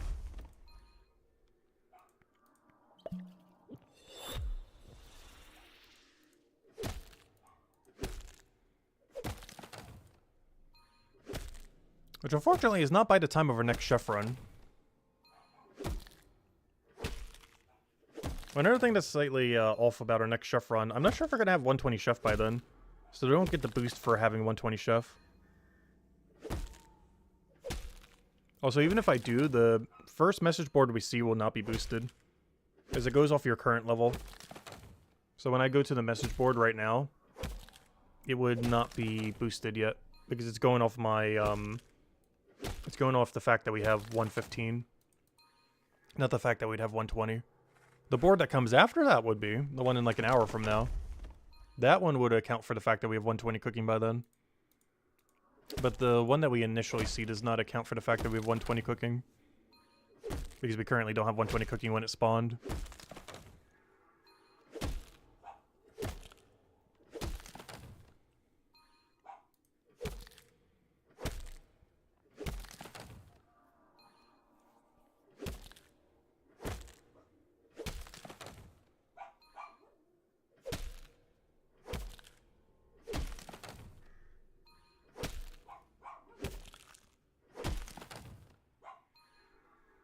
I just realized this guy's name.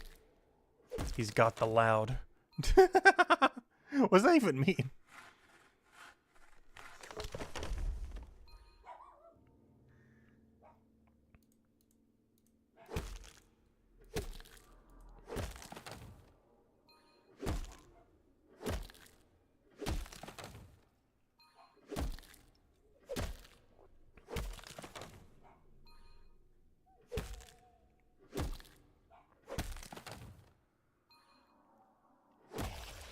I just realized we've been rocking black for like the last few weeks.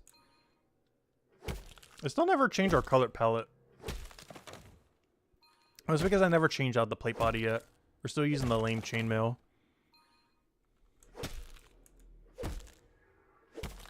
But hey, whenever we get into that combat grind, we'll be able to wear the nice tier 6 armor. The only big downside of Cryonite, though, is there's not that much of an upgrade between tier 5 and 6 as far as visual. Like, it's slightly there, but it's not that big of a jump compared to pretty much every other class's 5 to 6. Like, it does look nice, but it looks very similar to tier 5. Just slightly more elaborate.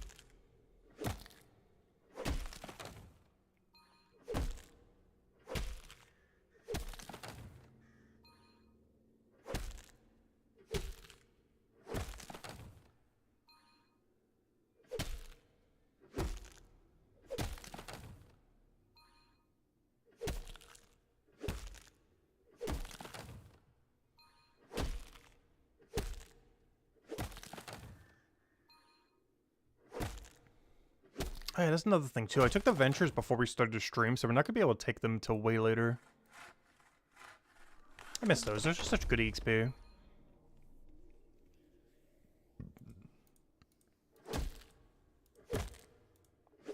I'm on like a weird time cycle now though, because I wasn't able to take it the last time around. Because I think our next respawn for them was like at 5 AM this morning, and I wasn't gonna wake up early just to go take my venture. The only problem with them is they keep getting later and later every time you do them. Because there's always gonna be at least a minute or a few minute delay before you do them. Sometimes you'll forget about them and they'll go like half an hour to an hour. And eventually you'll like super forget about them, or there'll be like a really weird time that you can't possibly do. And it's like, well, time to waste 8 hours on them, I guess. Something they definitely gotta adjust in the future.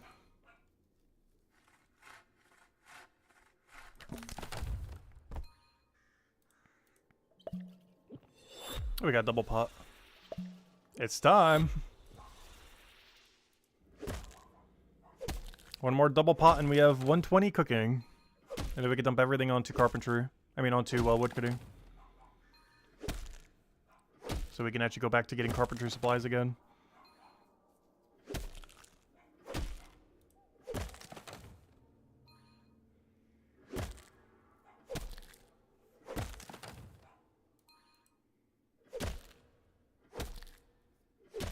Hey, here it comes.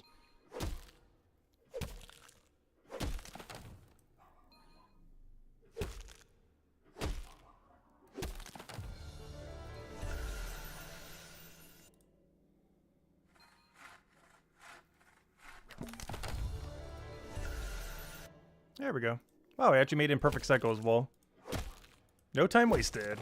I did that way so it would auto bring up the pop-up both times. So we wouldn't have to manually waste time bringing it up. If you do an action that gives you XP or any amount of knowledge, it'll automatically bring it up if you haven't saved for later on it. Also, getting rid of your first save for later cancels out the other one. So even though we saved for later for 200%, the other 100% doesn't account for it. Which is actually good because then it immediately brings up the menu so you can do what we just did. It doesn't save that much time though. But it allows us to still be in cycle. No XP waste.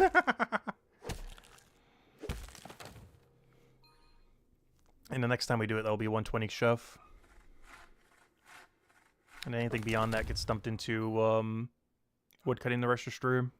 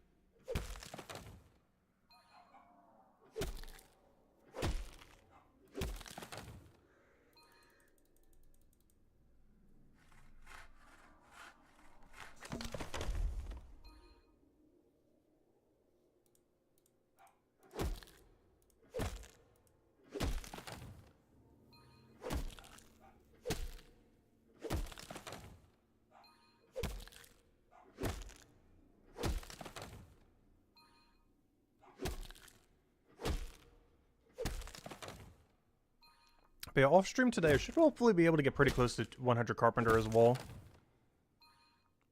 Which means our main goal for Tuesday is probably going to be hit level 3000 while doing Fishing Forager.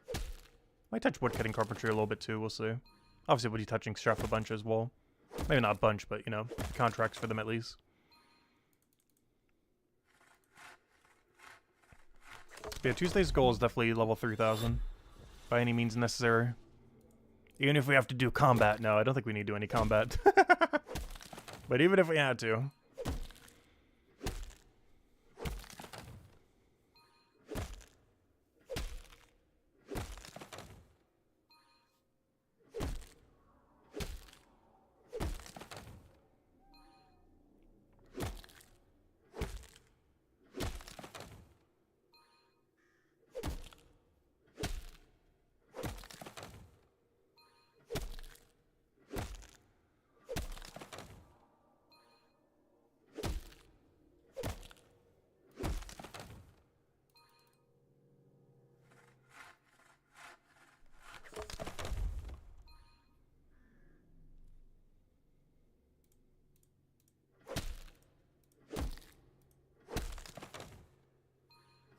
I just realized this bramble actually matches this area now. It's kind of sad because the final bramble doesn't actually match. But these brambles kind of match like the whole atmosphere around the thing and everything. But by max level, they look blue for some reason. Like all magical-like. Which doesn't really fit the atmosphere here as much. You would think this would be like the final tier of it. Like a really like pinkish one that matches the corruption. And so we're gonna decorrupt these at some point, and then it turns blue. Ooh, could you imagine? Because this area has never been decorrupted, though I don't think it ever will. Like, it makes sense why the river might in chapter 3, but even then, there's a bunch of corrupted things around it, so maybe not. But I know this whole area is kind of aesthetically forced to have to be corrupted. Just because of the overall design of it.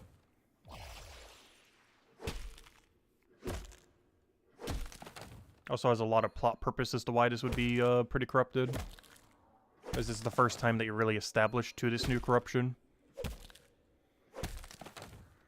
Which then keeps coming up in every following chapter. To some degree.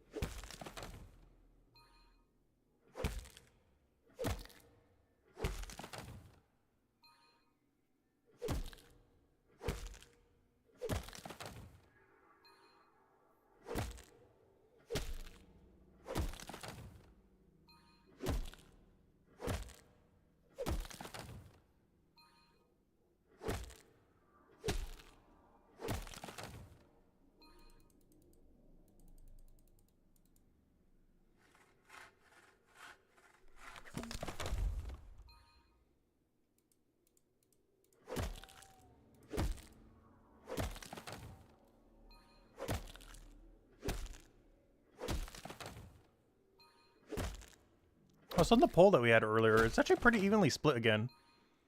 There's one issue we've been having with polls lately. I keep making polls that are too evenly split.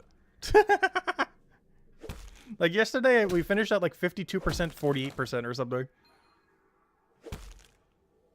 Right now, it's almost like a third, a third, a third.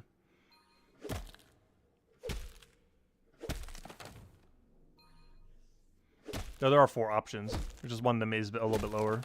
But the other 3 are pretty even.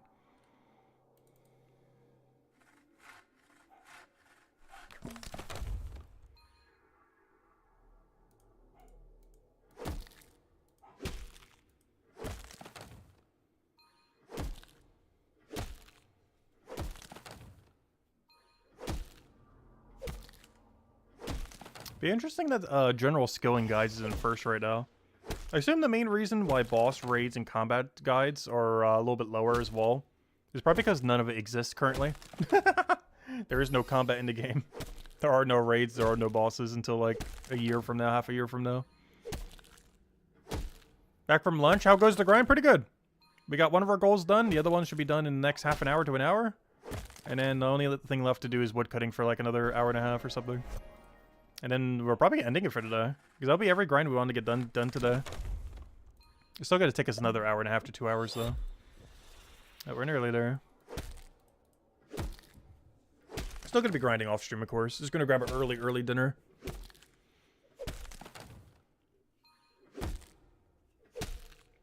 Not sure what I'm doing today. I kind of just want to order something, to be honest. Even though I would have plenty of time to go cook something, I kind of just want to order something. Also, isn't the Super Bowl next Sunday? I don't keep up with that too much.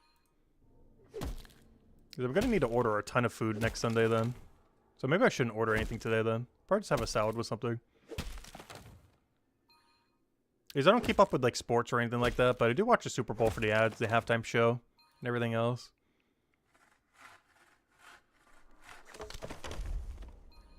But it's also a good time to just pick out on food that you normally wouldn't. Just because a lot of places have deals for Super Bowl. me go double check. Let's see.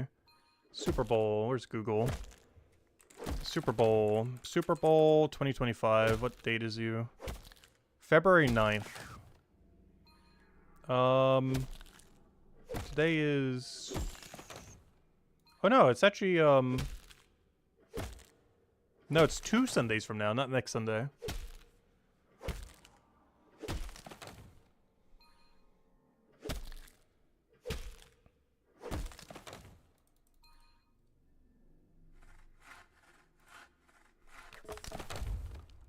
As far as next big events, I think Lunar New Year is on the Wednesday. And it's the Year of the Snake. What can we do in Brighter Shores that's Year of the Snake related? Not really anything. I don't think there is a snake in this game. Let alone a skilling activity that is snake-like.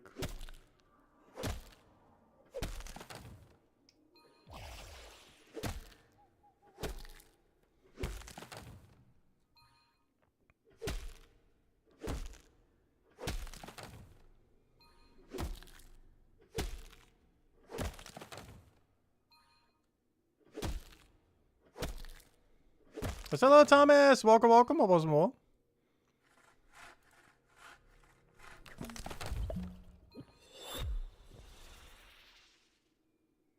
Tentacle Road? That's funny. They're outside our level range that they're viable to kill, though. They're way too low level. And even if we did enough combat to get to a higher level one, they'd be way too high of a level then. The exact inverse issue.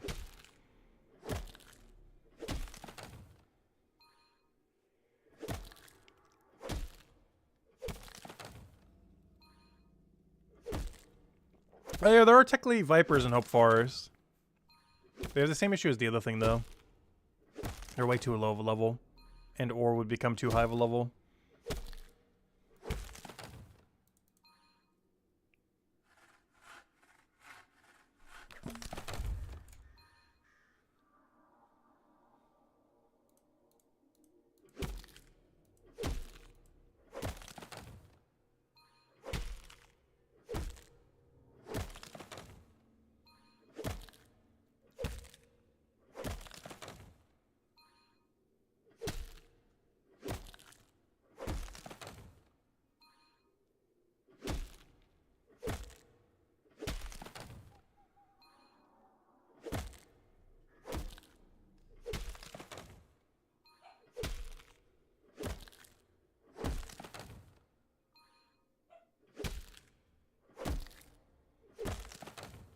Okay, we did the math earlier today.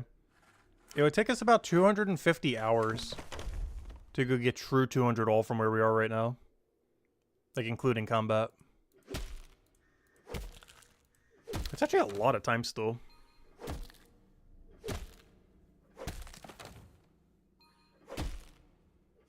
They did assume 3 levels across the entire board, though. Including knowledge. Which there are some activities that are quicker than that. Though, of course, there are also a handful that are slower than that, like carpentry and cooking.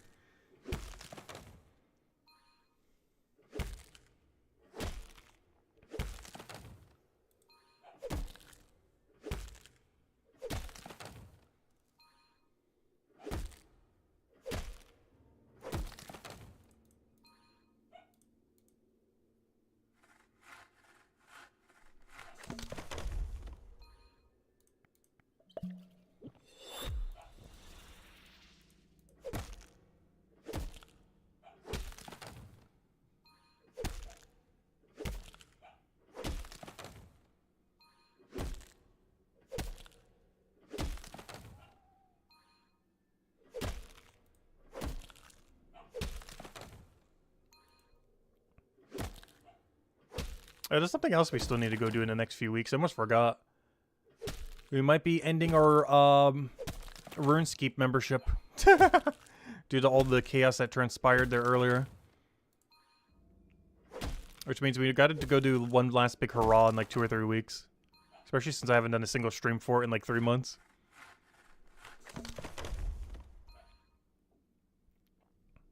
But I'm gonna not renew membership for like half a year to a year. Until they figure out what on earth they're doing. Hey, we're all in on Brighter Shores. There are a few other games I do plan to play this year, though. Main ones being Slay the Spire 2 and whatever looks interesting on Switch 2.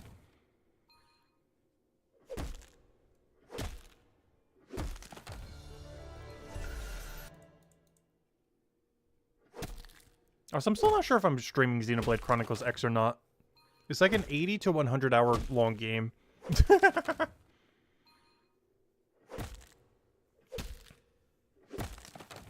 Because I definitely plan to play it. I'm just not sure if we're streaming it. Because that is a long playthrough. Like, no side content at all is like 80 hours plus. Like, just beelining the storyline and nothing else.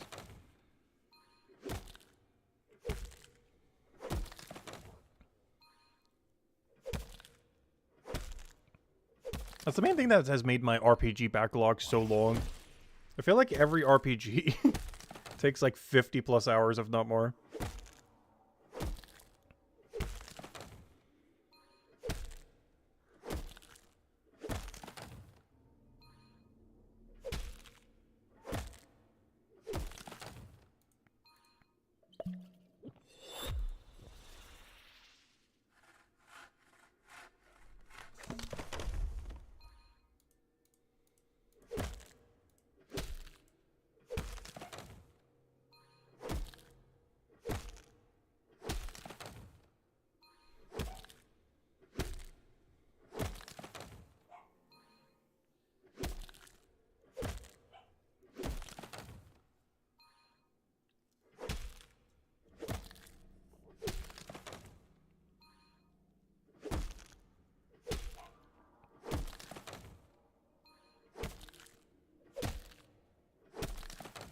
One reason I am opting more for Xenoblade, though, like compared to other RPGs, compared to our backlog, it's fully voice acted. So we don't need to read, like, anything. There's still some we have to read. But, like, 80% of the game we don't have to bother reading.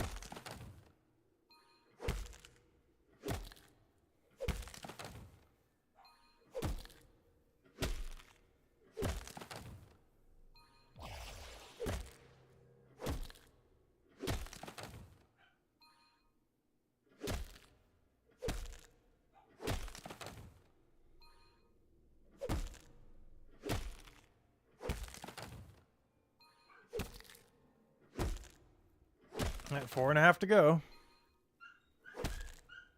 And after this next knowledge point, all knowledge point can go into, what's it called? Into, woodcutting. Oh gosh, someone just got home. I can hear the dog going crazy. Every time.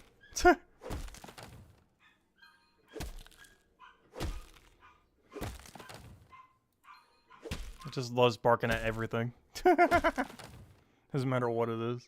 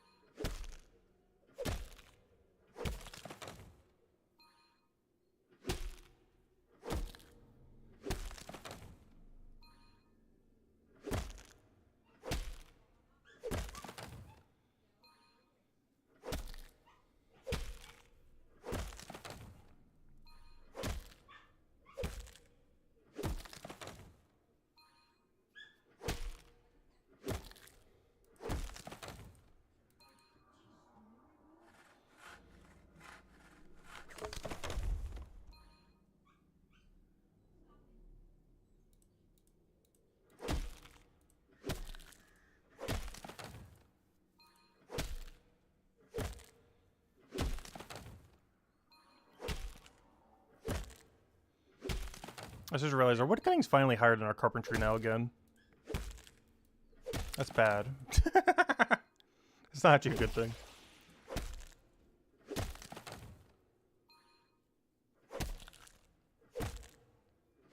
As there is one more bramble that you have to do pre-200.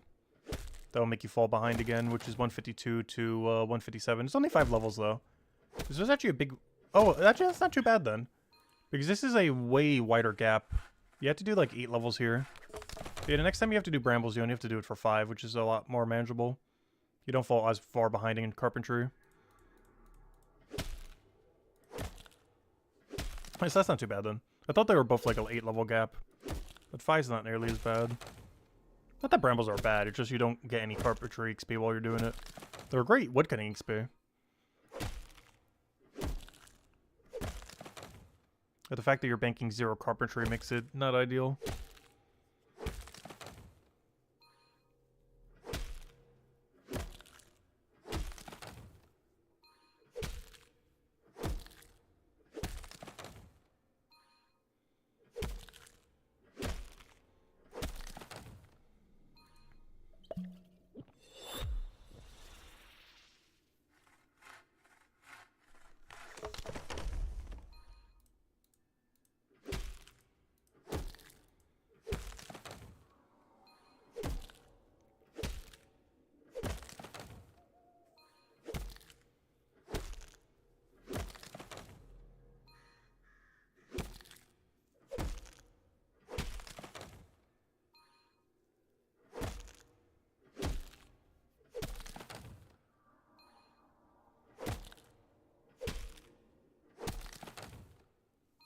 That's interesting. This is almost close to like 4.5 an hour then.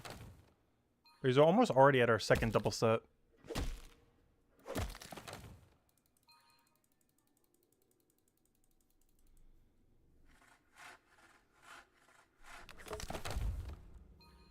I really hope if we ever get stats in game to track things. We need not just an XP tracker, but a knowledge per hour tracker.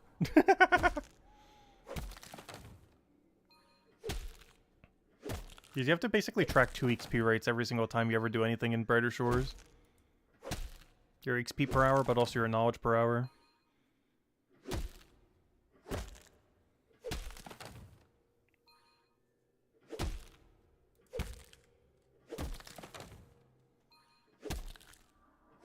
I normally only account for XP per hour, and generally don't really put into account knowledge that much.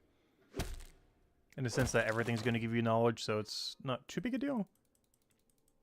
Obviously, some things give you more knowledge than others by quite a margin. As far as the rate that you can get per hour. But generally speaking, anything that's higher XP is also higher knowledge per hour. There are some exceptions to that, though.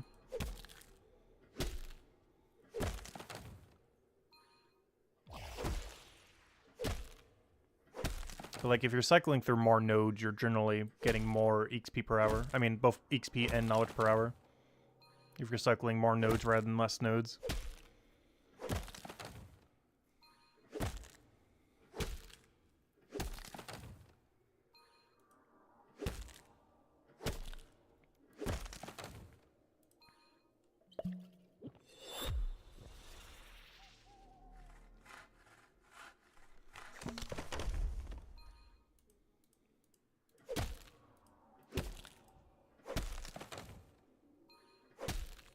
It's the same reason we were taking the 0-tile gathering the other day when we were doing woodcutting. Because we didn't really necessarily need the gathering XP, though we do need it eventually. But more so is for the knowledge that we'd get. How much more knowledge we'd get per hour. We technically could have done that with the weaker one, but the weaker one was just giving too little to really justify it. Given that the trees were already in perfect cycle without them.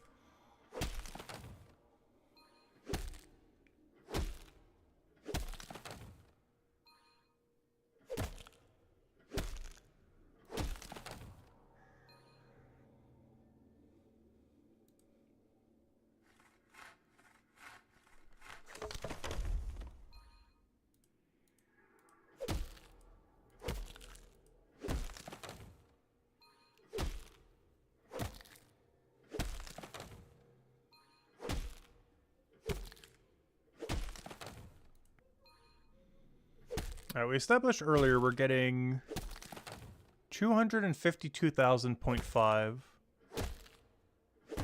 Let's say 253, because that doesn't count for the other little thingy. 253,000. We need like 80,000 for our next level. It's a little over an hour. That's technically less because once we start dumping knowledge into it, we should be good to go. Knowledge alone will save us. Gets us 1/4 a level. Saves like 20 minutes.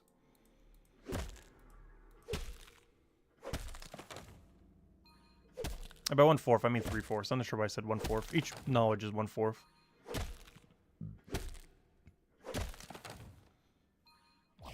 Oh, so technically I don't need this timer anymore. I'm sure why I still have it going. Because we're already going to have 120 chef as soon as that knowledge bar hits 200%.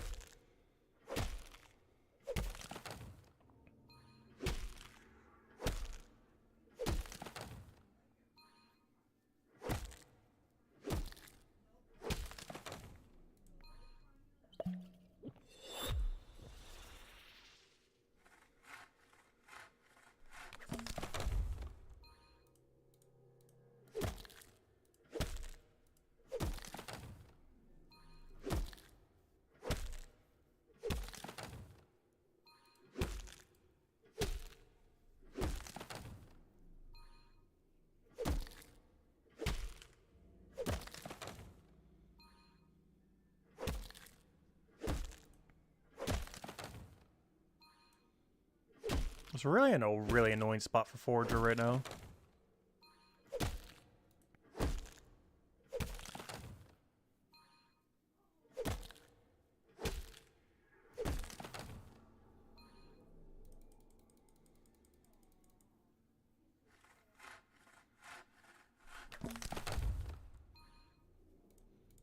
Because Tuesday we're probably starting back into the Forager fishing pivot. And by starting back into, I mean technically starting. Because as far as on stream, I haven't actually technically started it yet. Off stream, I've been poking at it. I just realized we haven't done fishing Forager on stream, particularly fishing, in like almost a month. Even though I've been grinding it a little bit here or there. I guess we showed it a little bit at the end of the other stream. How we were doing the AFK method on it, or, you know, active AFK. Because that applies to basically every fish. Except for eel, puffer. So basically every other fish is just AFK, click on all 6, wait. Click on all 6, wait. Drop them all on the ground, wait. Just keep cycling them. Occasionally pick up a few foraging items in the room.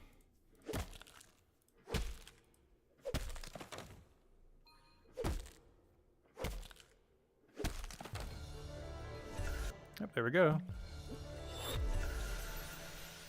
That is 120 chef. The all-elusive stew has been unlocked. This is the final stew you get prior to maxing. Or, you know, prior to pre-200.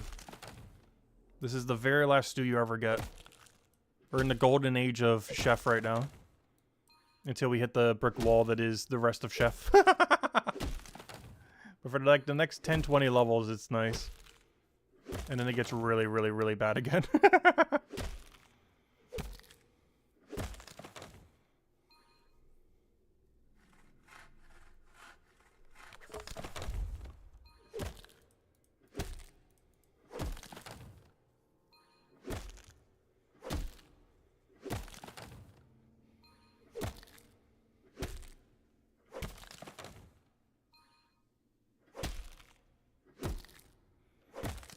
And now here, if we dump everything into wood cutting.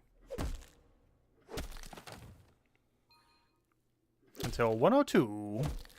And then Lexus Juniper.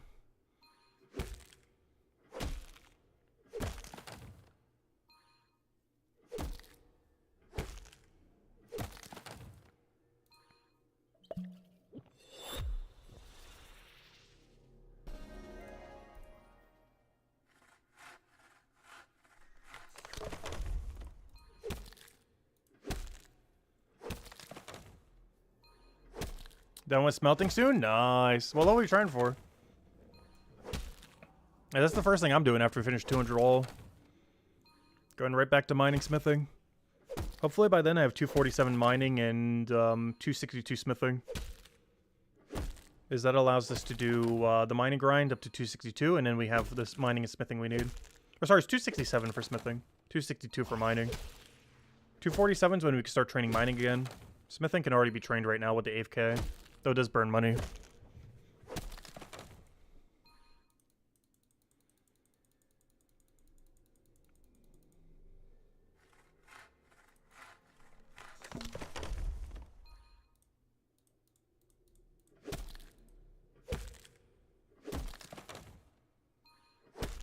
But I was hoping the ventures would get a little bit closer before we get there. There's still plenty of time. It's gonna take us at least like another 3-ish weeks to go finish 200 all here. But once we do, hopefully we're at 247 mining by then, or really close to it. Whatever we are short, I might do Carp and East, even though it's so bad. Just so we have a little bit more banked, because I think I only have like 420 banked or something? 480? 500? Somewhere around there. There's one at least 1,000 of it banked, if not a few thousand more. It is so horrible to bank, though. It's worse seek speed than iron by at least 10%, if not more. I'm almost tempted just to go to iron. We've just done so much iron. We've been stuck on iron since 197. We basically have not gotten a better option since 197 miner. And we're at 242, trying to get to 247. The big issue with 247, though, is it's something I can't actually use. It's Adistites, and I don't plan to get that stonemason level anytime soon. I'd probably trade it over to the alt, if nothing else. Or when trading comes out, try trading it for ores. So we can get better smithing XP or something. But 262 is when we really get to start doing mining again, properly. But that's another 20 levels away, push 200, which is not quick. Plus I plan to do none of the mining AFK to get there.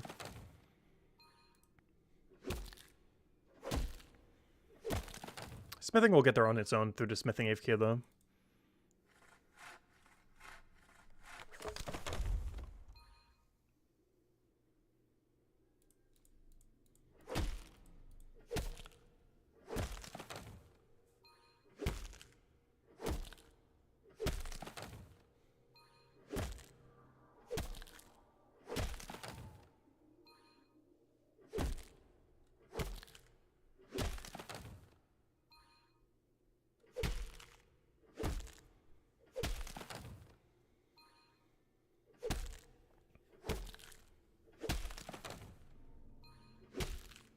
Yeah, this current rate should take about 1 hour.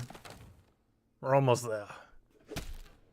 And then off stream, hopefully we can get 100 carpentry. As well as work up that forge or fishing a little, so we're out of the dead zone. So we can do the more exciting thing. Because I really want to be at least 76 when we go start doing fishing again on stream. Just so we can do the more active method of eel puffer.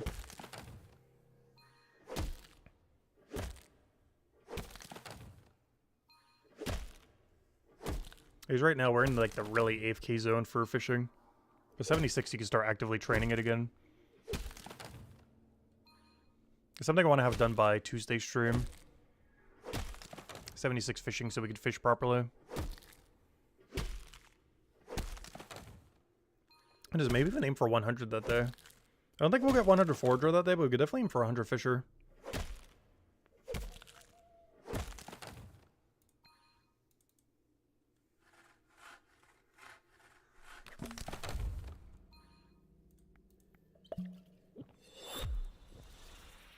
And of course, 3,000 total level.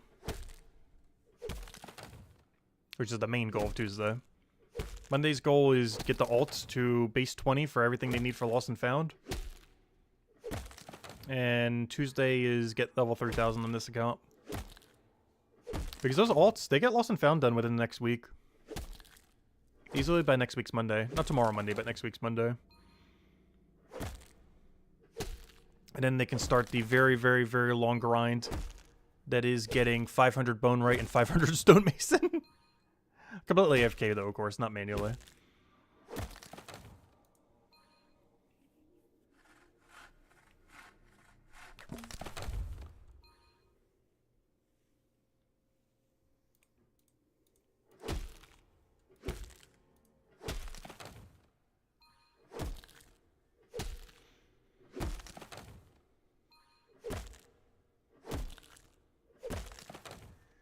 And they should be done with that 500 grind by September or October.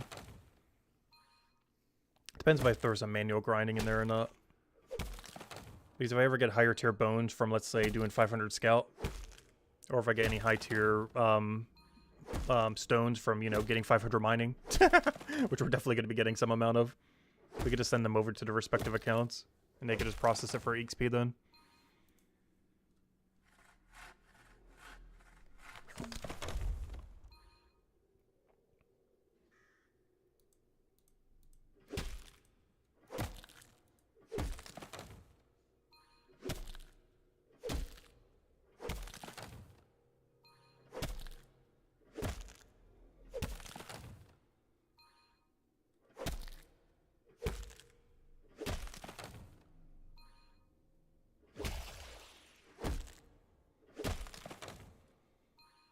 Because until the game forces us to, I don't plan to get above 200 bone rate or stonemason. The only big downside of that is if there's ever an alternative raid or something, you might need bone rate to do builder in a raid. As they're already attached right now, so they might also be attached in a raid. That's the only slight downside I could say. The upside to that, though, is technically smithing has some aspects of jewelry making.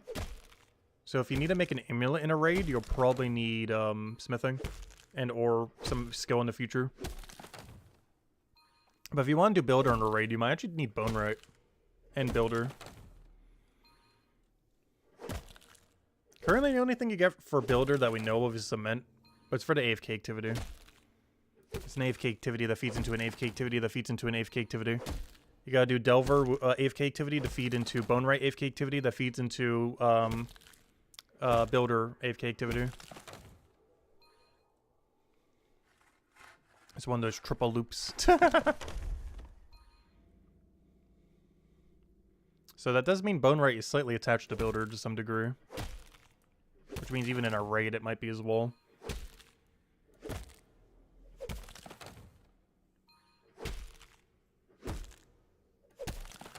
Not sure what Stonemason's extra benefit is, though.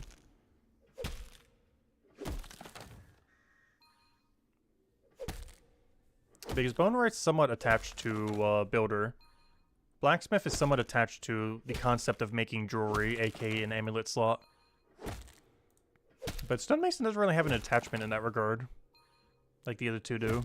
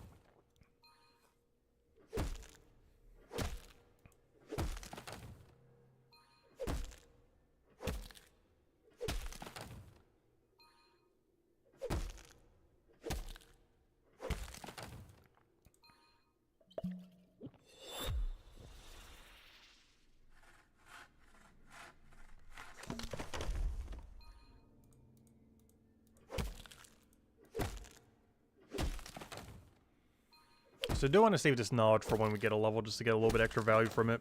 If we're using a 5% instead of 7%, we gotta at least get a little bit extra value from being one level higher. There's enough downtime in between where that shouldn't waste time, hopefully.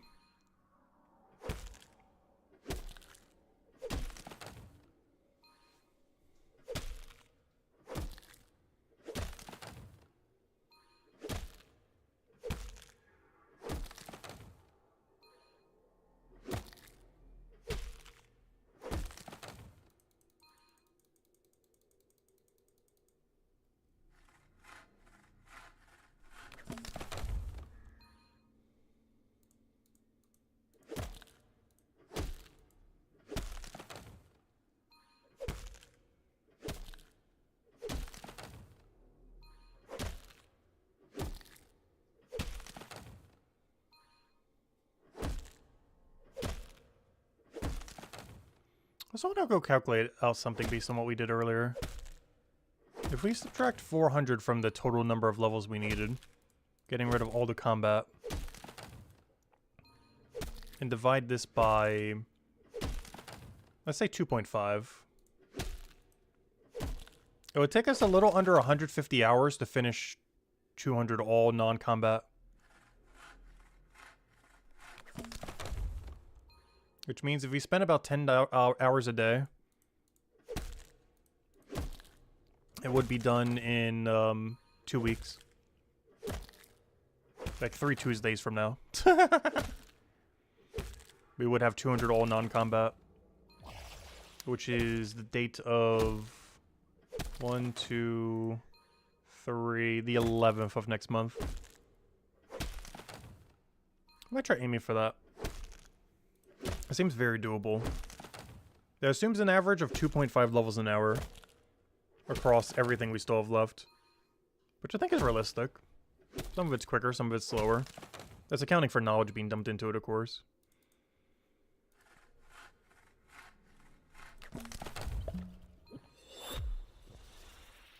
It seems really doable.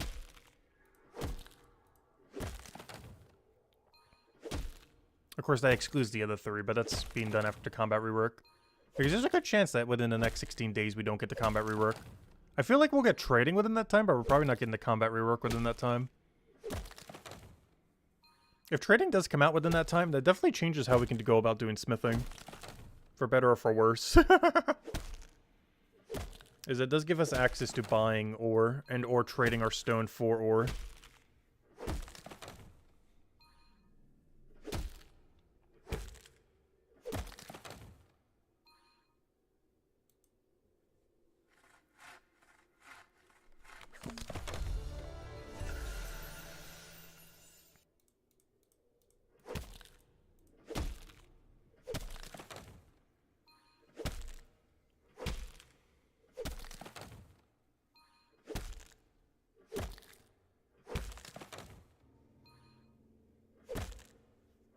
Because the main trade I'm really looking for out there, not sure how hard it's going to be to find or how easy it'll be, but I need to trade all my attestates for platiniums. We did the math on it, and you can bank about the same amount of each per hour. So I need to find someone who will 1-to-1 me attestates for platiniums. Basically. Because I don't really need the attestates, but I do need all the platiniums. Where stonemasons would be the other way around. They need all the attestates, but don't need the platiniums. If they're only training one, but not the other.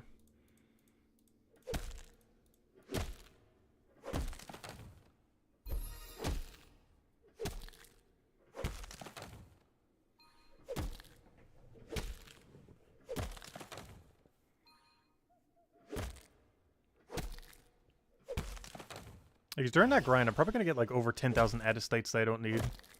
That when trading comes out, I should be able to trade for about 10,000 platinums that I do need.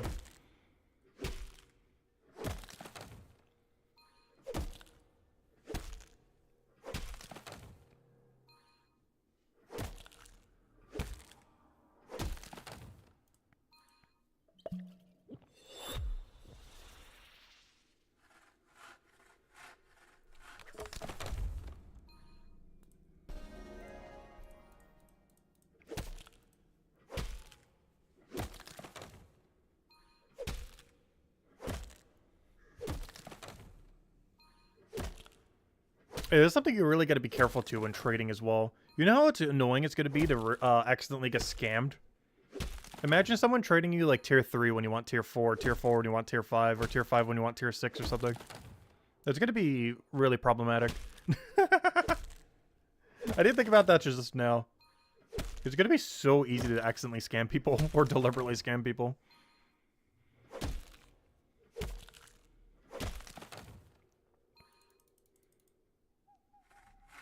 Hopefully we'll have something in place for that.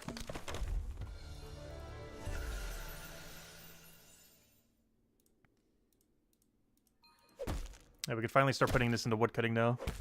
Should better get about 3 more knowledge into it. Basically means we only need to grind 2 more levels then.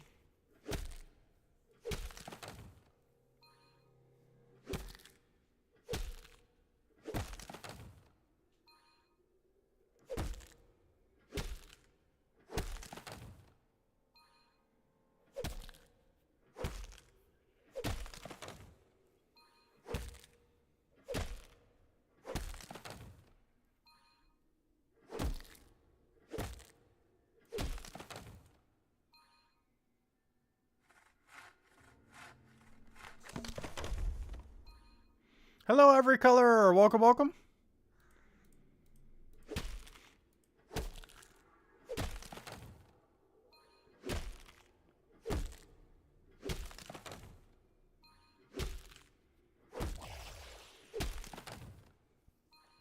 We are currently finishing the final grind this stream.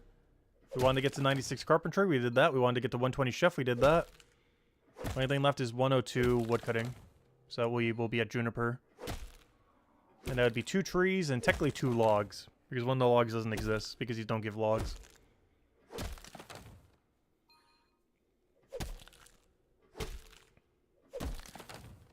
They're almost there.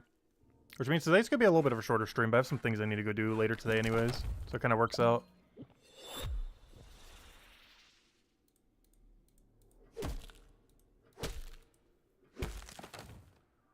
You thought cooking would be done last? I ended up doing it with knowledge with 10% pots. So we got done a little bit quicker. And now I'm dumping knowledge into woodcutting. But yeah, we ended up double dipping 3 10% pots and just dumped all the knowledge into it. 200% at a time. And it pushed us over the edge. But yeah, now we have access to AFK stews again. Which are really good for about 120 to 140-ish or so. And then fall off enough that you would pretty much stop doing them. You're pretty much forced to stop doing stews by 144. Unless you just really like the AFK-ness of them. In which case you could do them all the way to 200. Would not advise, but it's technically doable that way. Which, what is the XP rate? Let me go check cooking real quick. How bad would it be if you did stews the whole time? I'm definitely not doing that. I'm just curious how bad it actually is. If you were to do the 120 stew the whole time, from 120 to 200, which I highly, highly advise you do not do, you would make 400 silver an hour roughly, at about 300k XP. Where's the omelet that you get afterwards? The tasty omelet is 390, so yeah, you would definitely switch to omelet. And then comparatively, you can get like double the XP for almost everything at the other range. But yeah, you definitely wouldn't want to do stews beyond 144. 144 is the upper limit. It's good up to 130. It's okay up to 140. 144 is like your cutoff point. If you're doing anything beyond that, you're just wasting so much XP.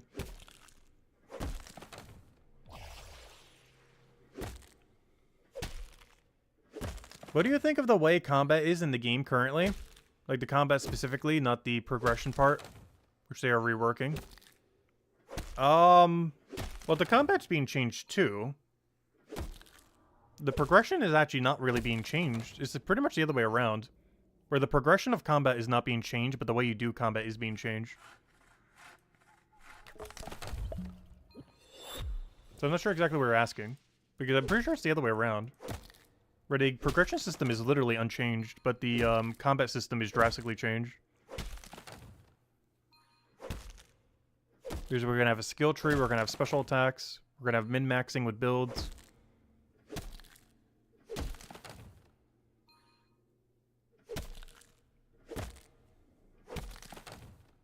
But the actual progression that you do is literally the same now as you do later.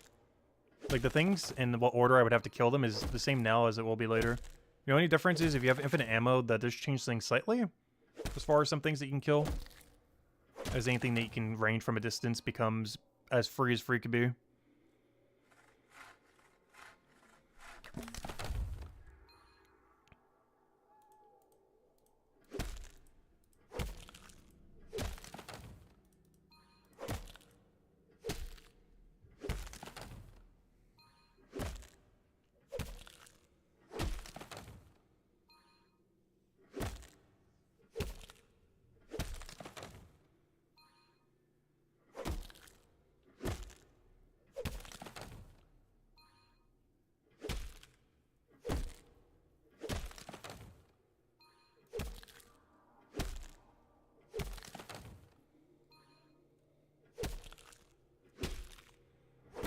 For example, the current combat mechanics, such as how your character becomes locked onto a target in a fight with limited mobility. Oh, yeah, I'm perfectly fine with that. That's how we did it in Classic.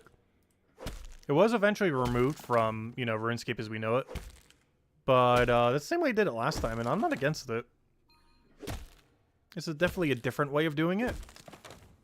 But I don't mind its inclusion. And the combat rework's adding ways to kind of bypass it as well.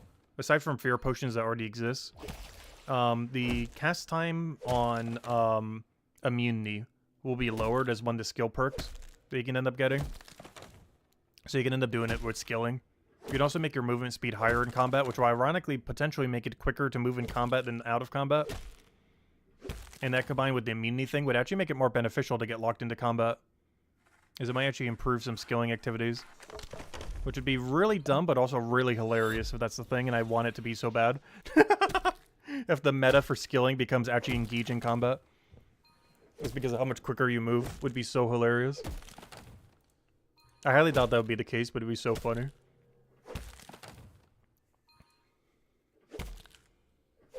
Or moving backwards would be quicker than moving forwards, essentially. If your guy's looking back at the enemy.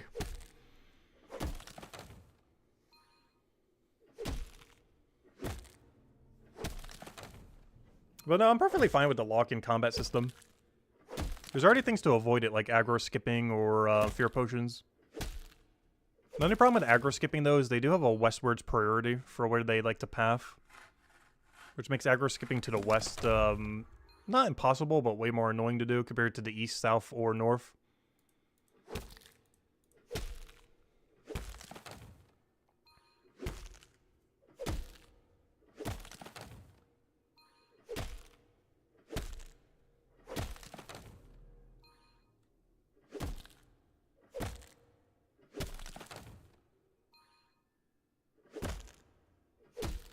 I'm more so concerned about the consequences in PvP. I feel like it would help PvP a lot. I wish RuneScape had that for PvP. So it'd be locked onto one target so you can't be PG'd by someone.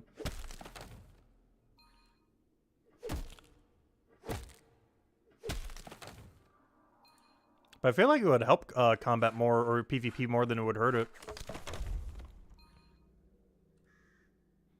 The only thing that it really hurts is I have no clue how he's going to make equivalents of multi-combat in this game. As it's a very single combat heavy system. But that's really good for one-on-one PvP.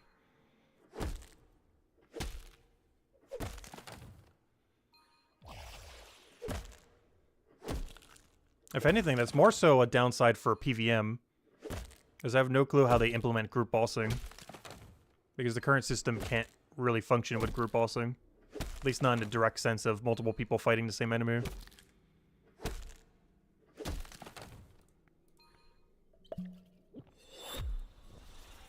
But no, that only helps PvP. It would only be PVM that would hurt.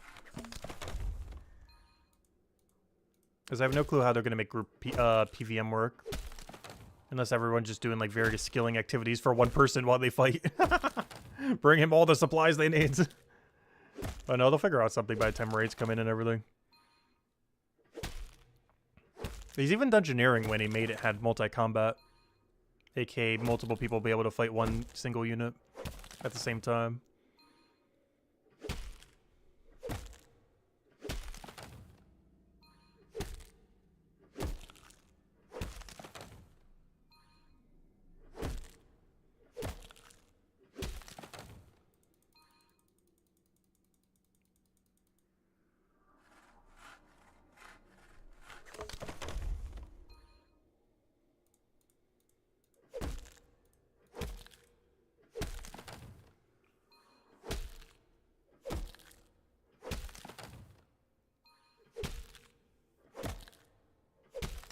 What do you mean about PvP being a slugfest, though? I don't know what you mean by that.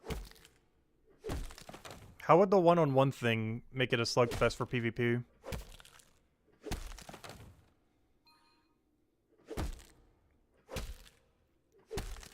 Because the current system is actually really beneficial for PvP. It's like one of the few things it's actually really good for.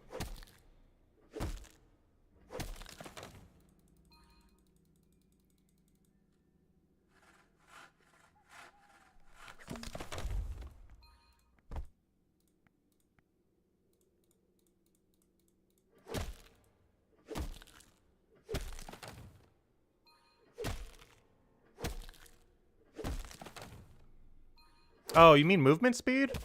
Well, I'm pretty sure whenever they do for PvP will be a lot more unified. Because PvP will only require your base level. Like, to be able to partake in PvP, all you're going to need is 30, 30, 40, 40 combat. That's it. Like, if PvP was to come out tomorrow, you literally just need level 30 Hope Port, 30 Hope Forest, 30 and, you know, everything there. Like, 30, 30, 40, 40. That's it. Because your obelisks don't do anything in PvP. Doesn't matter if you have 500 all, you'll be as equal as someone with 40 all in PvP.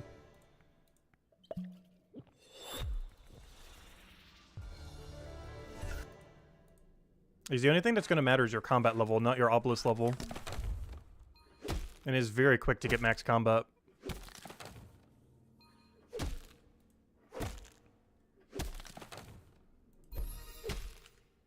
These obelisks don't do anything in PvP, to our understanding currently. They only affect the chapter, they don't affect PvP at all. They only affect the current chapter and slightly the chapter after. But they have no effect on PvP at all. Only your combat level would.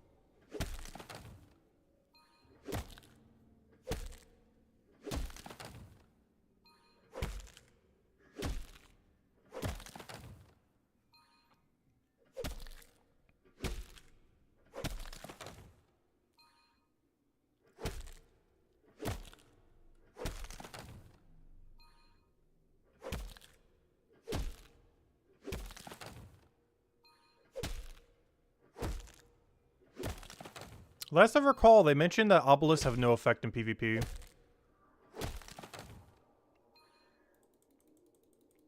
Because every time they keep mentioning it, they only mention your combat level. Not any obelisk level or anything.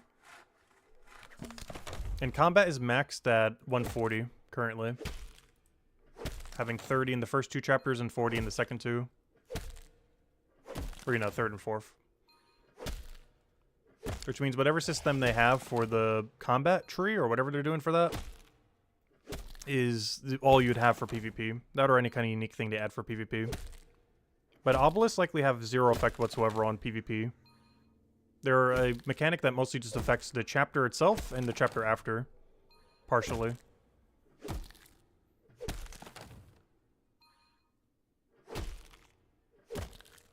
It was mentioned during the Q&A. But no, it wasn't mentioned at all in the combat posts, or, you know, in the posts. But during the Q&A that they did, had info and stuff on that. A lot of it was pretty vague, though, as far as specifics. But they mentioned that obelisk will only affect the chapter that you're in and the chapter after. Which I believe also the, I think the post ended up mentioned that too. But they also reiterated it in the Q&A. Where's the other way around? I don't remember. No, I think it was only mentioned in the, Actually, it might have only been mentioned in the combat rework thing. The obelisks only affect your current chapter and the chapter after.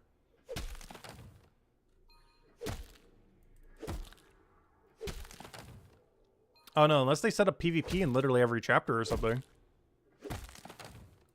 But it seemed like the way they were describing it, that PvP is like a chapterless activity. But if it is associated to a certain chapter, then yes, your effects probably would apply to it. But it seems like it's chapterless. It still takes your combat into account, but not your chapter into account. I don't know, we'll have to wait and see. There's a lot of details with it we don't know exactly.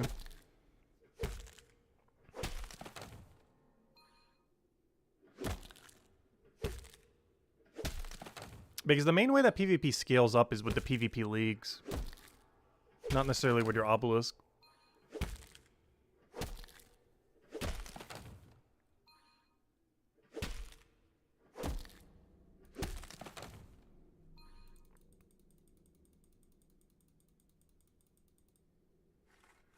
And the main reason they're doing it like that is so people don't need 500 in a chapter to partake in PvP.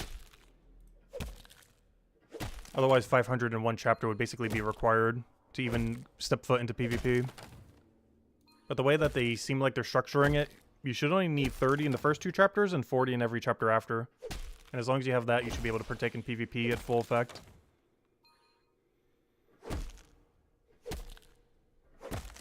Well, they mentioned you'll probably be able to wear better stuff in every single tier. Because every single thing for the PvP league seems like it's different gear. Like as far as the tier system. Like you're not going to, in the first league, need to fight someone in tier 6 armor, for example.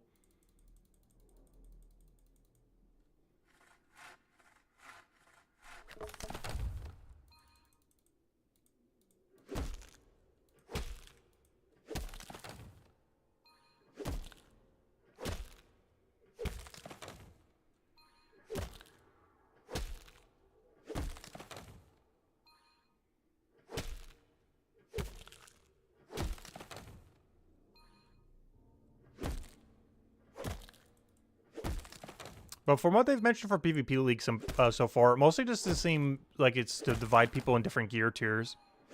Rather than necessarily different capability tiers.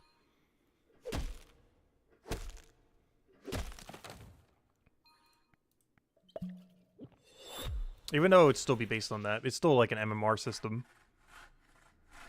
But it's also to make sure that people just getting into PvP aren't up against like absolute max, best in slot, everything.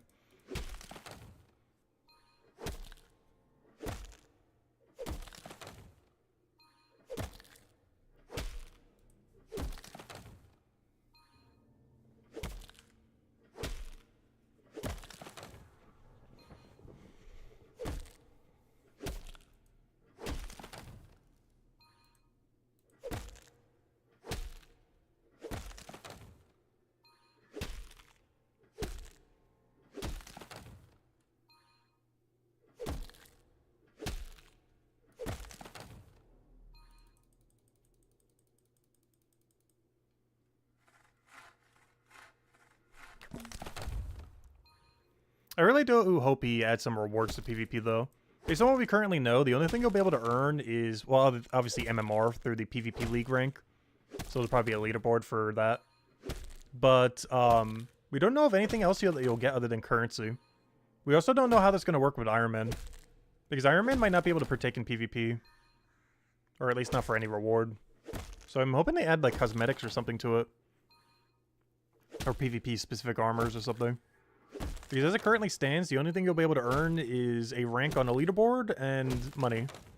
Or, you know, in-game currency money. Unless they hold a PvP tournament for real money, you never know. I highly thought they would, though. I don't think he ever did back in the day.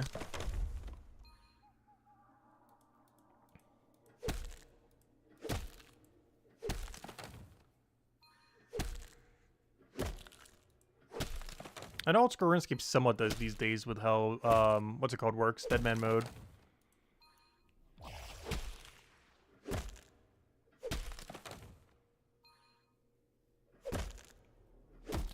It's generally something that Andrew Gower and his team has never done, though. I don't really plan to do too much PvP when it comes out, though. Like, I plan to engage with it some. But if the only thing to earn is a leaderboard rank and some currency, I'm probably barely touching it.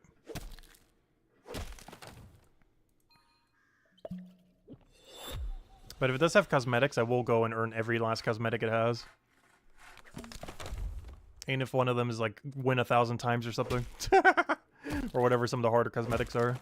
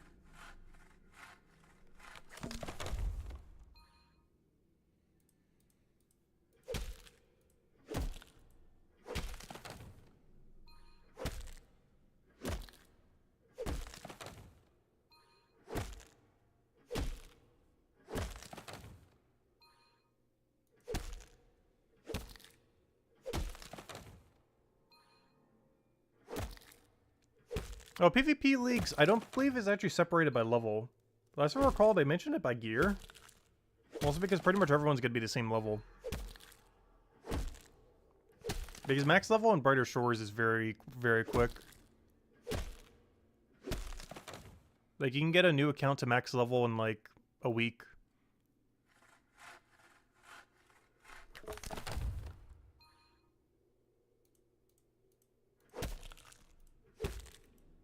But you can't get it to max gear in, like, 3 months. And that's in the current state of max gear. That's not even counting all the enchantments and everything else they were mentioning down the line. Because basic max right now is just 500 4-star. There's nothing special you could do beyond that other than the max roll percent for the elemental damage.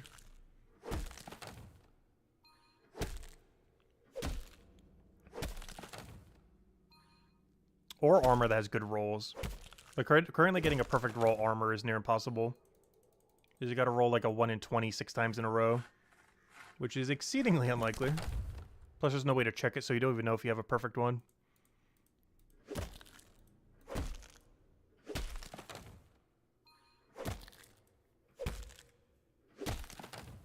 Though technically there's a 1 in 20 chance in the sense that the most important roll to have is probably physical defense. If you were to max roll anything on an armor. In the current state of game.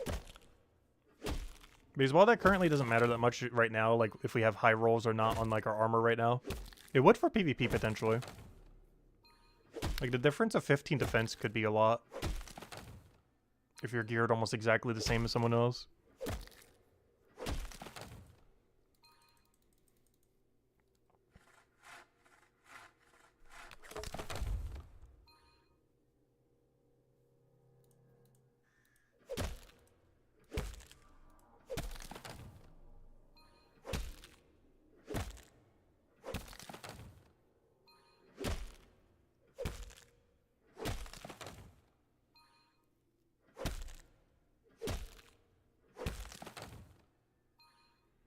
What was the patch for Gems of War this month? There wasn't one. I think they undid the Christmas event or something, but, you know. That or some bug fix thing. There hasn't been, like, a patch yet. Next big patch is, Guild Wars coming out again.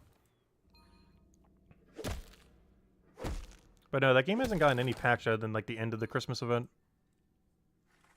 We haven't had, like, a single actual patch yet this year for that game.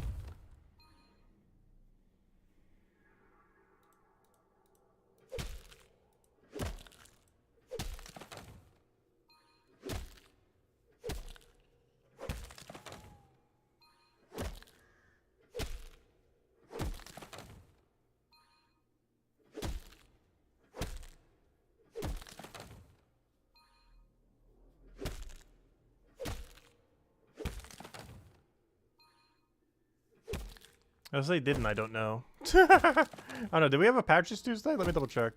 I don't feel like we did. No. Last patch was on December 4th.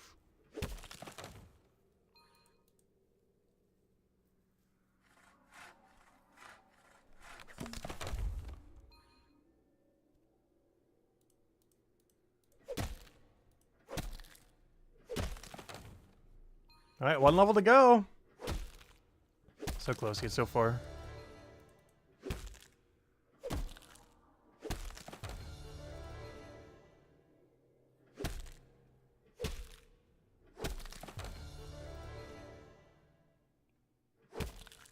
Gosh, this menu pop-up is so annoying. I refuse, I want that level first.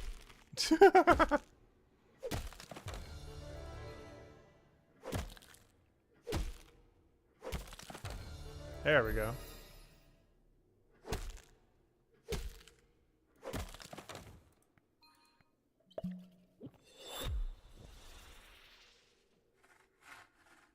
Hey, why did it not pop up me? Wait, I actually want the pop-up now. Wait. You're my pop-up. There we go. Because I gained the level. There we go. Alright, 1 level to go. Next knowledge point and we're done. I'll still be grinding today, but as far as streaming, this will probably be the last one we get in. 102 woodcutting. No, we do have to do one last thing before we end, though. We gotta do one inventory of Glorious Stew now that we finally have access to it. After we go get this final woodcutting level. And then tomorrow will be our side accounts, because it'll be a really small stream, because Monday's always our catch-up day. Probably start around like 4-ish tomorrow and go for like 2-3 hours. Because the main goal is just to get all of their levels to level 20 that they need for Mines Matubin for that one legacy quest. Or not legacy quest, whatever it's called. Lost and Found. Because they should be able to finish Lost and Found by next week's Monday. Not tomorrow, but the week after that. And beyond that, yeah, on Tuesday we aim for 3,000 then. And obviously I'll be grinding off stream for them here and there. But our goal for next stream is end stream button does not get clicked until we have level 3,000 total for Tuesday.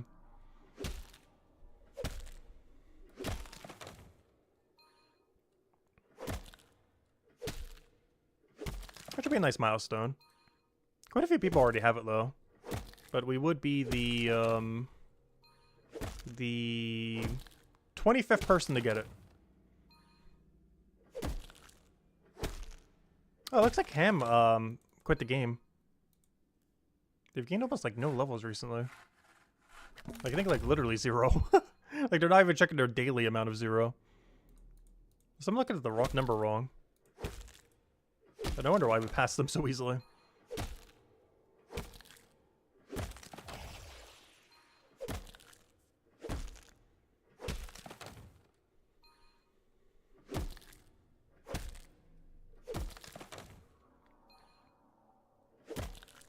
Yeah, one more knowledge and that should be 102 woodcutting. In an off stream, I'm probably dumping knowledge, oddly enough, into Forager. Just because we're in a really dead zone for Forager right now that I want to get out of. Now we're into fishing because we're also in a pretty dead fishing area right now that I want to get out of. It's one of the reasons we haven't been streaming foraging fishing as well. We're in such a dead area for both. Relative to the good area. But I 100% need 76 fishing by Tuesday stream, as I do actively want to train fishing. And to go with it, it would be ideal if we also had, ideally 77 Forager. That's a little ambitious, though.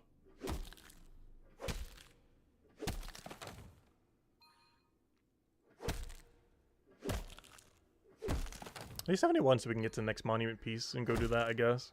Because that'd be a fun goal to get done during that time. Go get another monument piece upgrade.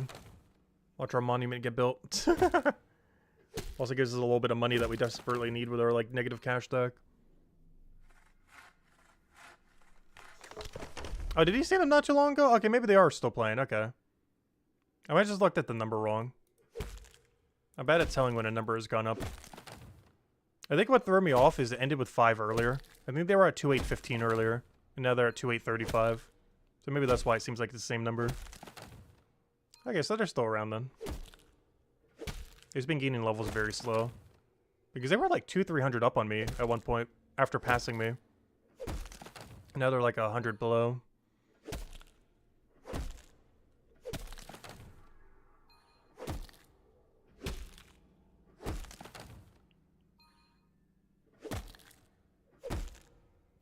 Oh, they could be working on a post 200 potentially. Though based on that level distribution, it would just have to be a slower to train skill. Oh, maybe they're doing fishing. But it could just be from Fishing Venture though. I know it's hard to tell. Hey, what level do we need for smithing? Only 256. That's kind of surprisingly low. We can't really properly train it for a while though.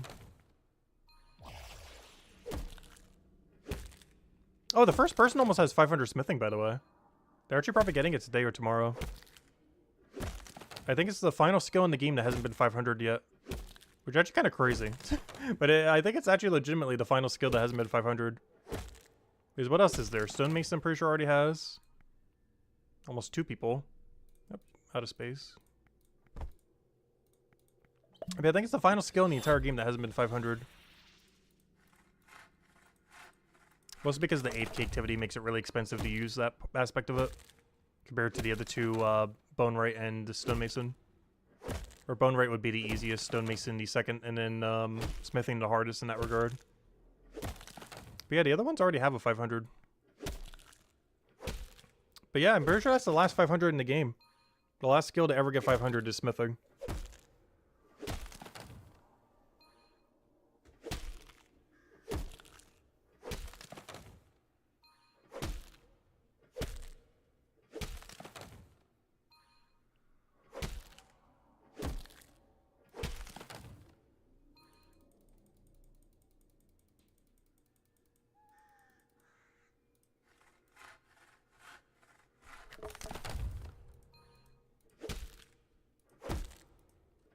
Which I find kind of funny because I believe when, in his other MMO during Classic, I am pretty sure smithing was also the slowest skill to train. That or maybe prayer, because prayer was also absurdly slow back then. It's kind of funny because he did the same thing again, where smithing is still one of the slowest skills in the game.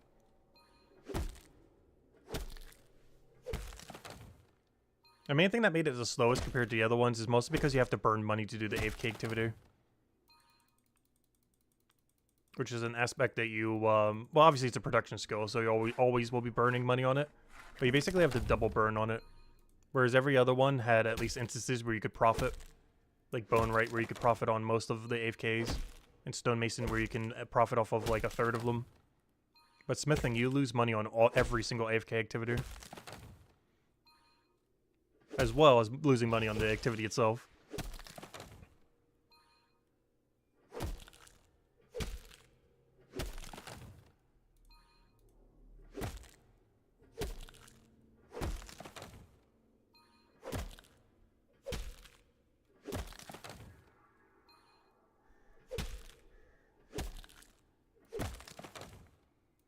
So I'm curious, did they do any mining or did they go all in only on smithing? Because that's even rougher. You know how much money that would cost? I wonder what they did for money then. I wonder if they did like some amount of merchant leatherworker or something. Let me go check.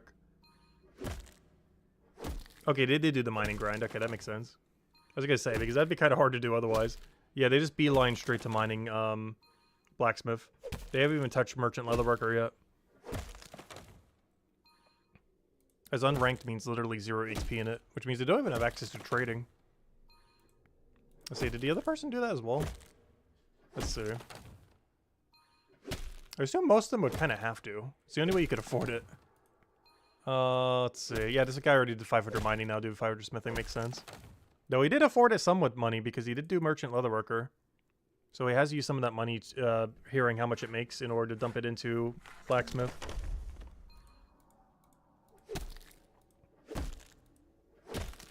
Which he probably did at some of that lower level range. They might not have saved as much of. Interesting. Yeah, it seems like everyone who's going for high smithing has pretty much done the mining grind beforehand. Yeah, it's here as well. I don't think a single person did it without it. Which is interesting, because some of the Bone Right people and some other people did without it. But I don't think anyone did mining without, or did smithing without the mining component.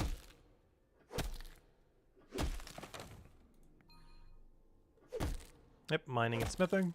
Though smithing quite a bit higher. Wait, they actually went for a 500 in Zone 1 as well. They went for 500 guard. Oh, they used their 500 guard money to pay for smithing slightly. That's funny. I didn't kind of realize they still needed mining. Let's see. Let's go check the one more. What's the next one down the line? I think I've actually seen him a couple times. I've definitely seen him mining before. Where is he? Level 0 gatherer. That's funny. But yeah, he's at 312 mining. It's smithing. Interesting. That means they're mostly mining ore rather than any stone. That's what this mostly shows. They're really spamming the AFK activity on it. But it shows that he does a lot more stone, or, you know, a lot more ore rather than stone when he mines. Which seems to be the case for a lot of them, though. They could also just be the knowledge aspect.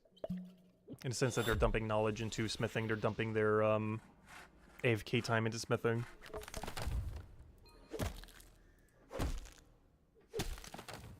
Do you think Stonemason has some of the best animations? Yeah, Stonemason is oddly satisfying. We did a lot of manual Stonemason when we did the 200 grind.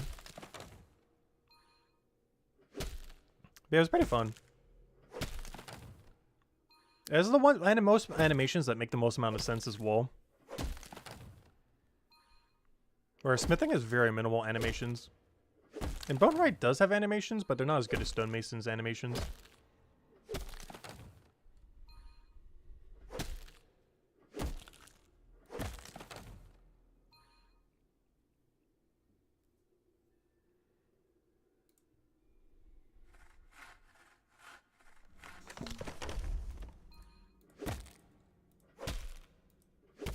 We're almost there. 17% more knowledge. Which is like, what? 3 more sets of Bramble? 2 more? Probably 2 more. And then we'll go teleport to Hopeport and do the all-elusive stew. AFK stews are back on the menu.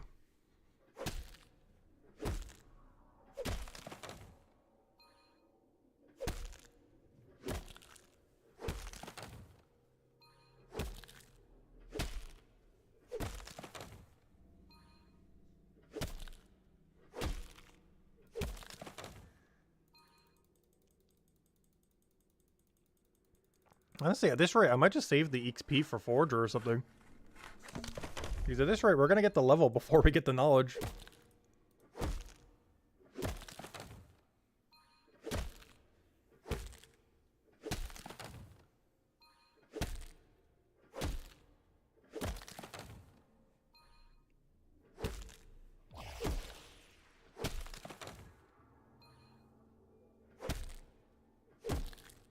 Alright, one more 2-minute potion. We should be good to go.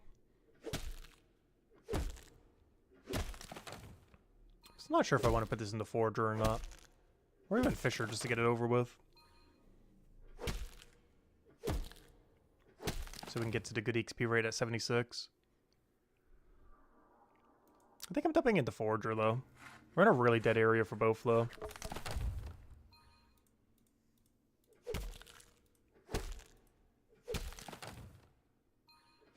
Let's see, how close are we? Yeah, I'm just gonna get the level. And save this for a double dip when we do the stews.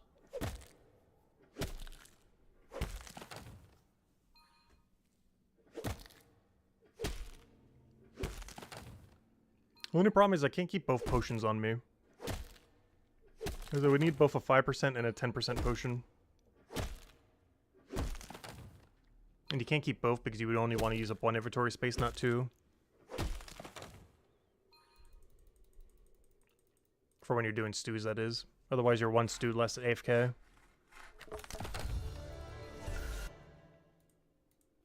That should be the final step. Come on, 102 woodcutting. And then we gotta do at least 1 stewing.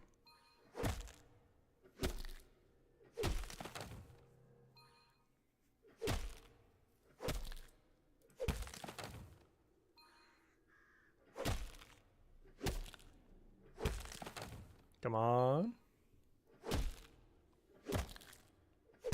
There we go. We're out here. 102 has been achieved.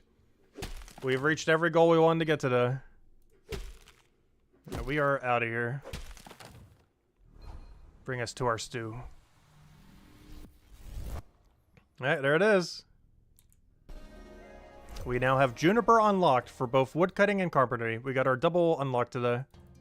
Which was way quicker than yesterday.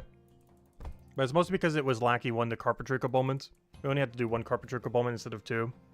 But we still did move up 2 logs, technically. Or, 2 woodcutting objectives. It just took way quicker today. And now we go dump all this into Forager, I think.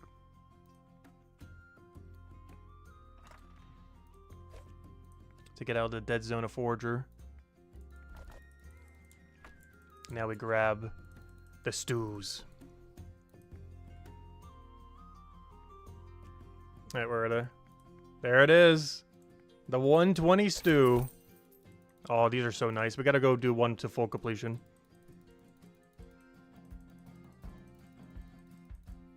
Then I'm gonna go grind this while you do a couple other things. Off stream.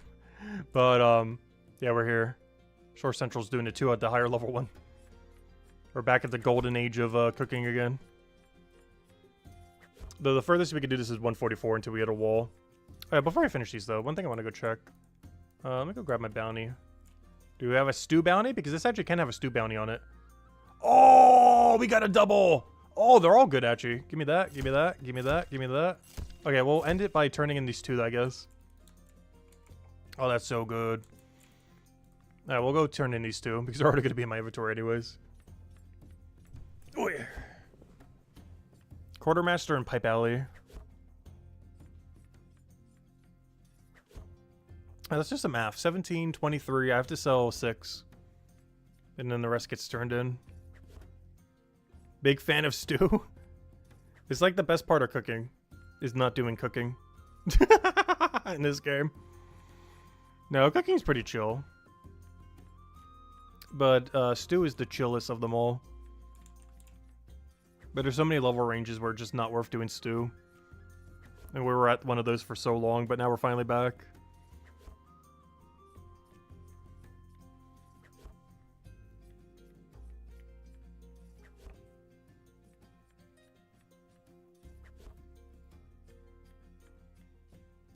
It is also great too. We can just get free task turn-ins as well. Because we're doing stew anyways. And now we have a double turn. It doesn't even matter that's 9 or 8. It's still worth it. We still at 61? Oh yeah, for Branolf Inheritance, yeah. Oh gosh, the Branolf Inheritance I did with like stew only. With a few bacon sandwich here and there. It was awful. I will never do stew in a dead zone ever again. The furthest we could do the stew is 144 before we hit a dead zone. Whereas 100% not worth doing ever again. At least this particular stew. Yeah, the furthest it's going to get us is 24 levels. Anything beyond that would be way, way, way, way, way too slow.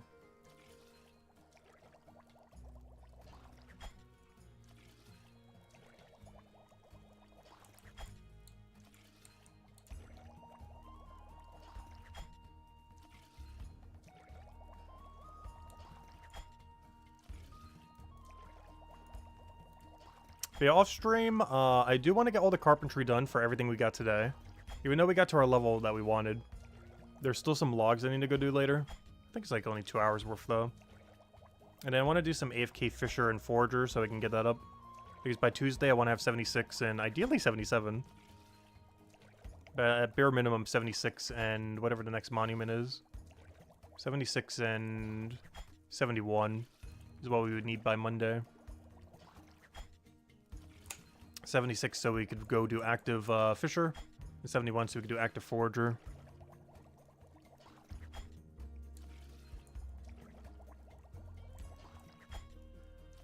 Because right now we're just AFKing both of them. Not with the passive activity, but you know. In the sense that we're just like queuing up a whole room and then waiting. And then dropping everything, then queuing up a whole room and then waiting and then dropping everything. We're not really like properly training it at the moment. What do we say? 6 of them? 1, 2, 3, 4, 5, 6. Okay, I gotta head to Pipe Alley, then Telly back.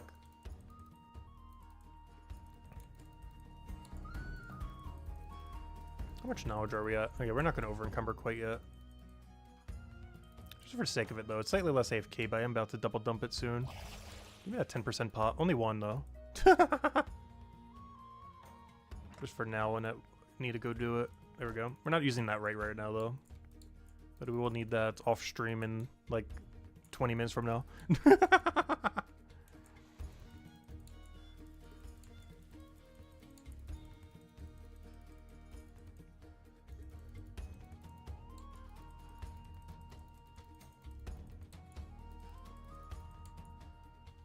Where is everyone? I just saw like 3 people walk into this room and the room itself has no one. Because it's a combat room. Oh, is someone maxing? A bunch of people are going over there. What's going on over here? Oh, someone looks like they're maxing. Let's see.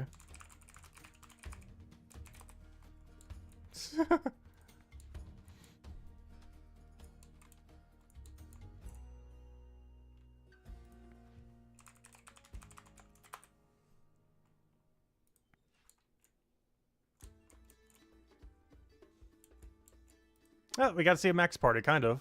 Anyways, I'm out here.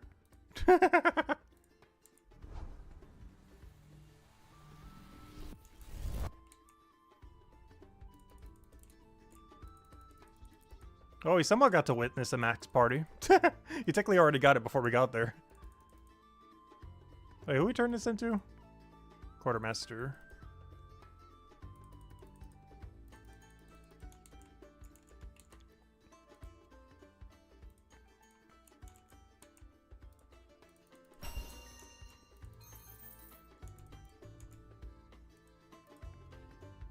Anyways, I think we're ending it there then. Because this will continue for a while. I was just AFK stewing while doing a bunch of other things. I said, hello, Rico. Welcome, welcome. But anyways, guys, we're going to be calling it here for now. We will be back tomorrow around probably 4 p.m. Eastern Standard Time. A little bit of a weirder time. Probably for about 2 hours. We're going to mostly be playing on the alts tomorrow. But as far as main account content, we will be back at normal time, noon Eastern Standard Time on Tuesday. And the main goal being to go get level 3000. Tuesday stream does not end without us having at least level 3000. And that is our game plan. Anyways, guys, I hope you all have a wonderful rest of your weekend, a wonderful week, and I will catch you guys later. Goodbye, everyone, and thanks for watching. Oh, yeah, also on the poll, by the way. After 29 votes, when this channel starts posting guide videos for Brighter Shores, which are you most interested in? It seems to be a relatively even split, but we have 34% on general skilling guides, 28% on boss raid and combat guides, which of course are not currently out yet, but you know, would eventually. 24% on general tips and tricks, and 14% as the lowest one for max efficiency stuff, like tick perfect methods and stuff like that. But anyways, guys, hope you all enjoy your week. I'll catch you guys soon, and goodbye, everyone. Thanks for watching.